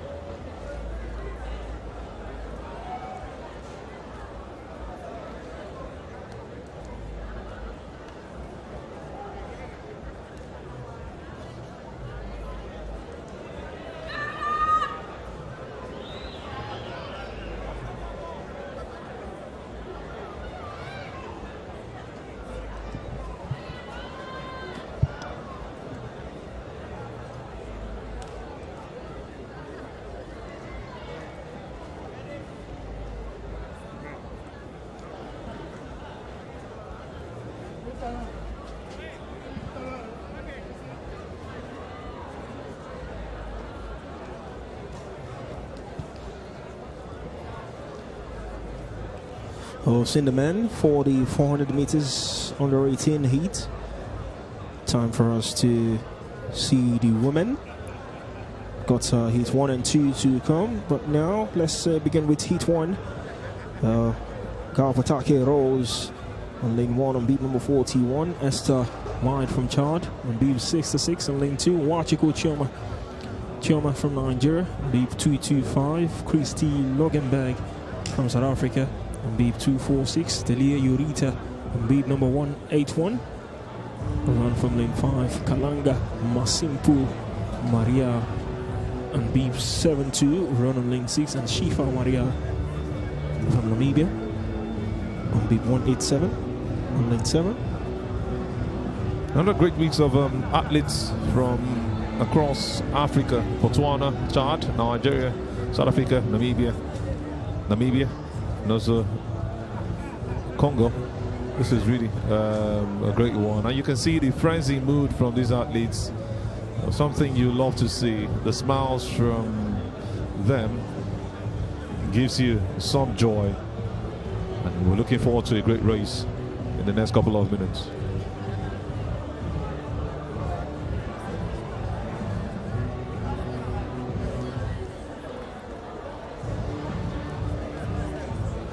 With the 400 meters women getting ready to partake in their heats. Let's take a look at some of the results from the heat 1 for the men 400 meters.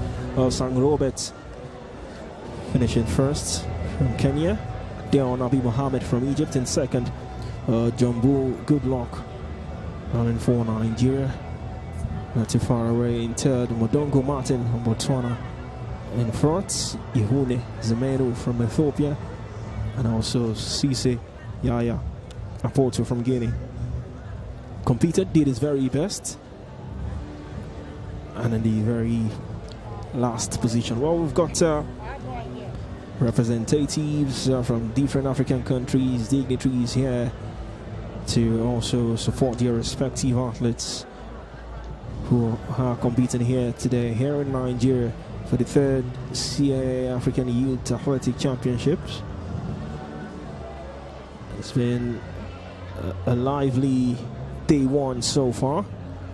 Sets us up for what to come for subsequent days of this championship.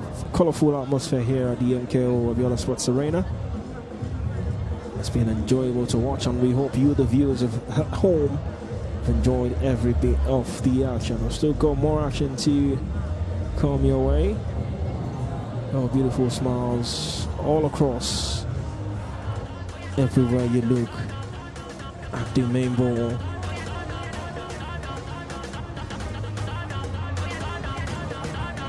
All beautiful, colorful. Yes, not filled to the brim, but the ones we have right here very much joyful that you're enjoying this event. And surely, as time goes on, we'll have more of this fans come down to the stadium to enjoy what they must have seen on their screens. Just as it grew gradually while we witnessed the National Sports Festival a couple of weeks ago. We should be having that same mindset for this very, very colorful event. These are the next future stars. They deserve all the support that they are getting.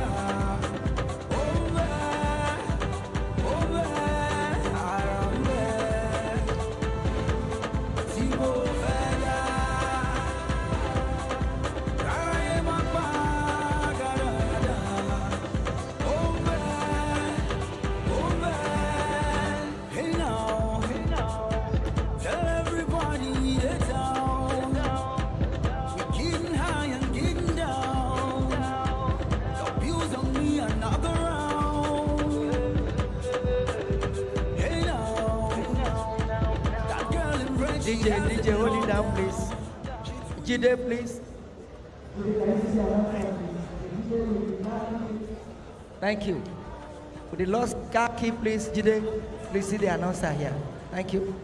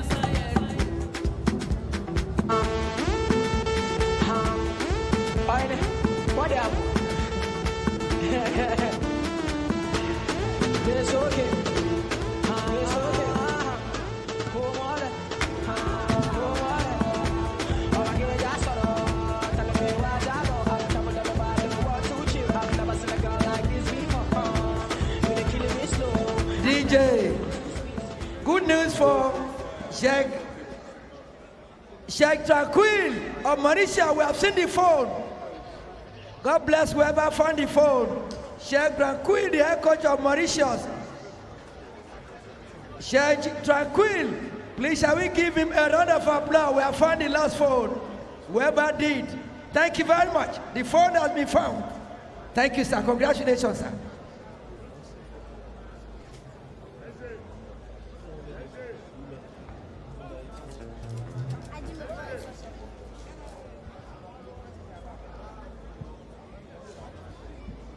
Stand up, please. Up.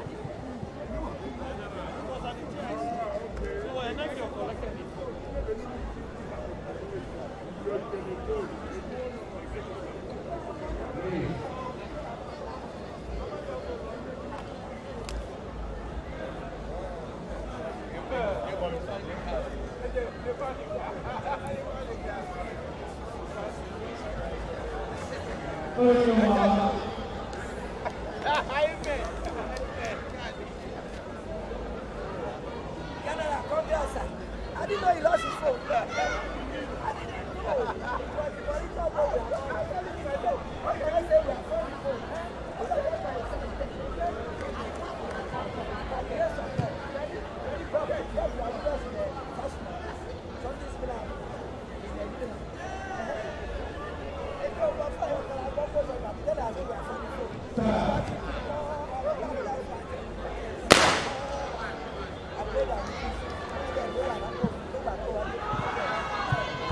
.400 meters, under 18 women hit 2.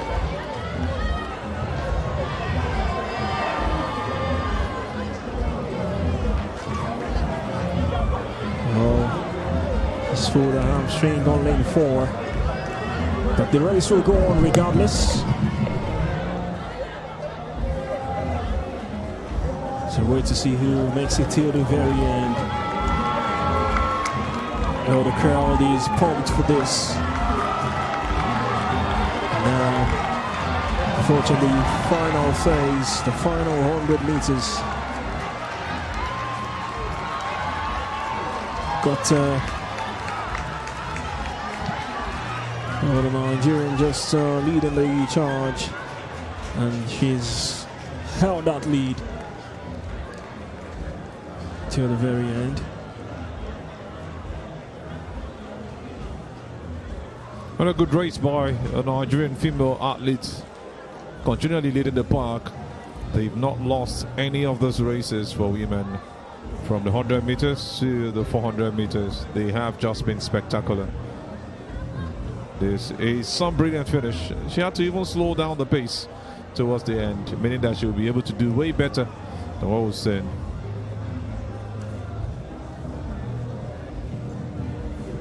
Second look at that very race. Look at that for a lead from Nwachukwu Chioma, the Nigerian. Still holding on, not resting on her laurels. Built a healthy lead, and there was no catching her.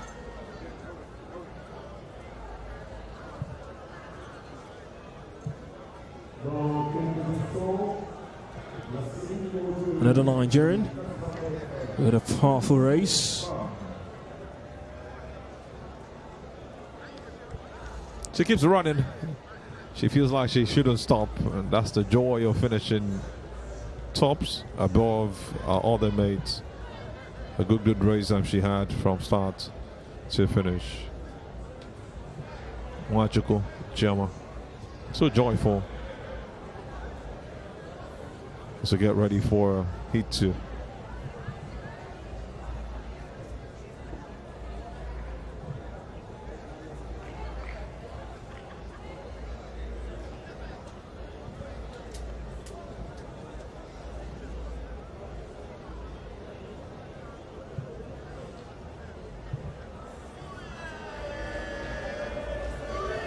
Heat 1 result, 400 meters, under 18 women. Nwachukwu Chioma Jennifer with that healthy lead. That's against Ngoyem Esther Mayadim from Chad and Janet Ayele from Ethiopia. Well, Nwachukwu's compatriot Salamatu Halidu could only do our best to finish fourth, and we've got the other athletes in the bottom 4 position. So Nigerians also making the mark. As far as 400 meters for the women is concerned, now we've seen Heat 1 time for Heat 2. On your screens is Maja Kodumi. I've seen Bisola competing for Nigeria. She's not alone. Ezichukwu Fates also in the mix.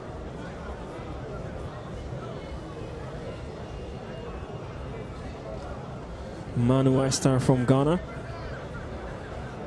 will also compete in this one.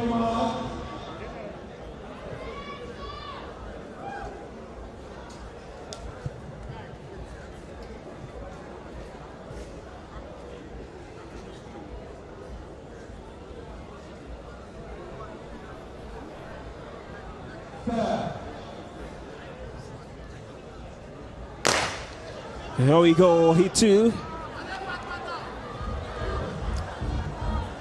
Who will get to the finish line first? We saw Nwachukwu Chioma in Heat 1. Now, who are we going to see clinch this one for Heat 2? Can Maja Kodumi do this for Nigeria? She stays in the lead. Still a long way to go. Manu Esther, the Ghanaian, closing on, but still holding on to that lead, Maja Kodumi. And now she's building the gap, she's building the distance. And she will hold on till the very end, and it's looking like it's Nigeria back-to-back in the 400 meters under 18 women heat 1 and heat 2. And she's done the job. Now Maja Kodumi has done it for Nigeria. She's done it, and she's replicated what Nwachukwu Chioma did earlier on in heat 1. Once again, Nigeria doing all they can and making sure they will go on to the next phase to compete for honors and for laurels. Huge celebration for her, Maja Kodumi Bisola Hafson. Running a good time. She had her best time of 55.79 seconds earlier in the year. And the pace she took off with them from the get-go really shook everyone. I think it was just after 100 meters she took off with that pace and she never stopped.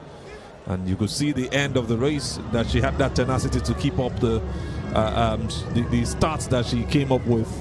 And she outpaced every other athlete. The Ethiopian coming just behind, but way behind the distance was. And you must give it to her again. She's done brilliantly well, Bisola. And that's just how to finish a race. Great race from Maja Kodumi Bisola Hafson. Still trying to regain her strength.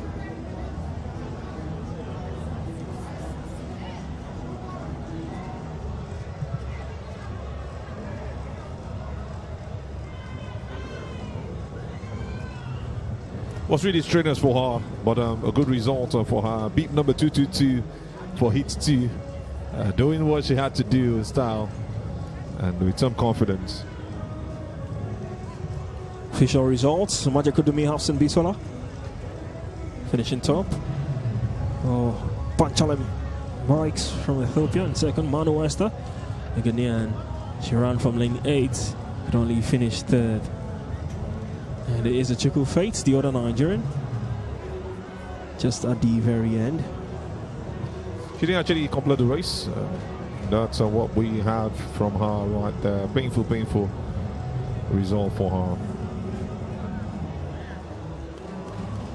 But give it to Maja Kodumi, a great race she ran from start to finish.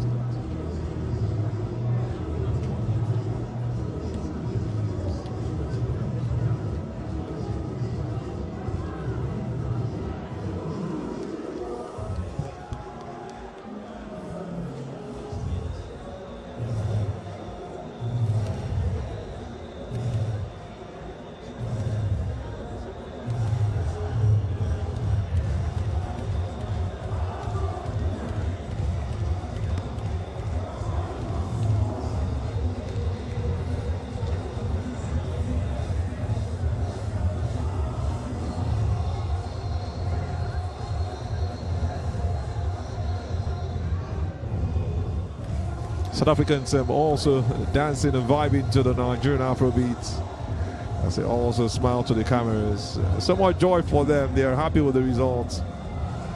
And just a cross-section of fans. So joyful. Happy in front of the cameras. And the officials also not left out. Everyone is having fun.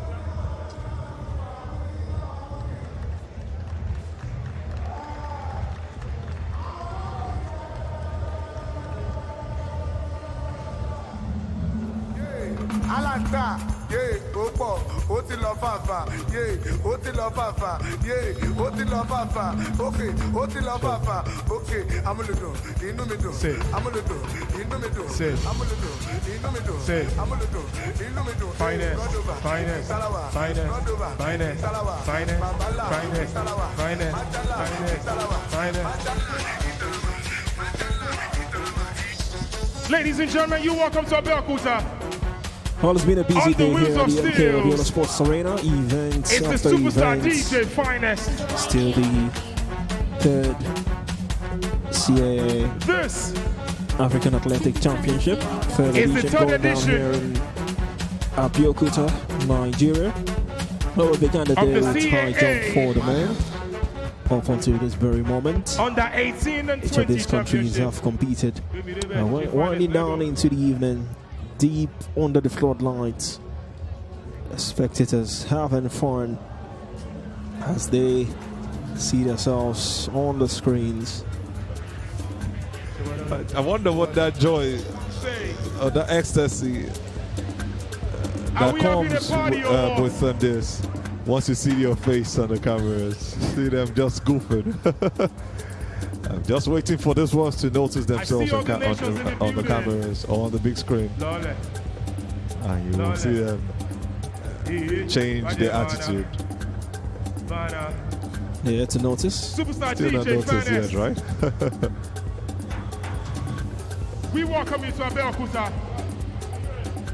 Some brilliant stuff right there with the cameraman trying to cover This every frame. It's a celebration Saying of that stars. Drop. even the athletes are covered. That's a man who did so well We with the welcome you to our last race. party. Special shout out to everyone for making this happen. Ay, ay, ay, ay, ay, ay, ay, ay. Mike the Pundit is in the building, ladies and gentlemen. Still a lively atmosphere here at the MKO Abiola Sports Arena. Now you talk about those reactions when you see yourself on the camera. That was such a lively reaction to see. Well, we've still got some more spectators, indigenous, locals, foreigners from several African countries here at the main ball of the MKO Abiola Sports Arena. But in the meantime, we'll head back to Taiwo Majex with one of the delegates of the South African contingent here in Nigeria.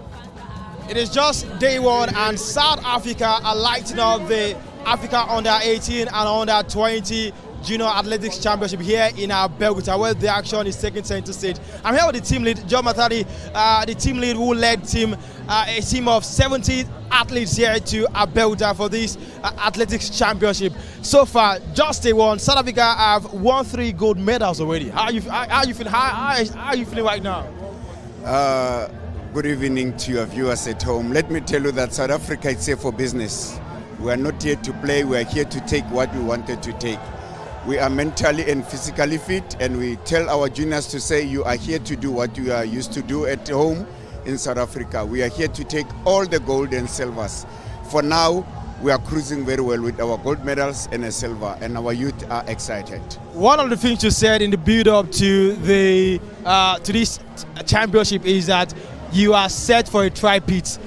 Do you think South Africa can do it through three championship win in a row, seeing that you've won the last 2 editions? That is our plan, and we have prepared for this CAA championship, and we are here to come and claim our victory. We are not here to come and cruise or whatever.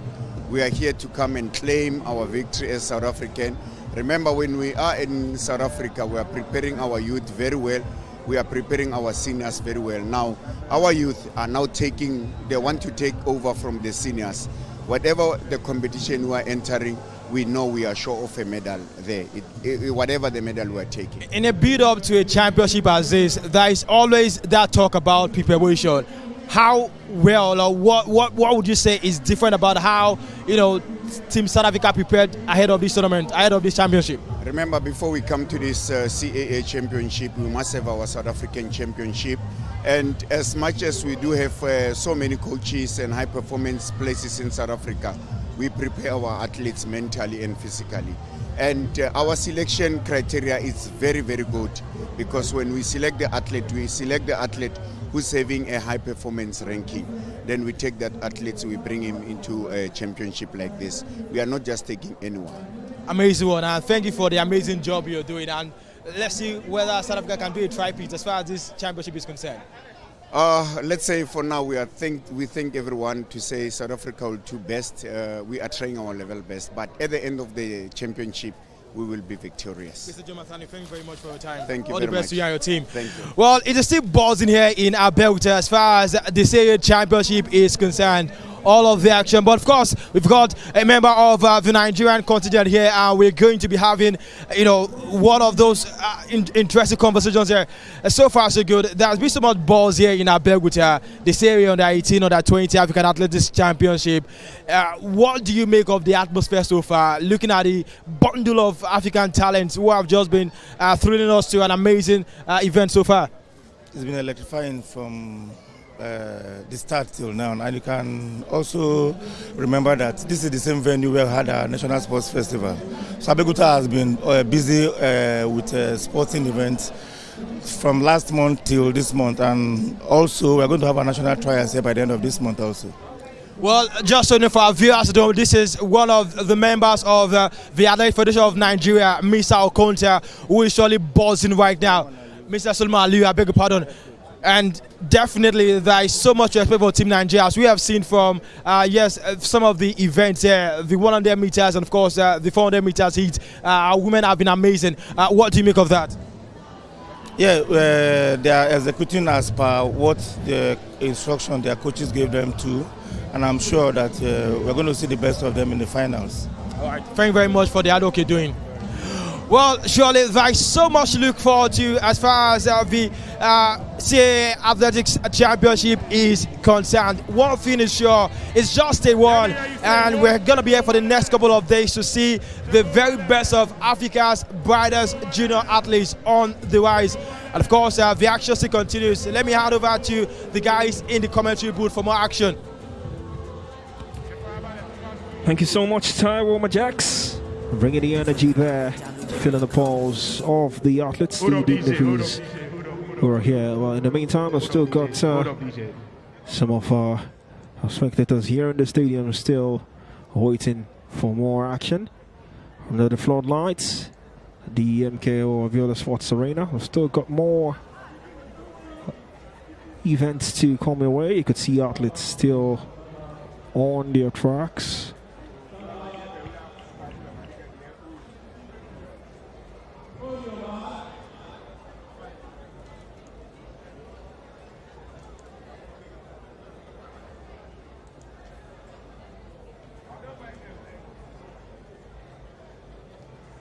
Oh, still got some more hits to come your way.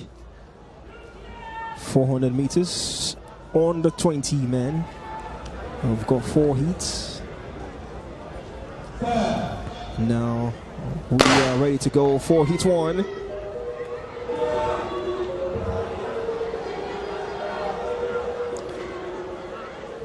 Who will be making it to the next phase for the 400 meters.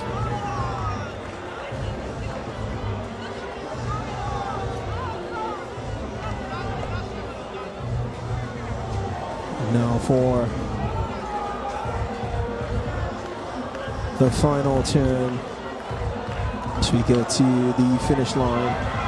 Can he hold on to this healthy lead now? Akalu David from Nigeria just trying to maintain that lead. Looking like he's not going to relinquish it. He gets it and he stays there till the very end. Nigeria first, South Africa second. Nigeria third. Beautiful race and for the athletes coming out tops in this one. And I love what they have shown from start to finish. That's the man, beat number 937. the pace he started with, at some point he just felt he was going to get tired. He must have done this training over and over again, and must have built that consistency not to relinquish his pace at any point. And you must give it to him for a brilliant job. Well done. A lovely, lovely race from start to finish for the Nigerian.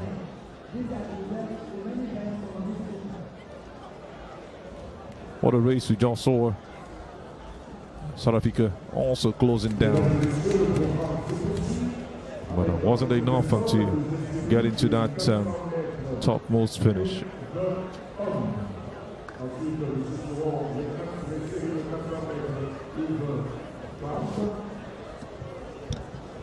Heat 1 done, 400 meters on the 20 man. Got heat 2, 3 and 4 to come.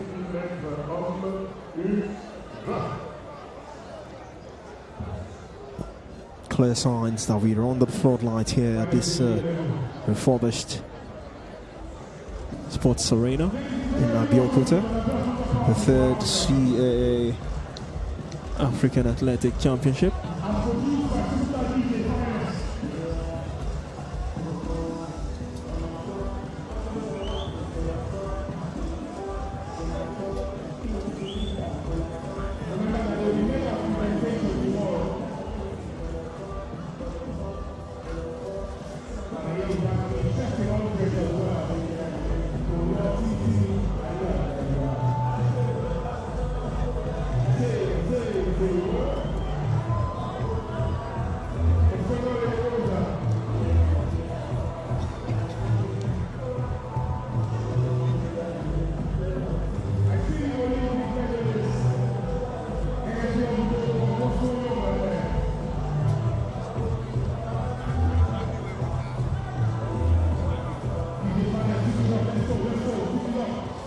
All smiles from the crowd.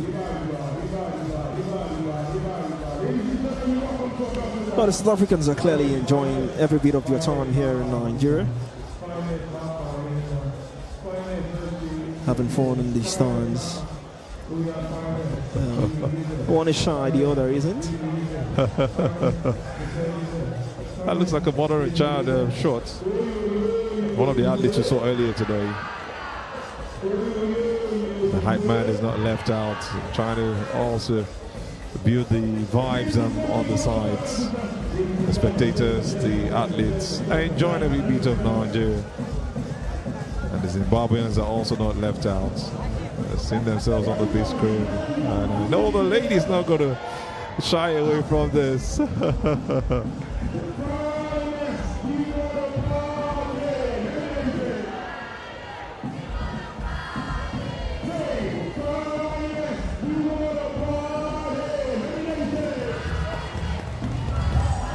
Guys are always going to wave to the camera. You have more shy ladies. Some of them don't know they're on the big screen, and now they have seen it. Moroccans are also represented. Whichever way, they don't have to dance to the beat. Wow, the country is still hosting the WAFCON. They're here competing for the third CA African Athletic Championship. Well, official result for the 400 meters on the 20 men's heat 1. Kalu David, the Nigerian, finishing first. Matlangu Sila from South Africa in second. Dakar Osama from Morocco in third. As far as the heat 1, 400 meters on the 20 men is concerned.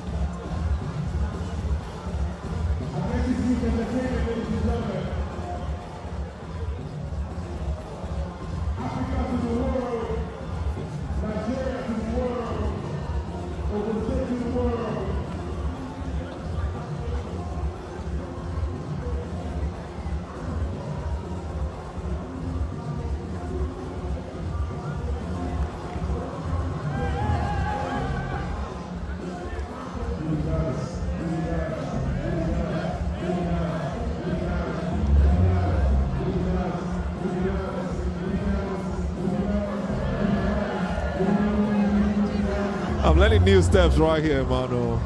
new moves. I'm going to improve my dance steps. Yeah, I don't think that guy is Nigerian. It doesn't have to be. I'm learning.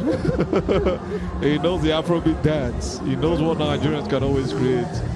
This is usually one of my favorite parts of coming for championship for games like Exactly. this. In as much as you come here to win, you also have to enjoy yourself because times like this don't come again.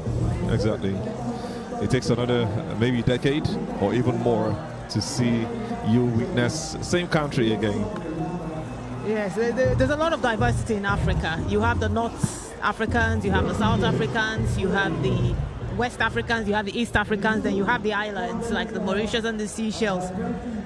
So the diversity in Africa is really shows out when you have athletes, when you come, people come to watch and participate in these championships. Different emotions, different temperaments. You can see one also. Man, it's really funny. Man. Cheer up, man. It's gonna be all right. Yeah. Could he be Bills? Man, the joy from the athletes is even.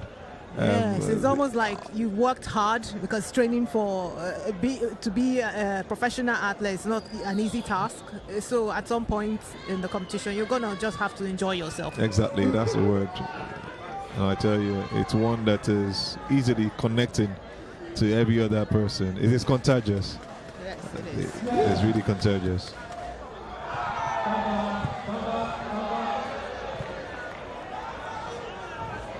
Not so fast. This is heat 2, 400 meters under 20 men.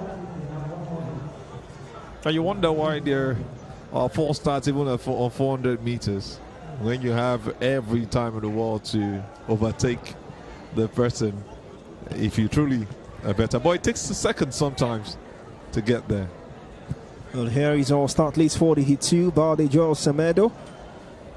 We've also got CB Shohetsu, Matutu Bukosi, Seleka Lefache, Badmos Atanda, Chihora Nyasha, Samson Victor, and Tabale Jr. of Botswana, all competing for the second heat, men's 400 meters.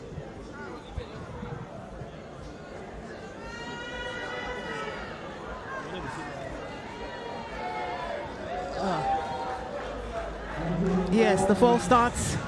It can really be. It can take away some of the confidence of the athletes sometimes, because especially if the athlete is the one that caused the false start to begin with. So a lot of them tend to want to sleep on the block so that they don't do it again, because the second time it's going to be an automatic disqualification. My question is, how do you do a false start even on a 400 meters race? Is it you have a lot of time to meet up? Why not wait for the gunshot before making that move? That's because you're thinking of 400 meters as a long distance. It's not. It's not really a long distance, but there is time to actually catch up. Okay, I'll leave it to the professional. To the one who is retired but not tired. Here we go, heat 2, 400 meters under 20 men.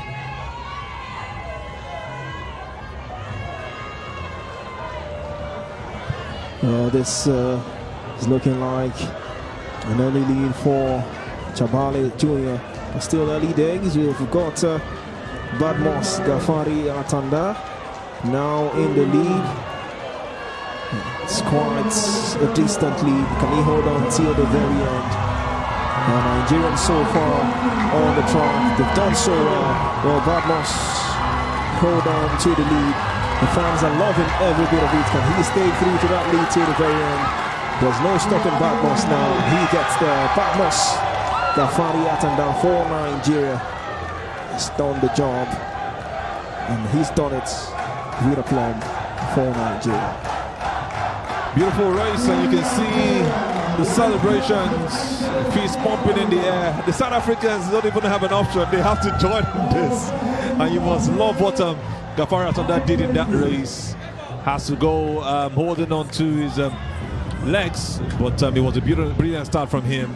Kept that tempo on a low, and when he needed to increase the pace, he did. This is a brilliant race from that man. Yes, the Nigerian boys are actually really doing well in the quarter mile. We've seen this is the second heat, and Nigeria has won both, giving the second place a lot of space. That's about a 5 meters gap.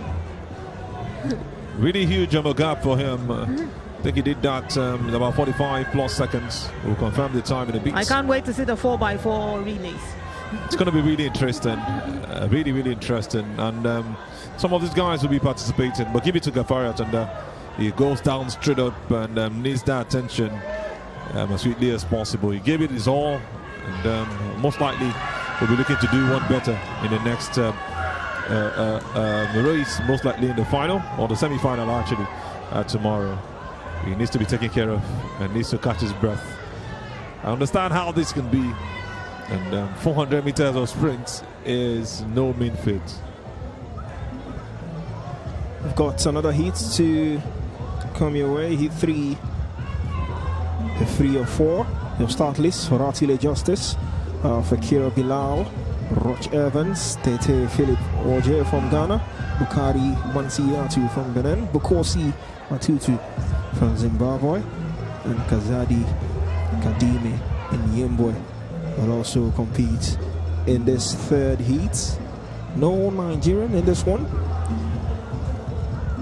That's like the first time we're having a race without a Nigerian.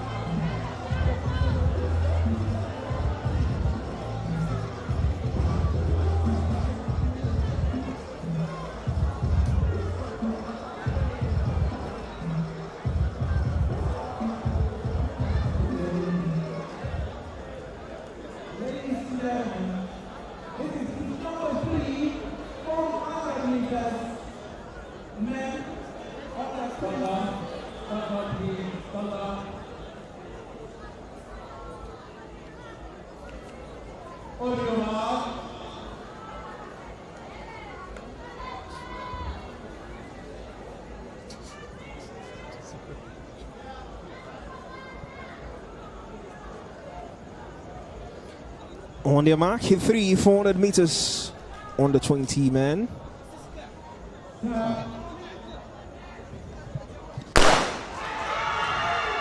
Here we go. We're going to see another Nigerian finish at the very top. Here they come, heading into the final 200 meters, and then into the final 100.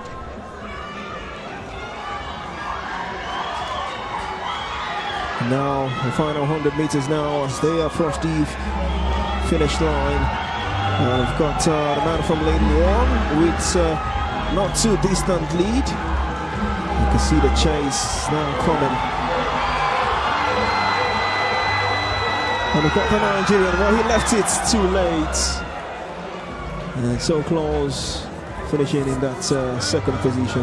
A great race in the end. Yes, we have the Botswana winning this heat. The Botswana, they have a long history of sprint champions. In recent times, you have Tobago, who is the Olympic gold medalist in the 200 meter.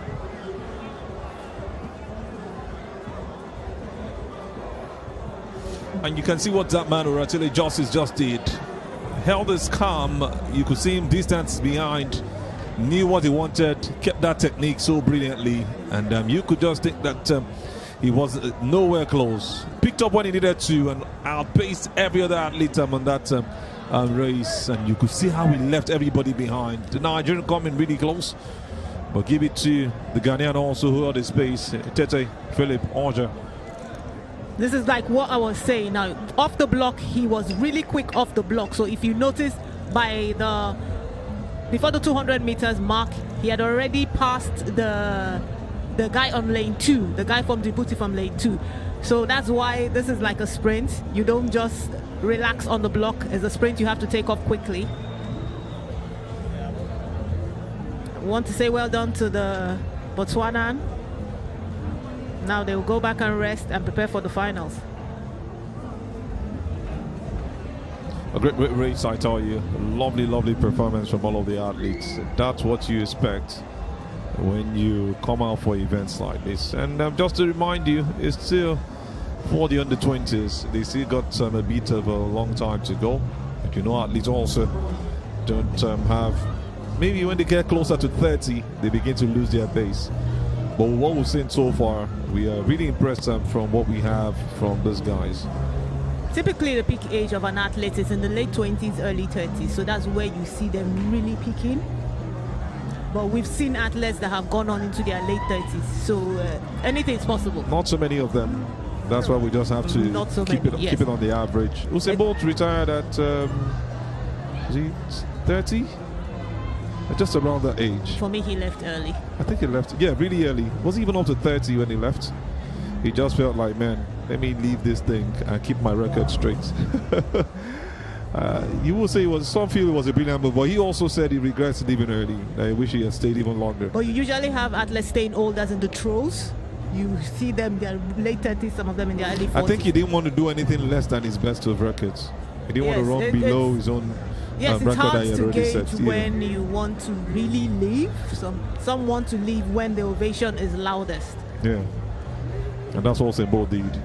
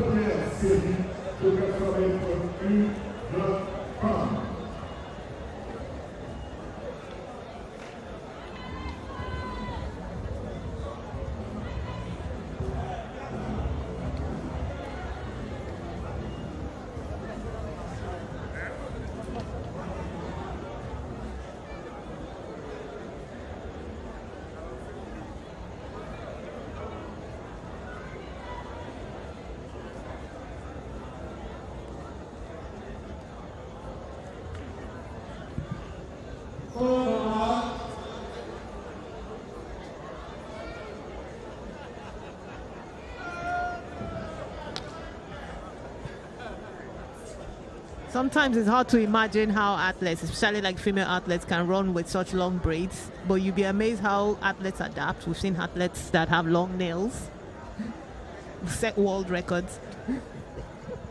So which one is more difficult, the nails or the hair? For me, I would say the hair. 400 meters under 20 women, heat 1.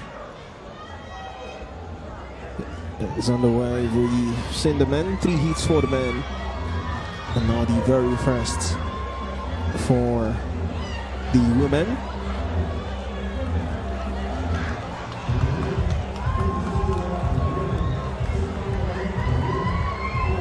First 100 meters done.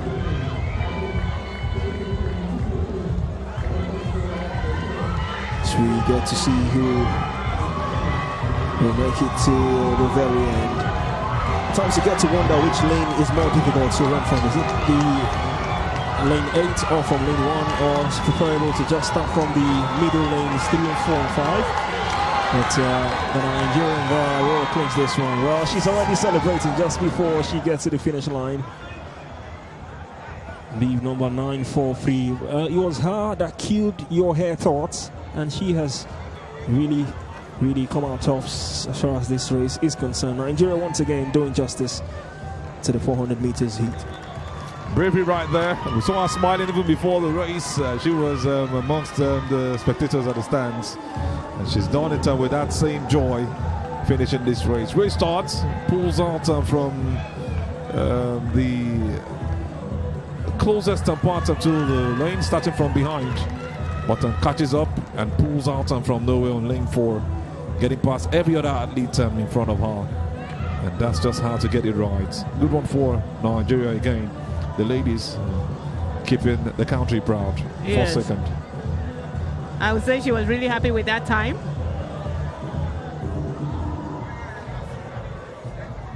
Yes. She will surely be happy with the time.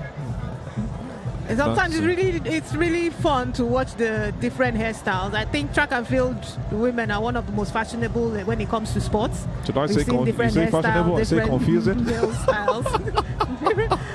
And to be able to cope or still do top performance with those things is really it can be really baffling. I remember Gail Diva, she was the 400 hurdles record holder. Yeah. She used to run with nails that were so long that she used to set with her knuckles, not her fingers. And you wonder, because I expect you to maybe try to make that feast look bold and strong, but they create some new patterns for themselves, and it makes them even more popular.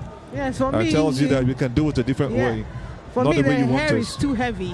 I usually, when I used to go to compete, I made sure I did hair that was as light as possible. But some people can cope. I've seen people with big afros running and have no problem. As long as it's not hindering your performance, no problem. It's all beautiful. It's all good. If you can walk with it, why not? That's what it is about when it comes to athletics.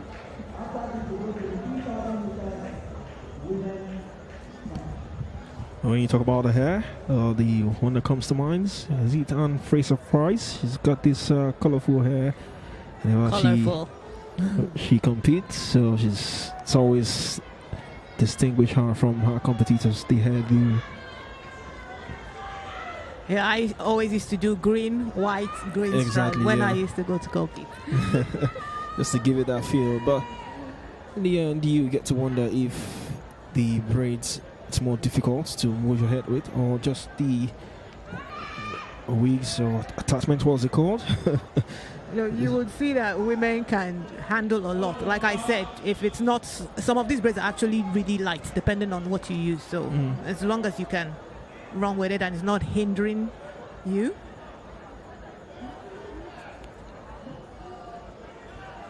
Ready to go for the next heat, 400 meters. Under 20 women. Heat 2 on the way. The heat's coming in thick and fast now. She head late into the evening. And once again, the Nigerian contingent showing that they are the country to beat when it comes to these 400 meters races. This is a healthy lead. I'm quite surprised if she relinquishes this one till the finish line. Looking like she's going to hold on, but maybe too early to call. The chase is on into the final 100 meters. The gap is reducing now into the very end. Can she stay there? Her pace is reducing. Well, it's looking like she is not going to hold on to it, or can she? She's trying to recover, and she does. A great run there in the end. She had a better finish. She had a better staying power. The legs were not as fatigued as the Ethiopian that was chasing Staying her. power, that's the word. And she's very proud of that performance. You can see that. Look at the swagger she walks off with, the confidence and how she puts her hands into her head. That's how to win a race. And you must give it to this lady. Beat number 721, the Nigerian doing a country proud, doing herself also proud. And really, really happy. Looks like it's a personal best. We're going to confirm in a bit. But that's some race that we just saw right now. Competition in the final third. And that's how to make it even more interesting. Yes, and even though she was in lane 8, a lane that most athletes don't really like, she still came out and did her best and won the race. She's so emotional now. The emotions rolling over. She doesn't know how to react. She doesn't know where to look. So we'll take a second look now at this very race. What a start she had. And now she almost relinquished that lead at the very end, but she stayed through to her pace. And what a finish. Look at that. So close to losing that lead. But look at that for that final push. Giving it a very good goal in the very end. And to make it onto the finish line. What a crowd. I loving every bit of it. Look at that for a celebration. So emotional and so thankful. Looks like a championship record. And I tell you, the celebration is really, really on the high. Fans celebrating around her. She's getting all the paparazzi attracted. She's done something new, surely. It looks like a championship record. And most likely, we'll be seen to confirm that in a bit. For everyone to be around her for something this early, and there is actually something that is more to that particular race. Just keep up with us. We're going to give you the update in a bit. And it's just a lovely race we saw. She really kept that pace and kept her consistency. Running 400 meters on that same pace is something really, really good. And I love what we've just seen. We see the 3,000 meter steeplechase girls warming up for their race. Steeplechase is... I've got the official results for the 400 meters under 20 women heat 1. And here Favor Onyinye, the Nigerian, just finishing tough in that one. Naruna Anita, also from Nigeria. So 2 Nigerians, compatriots, finishing first and second. One from Zimbabwe, Ronanga Tinache, just finishing third in that heat 1 400 meters under 20. So we get set for our very next event, still very much live here at the MKO Abiola Sports Arena, the 3rd CAA Africa Junior Championship.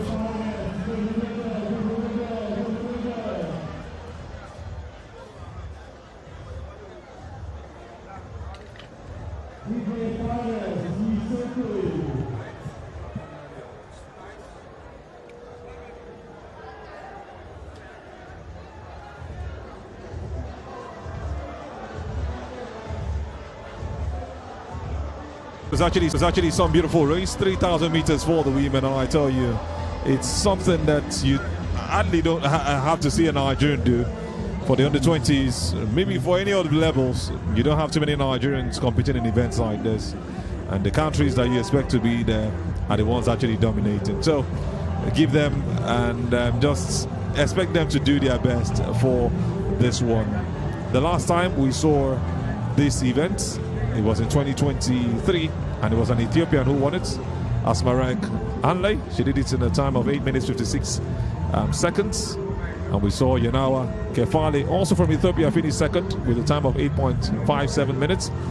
And third also was Ethiopia, Aniadis Mebrit, also with a time of 8.58 minutes. No other country, it was a clean sweep from the Ethiopians, and they'll be looking to do it again this time around.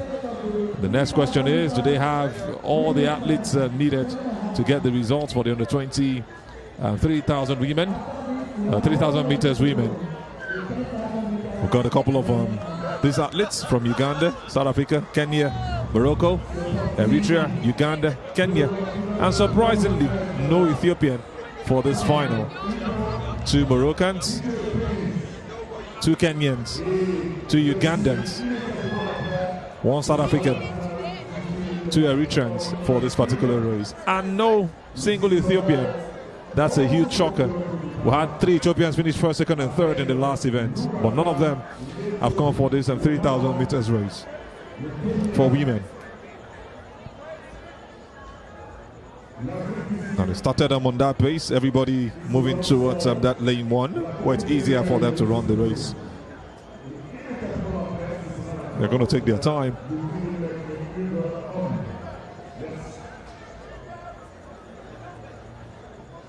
So just to confirm, they will go around the 400 meters circle 5 times, plus the 200 meters they must have started with to make up 3,000. 7 times actually they go around the 400 meters. That gives you 2,800 meters. Then 200 meters, which they have started with to make up 3,000. You see the athletes are just taking their time, completing the first lap of 400 meters.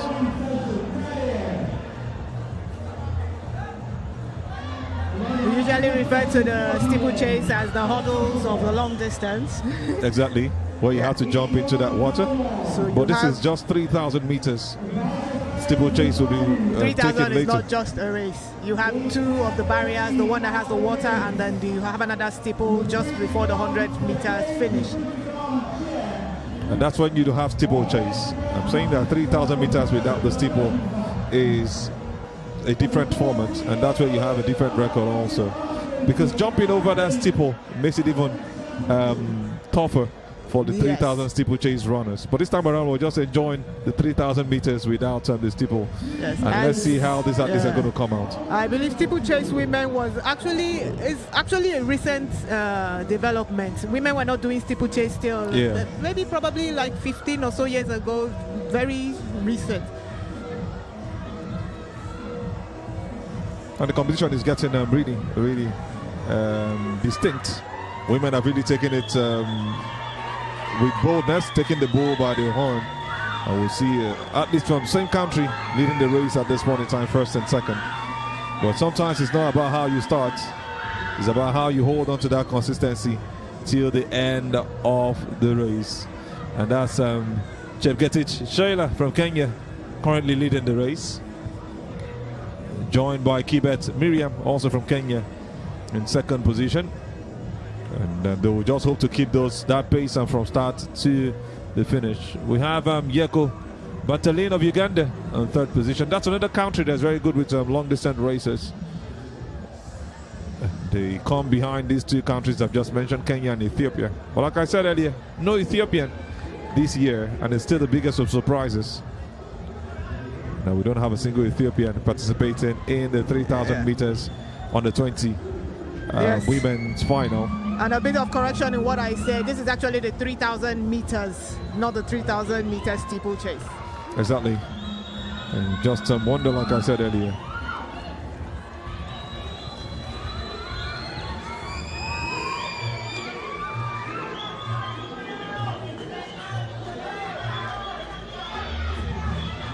And I remember Uganda was, it's like kind of their favorite race. And we have the Ugandan athletes leading the pack.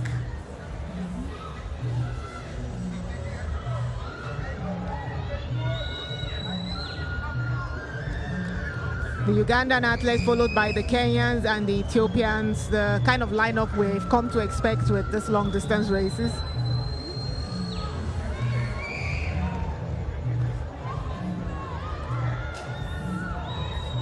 I think for this race, the Ugandans are the one that I think is their birthright. So I think you're going to see a lot of push from the Ugandan athletes to win this event. And she has left the pack, giving them about a 5-meter gap.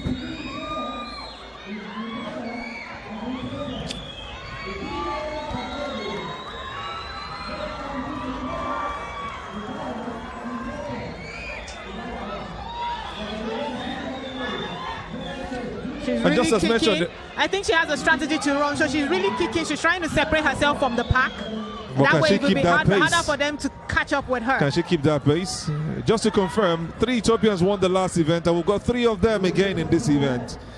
Making up the numbers, just in the later time of the race, we confirmed that we had 3 Ethiopians also joining the race. And this is the one leading the pack at this point in time, the Ugandan, Yeko Bentalin, looking to win this. But can she keep this pace all through? Oh yeah, but usually in the 3,000, all you need is one Ugandan. Exactly. But you have Kenyans, And she has opened the gap. Ethiopians. She has opened the gap. It's easy to open the gap, but Yeah. can you keep the pace? Remember I said something about a Nigerian who started this at the National Sports Festival just over a month ago. She opened some gap that was about 200 meters. In the end, I think she finished last in the race. She couldn't beat up. So sometimes it's not about opening the gap. But when you see a Ugandan do this, then there is some tendency that she'll be able to hold on. But not forgetting the fact that you have 5 of them chasing after Kenyans and Ethiopians, 4 behind her currently. But the space she has kept is really, really magnificent. You know, this is a good strategy for her to have, especially since the Ethiopians and the Kenyans are now in a pack. And then the Kenyans and the Ethiopians, they will now try to pair up and try to win while she's alone. So you have the 2nd and 3rd place that the Ethiopians and Ugandans are fighting for. So it remains to be seen. The gap is quite wide. I don't really see them really closing up that gap till the end of this race, but anything can happen. Closing down. Some laps have been covered. Just a couple left. And that's what makes it really interesting in the end. And she really has a good form. She's really kicking. She has a high knee. I will put my money on them not catching her. And it's looking like she's even extending the lead. But she's slowing down gradually. And now we go for the final lap. That is what that bell is indicating. And there's no way they're catching her. 400 meters. It's going to be really hard. It's going to be magical to make this happen. There is no way. I usually watch the 3,000 meter because of the Ugandans. Because I remember that when steeplechase first started, it was a Ugandan that won it. The first steeplechase. So when it comes to 3,000 meters, for me, it's like the Ugandans. Yeah, I think they have it and they have got it this time. They're closing down, but it's still distance. It's a competition for 2nd and 3rd now between Ethiopians and Ugandans. Is that a smile on the face of one of the Ethiopians, beat number 116? It might also be a crevice. This distance is crazy. We see the Kenyans kicking, but the distance is too much for them to close. That's about 50 meters, I guess. That's about a 20-meter gap. This is enough to part the Red Sea. So now 2nd and 3rd place is just left to the Ethiopians and the Kenyans. Wow. And the Ugandan has won it. Congratulations to Uganda. Yeko Bentalin does this one for her country. 3,000 meters on the 20 women final. Yeko Bentalin of Uganda wins it. And she still looks like she's ready to go even more. Kept that pace from when she took over. Kept the distance and left the others behind. Because you see the other countries trying to catch up or just finish the race. It's really, really confirmed results and such distance. I won't be surprised if she sets a championship record. Yeko Bentalin will wait for her time and confirm if she has. The South African is still right there running a race. Lara van der Merwe continually making sure that she wants to finish this one. A good race for her, whether you like it or not. Keeping that spirit of sportsmanship.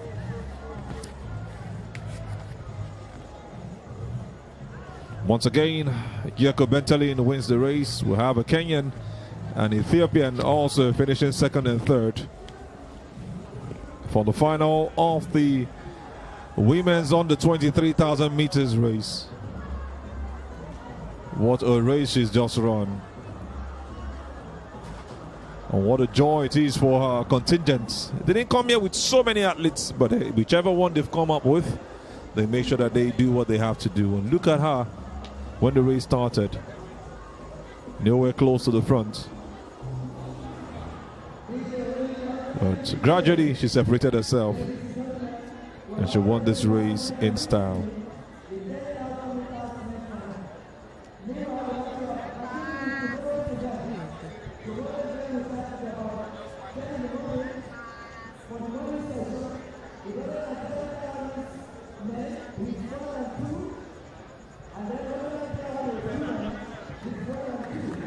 Still have some more events to go.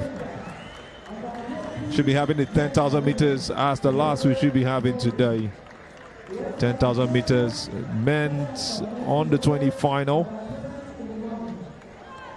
The 10,000 meter is a race that has gained popularity over the years due to the 10-kilometer road running. I remember back then when they used to show, because usually when they broadcast the athletics championship, the 10,000 meters, they tend to focus on the race, and it used to upset me a lot before. But right now, because due to the popularity of road running, the long distance has become one of my favorite events to watch. Can he ever be my favorite? I've done the marathon a couple of times and I know how long it can be. Let's quickly run you through the athletes. You have from Uganda, Cherub Samuel. We've also got Kenya's Edwin Elkanah, Algeria's Osine Akram, Zimbabwe's Murumbi Takana. We've got Mumbere Kahuma Alpha from Congo. We've also got Nigeria's Musa Francis James running this one. And Ukeza Matthew of Burundi is on this one. Kenya's Ngetich Ronald here. And we've got South Africa's Riloboga Smith. And Morocco's Sabir Zakaria also making up the 10 athletes for this race.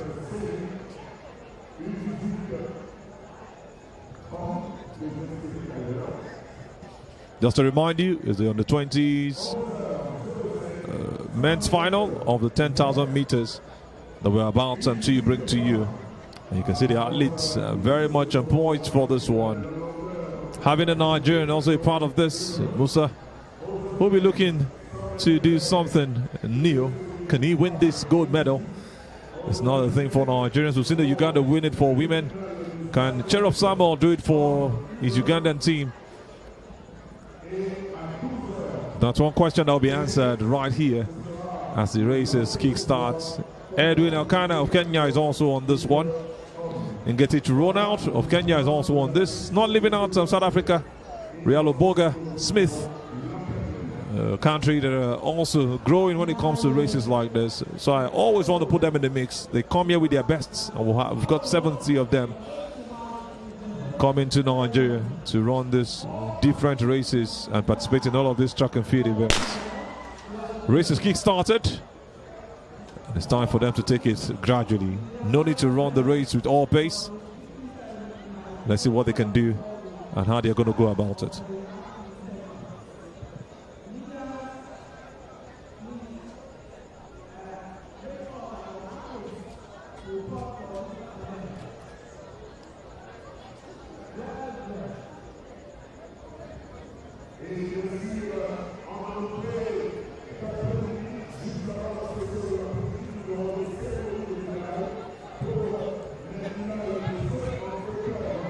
Ten 10,000 meters is 25 times round the track. We have our athletes from Kenya, Uganda, Zimbabwe,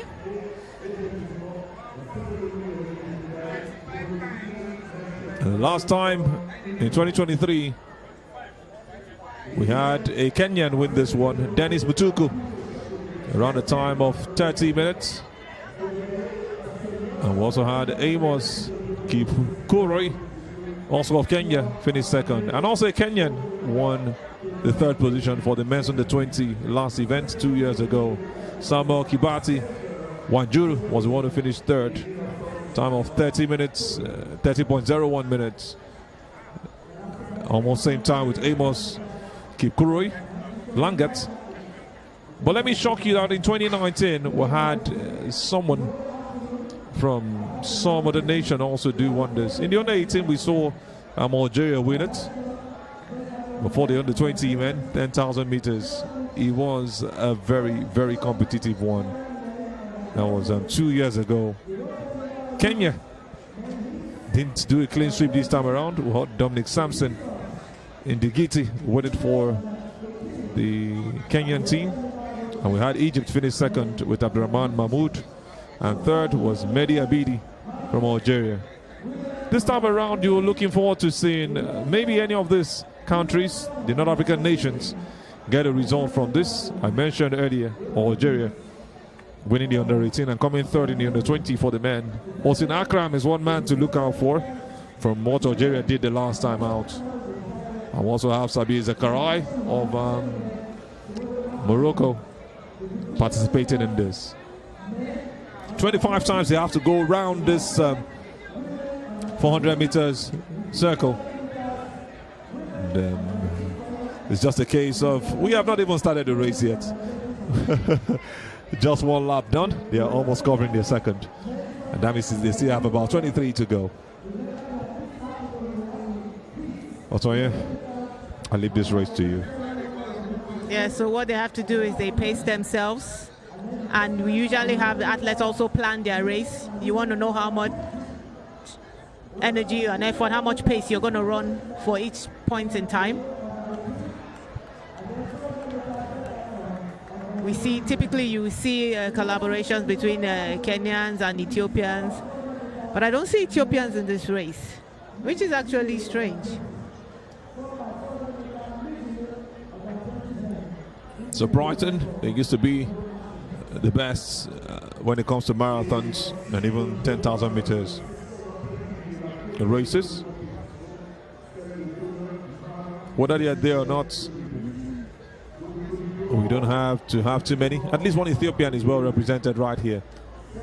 And that's yes, enough. Yes. Oh, I did. He was being boxed in. He was being boxed in.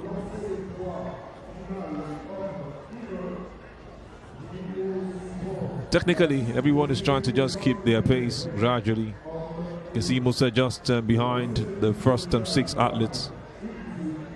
Like you said, you pace yourself. There's no need to go in all out in the first few meters. Usually what you want to do is that one athlete usually tend to volunteer to pace everybody else. It depends on the pace or the way you planned your race. You typically see the athletes check their time because they have a certain pace that they want to go to. So if, for instance, an athlete runs faster than this and he's trying, maybe he wants to make his personal best, and the pace is too slow for him, he will usually come to the front to try to get the runners to go faster. And that's what Cherub Samuel most likely is doing right here. That's the man just up front, Cherub Samuel. Beep number 643. At least I'm not really bothered about taking their positions right now, but they want to keep that pace. They don't want that distance to be so much between them and the second and third positions. Yes, what you really don't want to do is to let them give you so much, because the East African runners, they tend to do that. They will probably slow the pace down a little bit. Now what they do is that they kick at a certain point so that they give you a gap, and then it's really hard for you to kind of catch up with them. So you really keeping up with their pace. You want to be in that lead pack, in the pack that is leading, so that they don't give you so much space that you cannot catch up.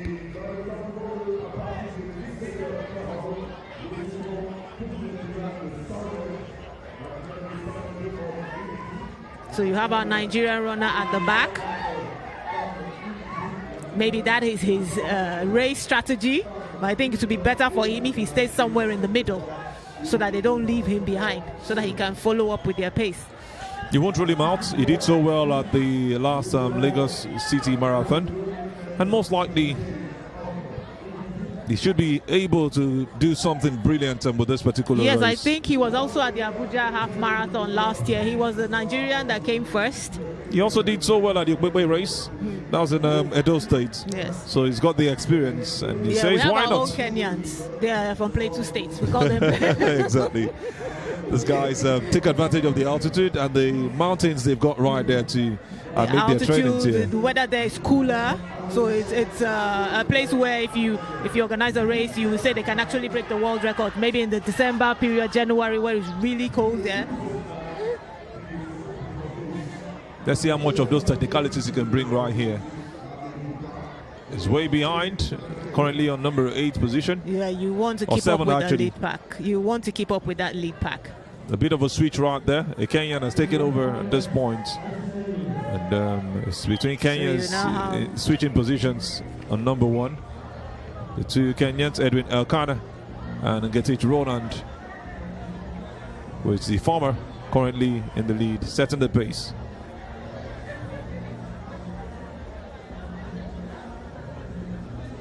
Having another athlete coming so close. So you have the Kenyan and the athlete from Burundi.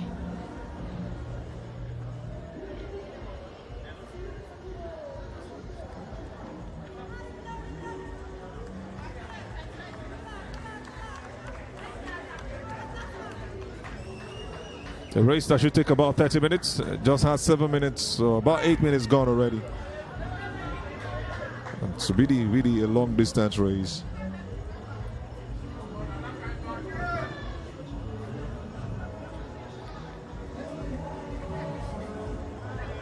So I would say it's our usual suspects. So Kenya, Burundi, Uganda, Ethiopia leading the pack.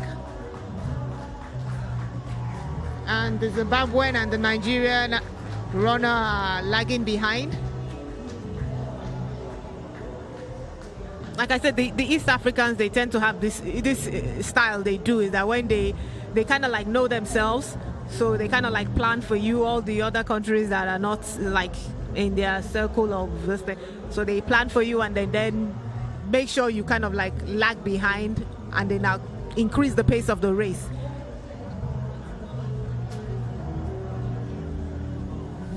And that's one thing that they do so well, is shown in their races. And they've got that energy to carry on. Like I said, I won't be surprised if we see some changes. But some of the African nations, like I mentioned earlier, are also traveling abroad to train better for events like this. Look out for that same altitude that works for the Kenyans and the Ethiopians. And it's working out for them. Algeria, one of those nations. Egypt also drawing closer. South Africa are not left out. It's really fun to watch the East Africans when they do long distance races. You get to have a glimpse into the mind of how they work. It's not just about the running, it's about the strategy you apply to that running also. Strategy plays a huge role as far as this race is concerned. If you're just joining us, this is the 10,000 meters for the under-20s men category, to be precise. We're having the race just hitting the 10-minute mark. All athletes keeping their pace and just taking their time. The current record is about 30 minutes. We're just looking at who's going to maybe break that. But most importantly this time around, it might not just be about breaking records, it's about winning the race.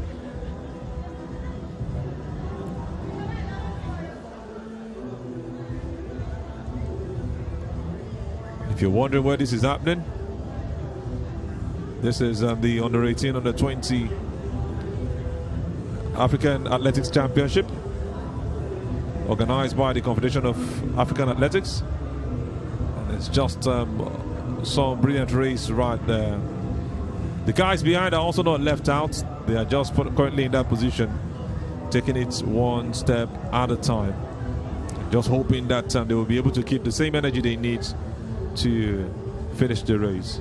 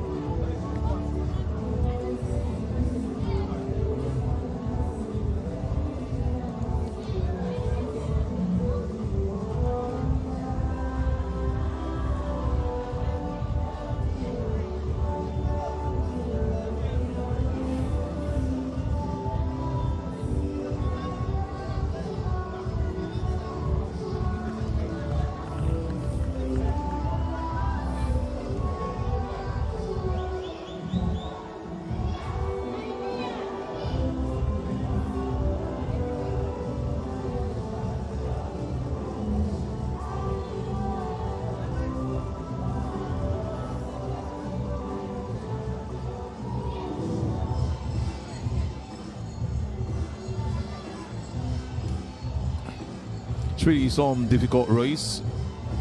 So it looks so easy when you watch them on your screen, and they're just almost halfway. Still a long time to go for them. You just see them keeping their consistency and their pace.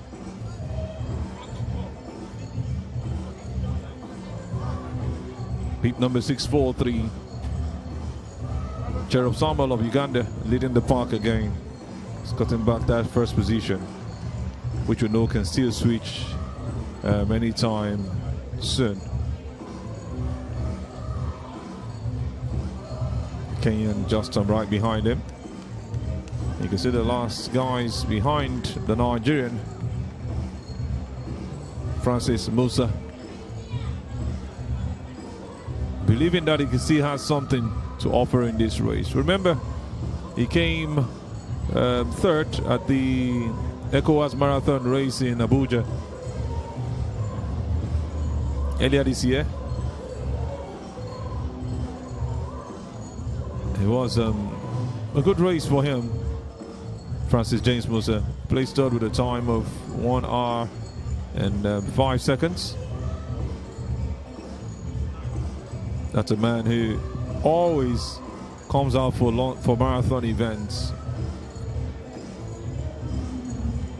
He's about 19 years of age. Just been almost at every event.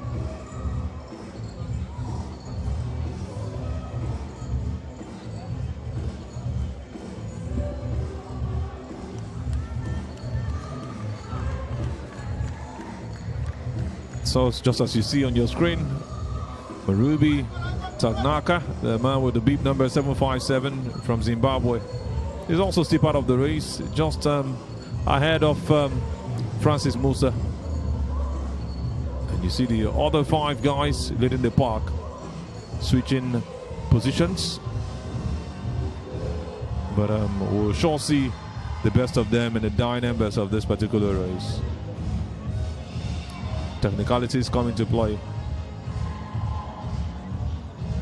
Ethiopia, Kenya, Uganda, Eritrea also part of this race.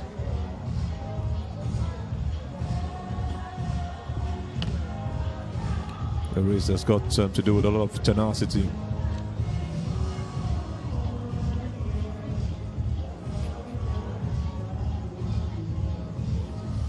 And I tell you, you don't stop these guys from doing what they know how to do. They understand this race so well. And I know a lot of Nigerians are feeling like we don't have too many Nigerians doing this. Maybe they might just need more support. But look at what that man Francis Musa is doing, competing beyond pride and looking to force his way through to the top guys later. Just like I said earlier, he's competing in so many marathon, half marathon events, and he feels that he can also do it for Nigeria in this particular race right here at the CAA African Athletics Championship for under 18 and under 20 athletes, where Nigeria's got over 90 athletes participating. So you must give him kudos for standing his ground and saying, yes, this is one of the places I want to be.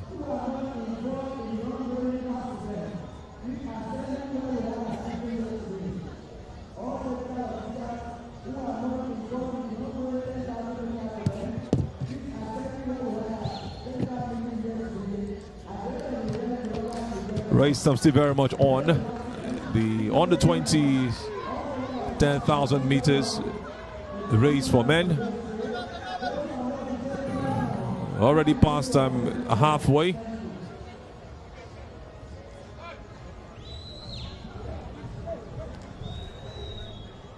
It looks like the leaders almost meeting up with the other guys, and you won't be surprised if they do.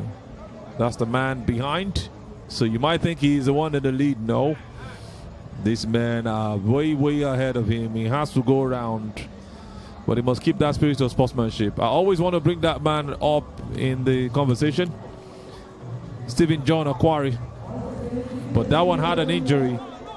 This one has got nothing to do with injuries. It's got to do with fitness and tenacity. But you asked the question, can he still win the race? There is light at the end of the tunnel. One of those old lines that you've always heard, right? Still very much beautiful right here at the MKO Abiola Sports Arena in Abeokuta, hosting almost 1,000 athletes from different parts of Africa, over 40 nations ably represented right here. And we'll see a couple of them from 100 meters races, the heats, to 400 meters, the heats. We've also seen the final of high jump, both men and women. Just to confirm to you again, we've got the 3 leaders of this race. The Kenyan very much in front, chased by Ugandan. And we'll have an Eritrean in 3rd position. That's the man way behind the scenes, almost being caught up. And you wonder how he found himself right here. That's what races are about. It's a very, very painful situation. And surely they are going to go past him. He's trying to increase his pace, but there's little to what he can do.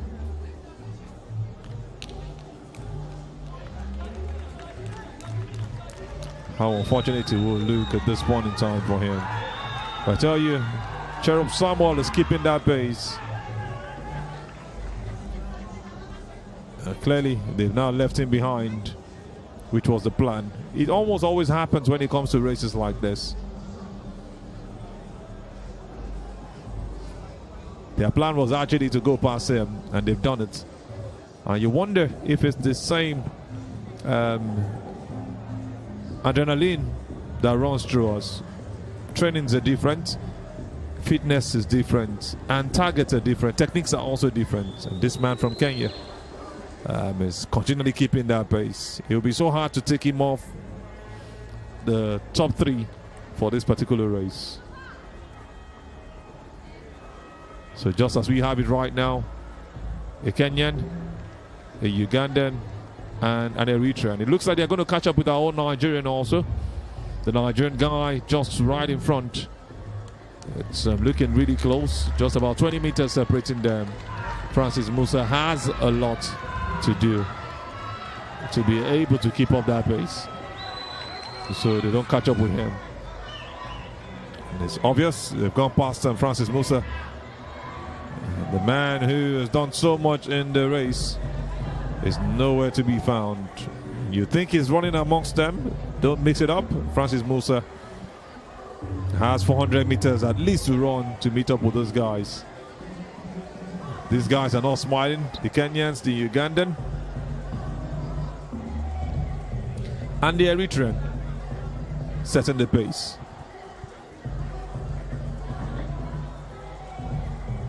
Look at the way the Kenyans are switching positions. And that's just what they want to do. Get the results and dominate.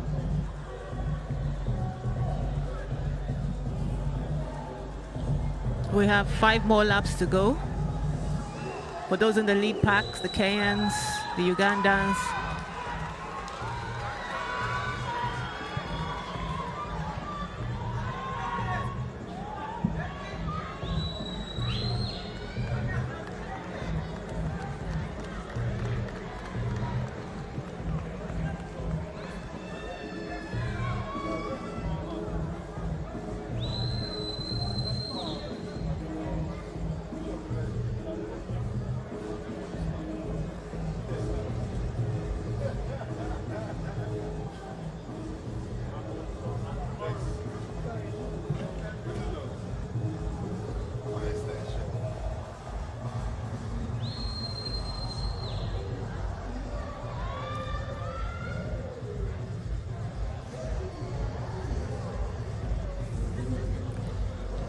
Still very much in this race. He's the man, 10,000 meters on the 20 finals.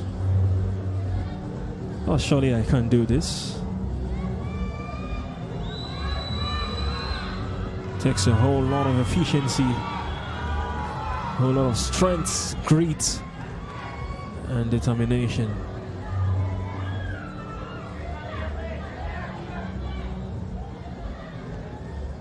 These athletes will continue to compete. Cherop Samuel for Uganda, Edwin Elkanah for Kenya, Hussein Akram for Algeria, Marumbi Tanaka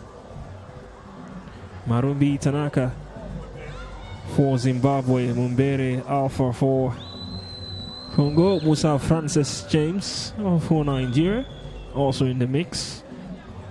Ndayi Keza Matthew for Burundi. We've also got Ingetich Ronald from Kenya, Reloboga Smith from South Africa, and Sabir Zakaria running for Morocco, all competing in this 10,000 meters under 20 men's final.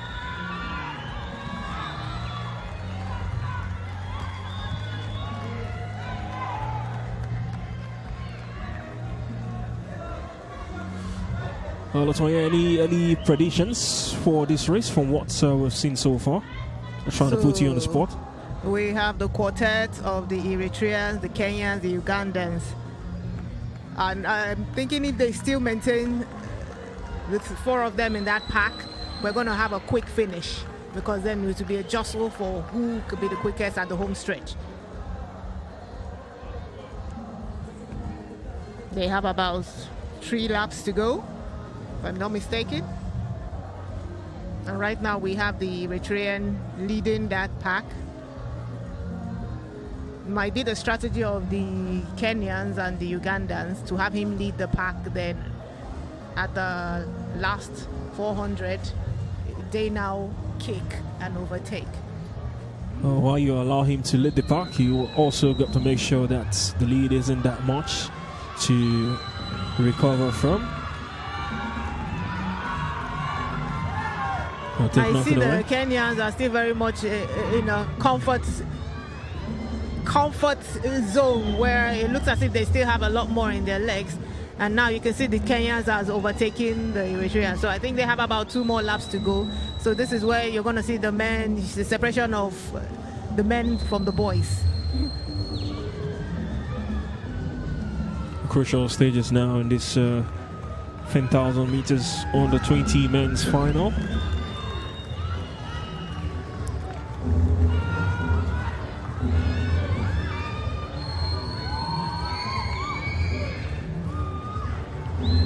We have the Eritrean not wanting to be the one leading the pack, and we have the Kenyans sometimes trying to overtake him. I really think that this is going to be a really quick finish with the way they are running. It's going to be a real quick finish. Not too far away from the finish. So now we have the Ugandan leading the pack. This is really going to be a real quick finish. So we now have them going for their final lap, and the Ugandan is leading the pack. That man has started the race so brightly, and he wants to keep that same pace until the end. Cherop Samuel is his name. Keep that name in your head. Beat number 643, setting the pace with so much distance. He's telling them that if I could do it, or if my man could do it in the 3,000 meters, then I can also do it. He's now sprinting towards the end. Doesn't look like anybody's going to catch up with him. Cherop Samuel has set the pace, has 2 Kenyans chasing after him. And that's what he has always wanted. Edwin Elkanah and Ingetich Roland. Yes, he let the Kenyans lead the pack, and now he's kicking. And we see the Ethiopian going for the finish. He's going for the finish. There is no way anybody is catching him now. And it's just that beautiful race that he's rounding off. He is going to do it with some brilliance, and it looks like he's going to be setting a new record. 28 minutes, 20 seconds. That man has done it. Cherop Samuel of Uganda most likely has set a new record. We'll wait to confirm for this championship. The under 20 men's final at the CAA African Athletics Championship for under 18 and under 20. Beautiful race from that man. Cherop Samuel has Edwin Elkanah and Ngetich Ronald finishing second and third behind him. We still have other athletes running behind. Francis Musa of Nigeria, one of them.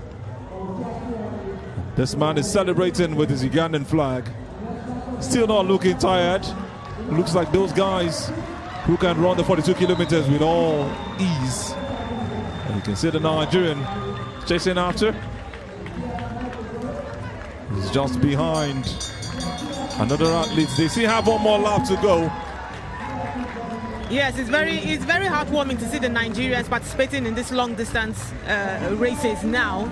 And I say you give us time and we will reach up to the East Africans when it comes to It's about just keeping that consistency, and he has to run that race the last lap with Marumbi Tanaka of Zimbabwe. He's also checking his time to see how bad or how good he has done, if there's any improvement for him. Mr. Francis James has participated in a couple of races, was right there at the 2023 Lagos City Marathon. This time around, he is doing it at the CAA under 18, under 20. So Francis is coming into his final 100 meters, while the Zimbabwe athlete still has one more lap to go.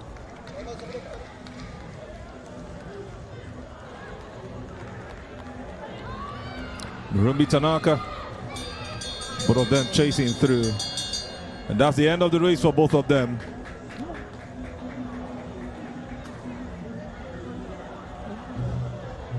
Truly has one more lap to go, as mentioned by Otoye. That's how slow he had been. You just see that she did not say he's done so well. But let's leave them and just focus on the guys who have won the race. The Ugandans and the Kenyans celebrating together the spirit of sportsmanship. Cherub Samuel finishes first. And you have the other Kenyans, Edwin Elkanah and Ngetich Ronald finishing second and third. Congratulations to the East Africans. We'll surely wait for that man, Marumbi Tanaka, to round off his race as he gets closer to the final 200 meters of this race. And slowing down so much, but will do as much as he can to make sure that he sees the end of it.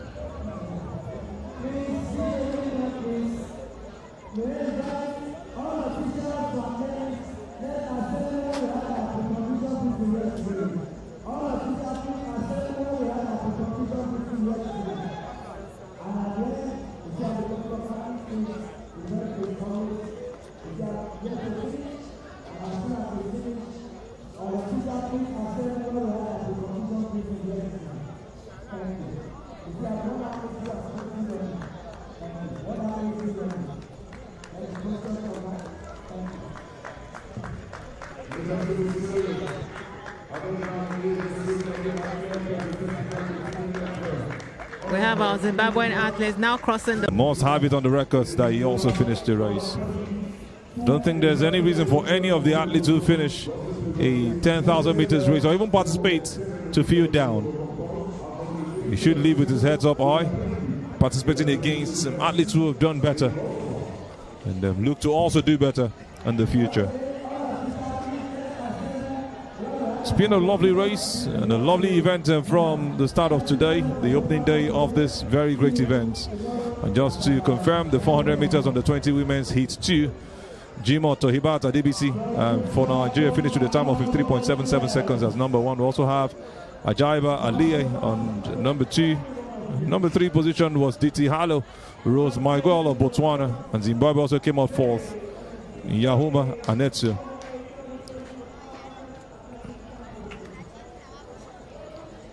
Then for heat 3, the under 20 men's 400 meters, we've got Oratile Justice of Botswana, finished number 1 with 46.44 seconds. Bomaki Abdeno of Algeria came second. Kenya came third. An athlete for Kenya is Rotich Evans. And we have Tess Fagioris Simon of Eritrea coming 4th. Heat 2 for the 400 meters on the 20 men.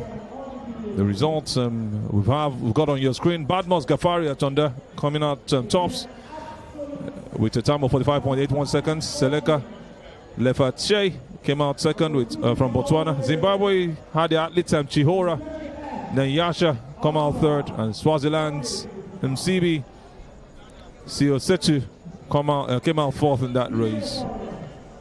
And for the heat 1, 400 meters on the 20 men, Akalu David of Nigeria came out tops with a time of 47.16 seconds. Sila Matalango came out second for South Africa. And number 3 is Morocco. Dakao Osama and Saliu of Nigeria finished fourth in that race. The 3,000 women's under 20 final, we saw Uganda also win it. Yeko Bentalin running a time of 8 minutes 45 seconds. Shetejich Sehila of Kenya came out second. Number 3 is Baso Asma of Morocco. These are the top 3 athletes for the gold, silver, and bronze medals at the 3,000 under 20 women's final.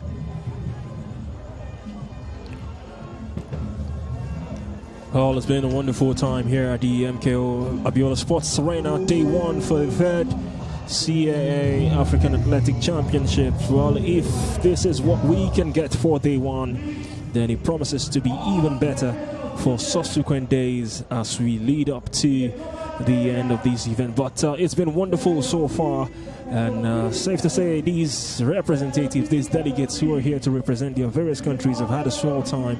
We will go again tomorrow. My name is Emmanuel Sebastian. I've done this alongside Azubike Onicha and Otonye Owodimati. We'll come away again next time. Enjoy the rest of the evening. Bye-bye.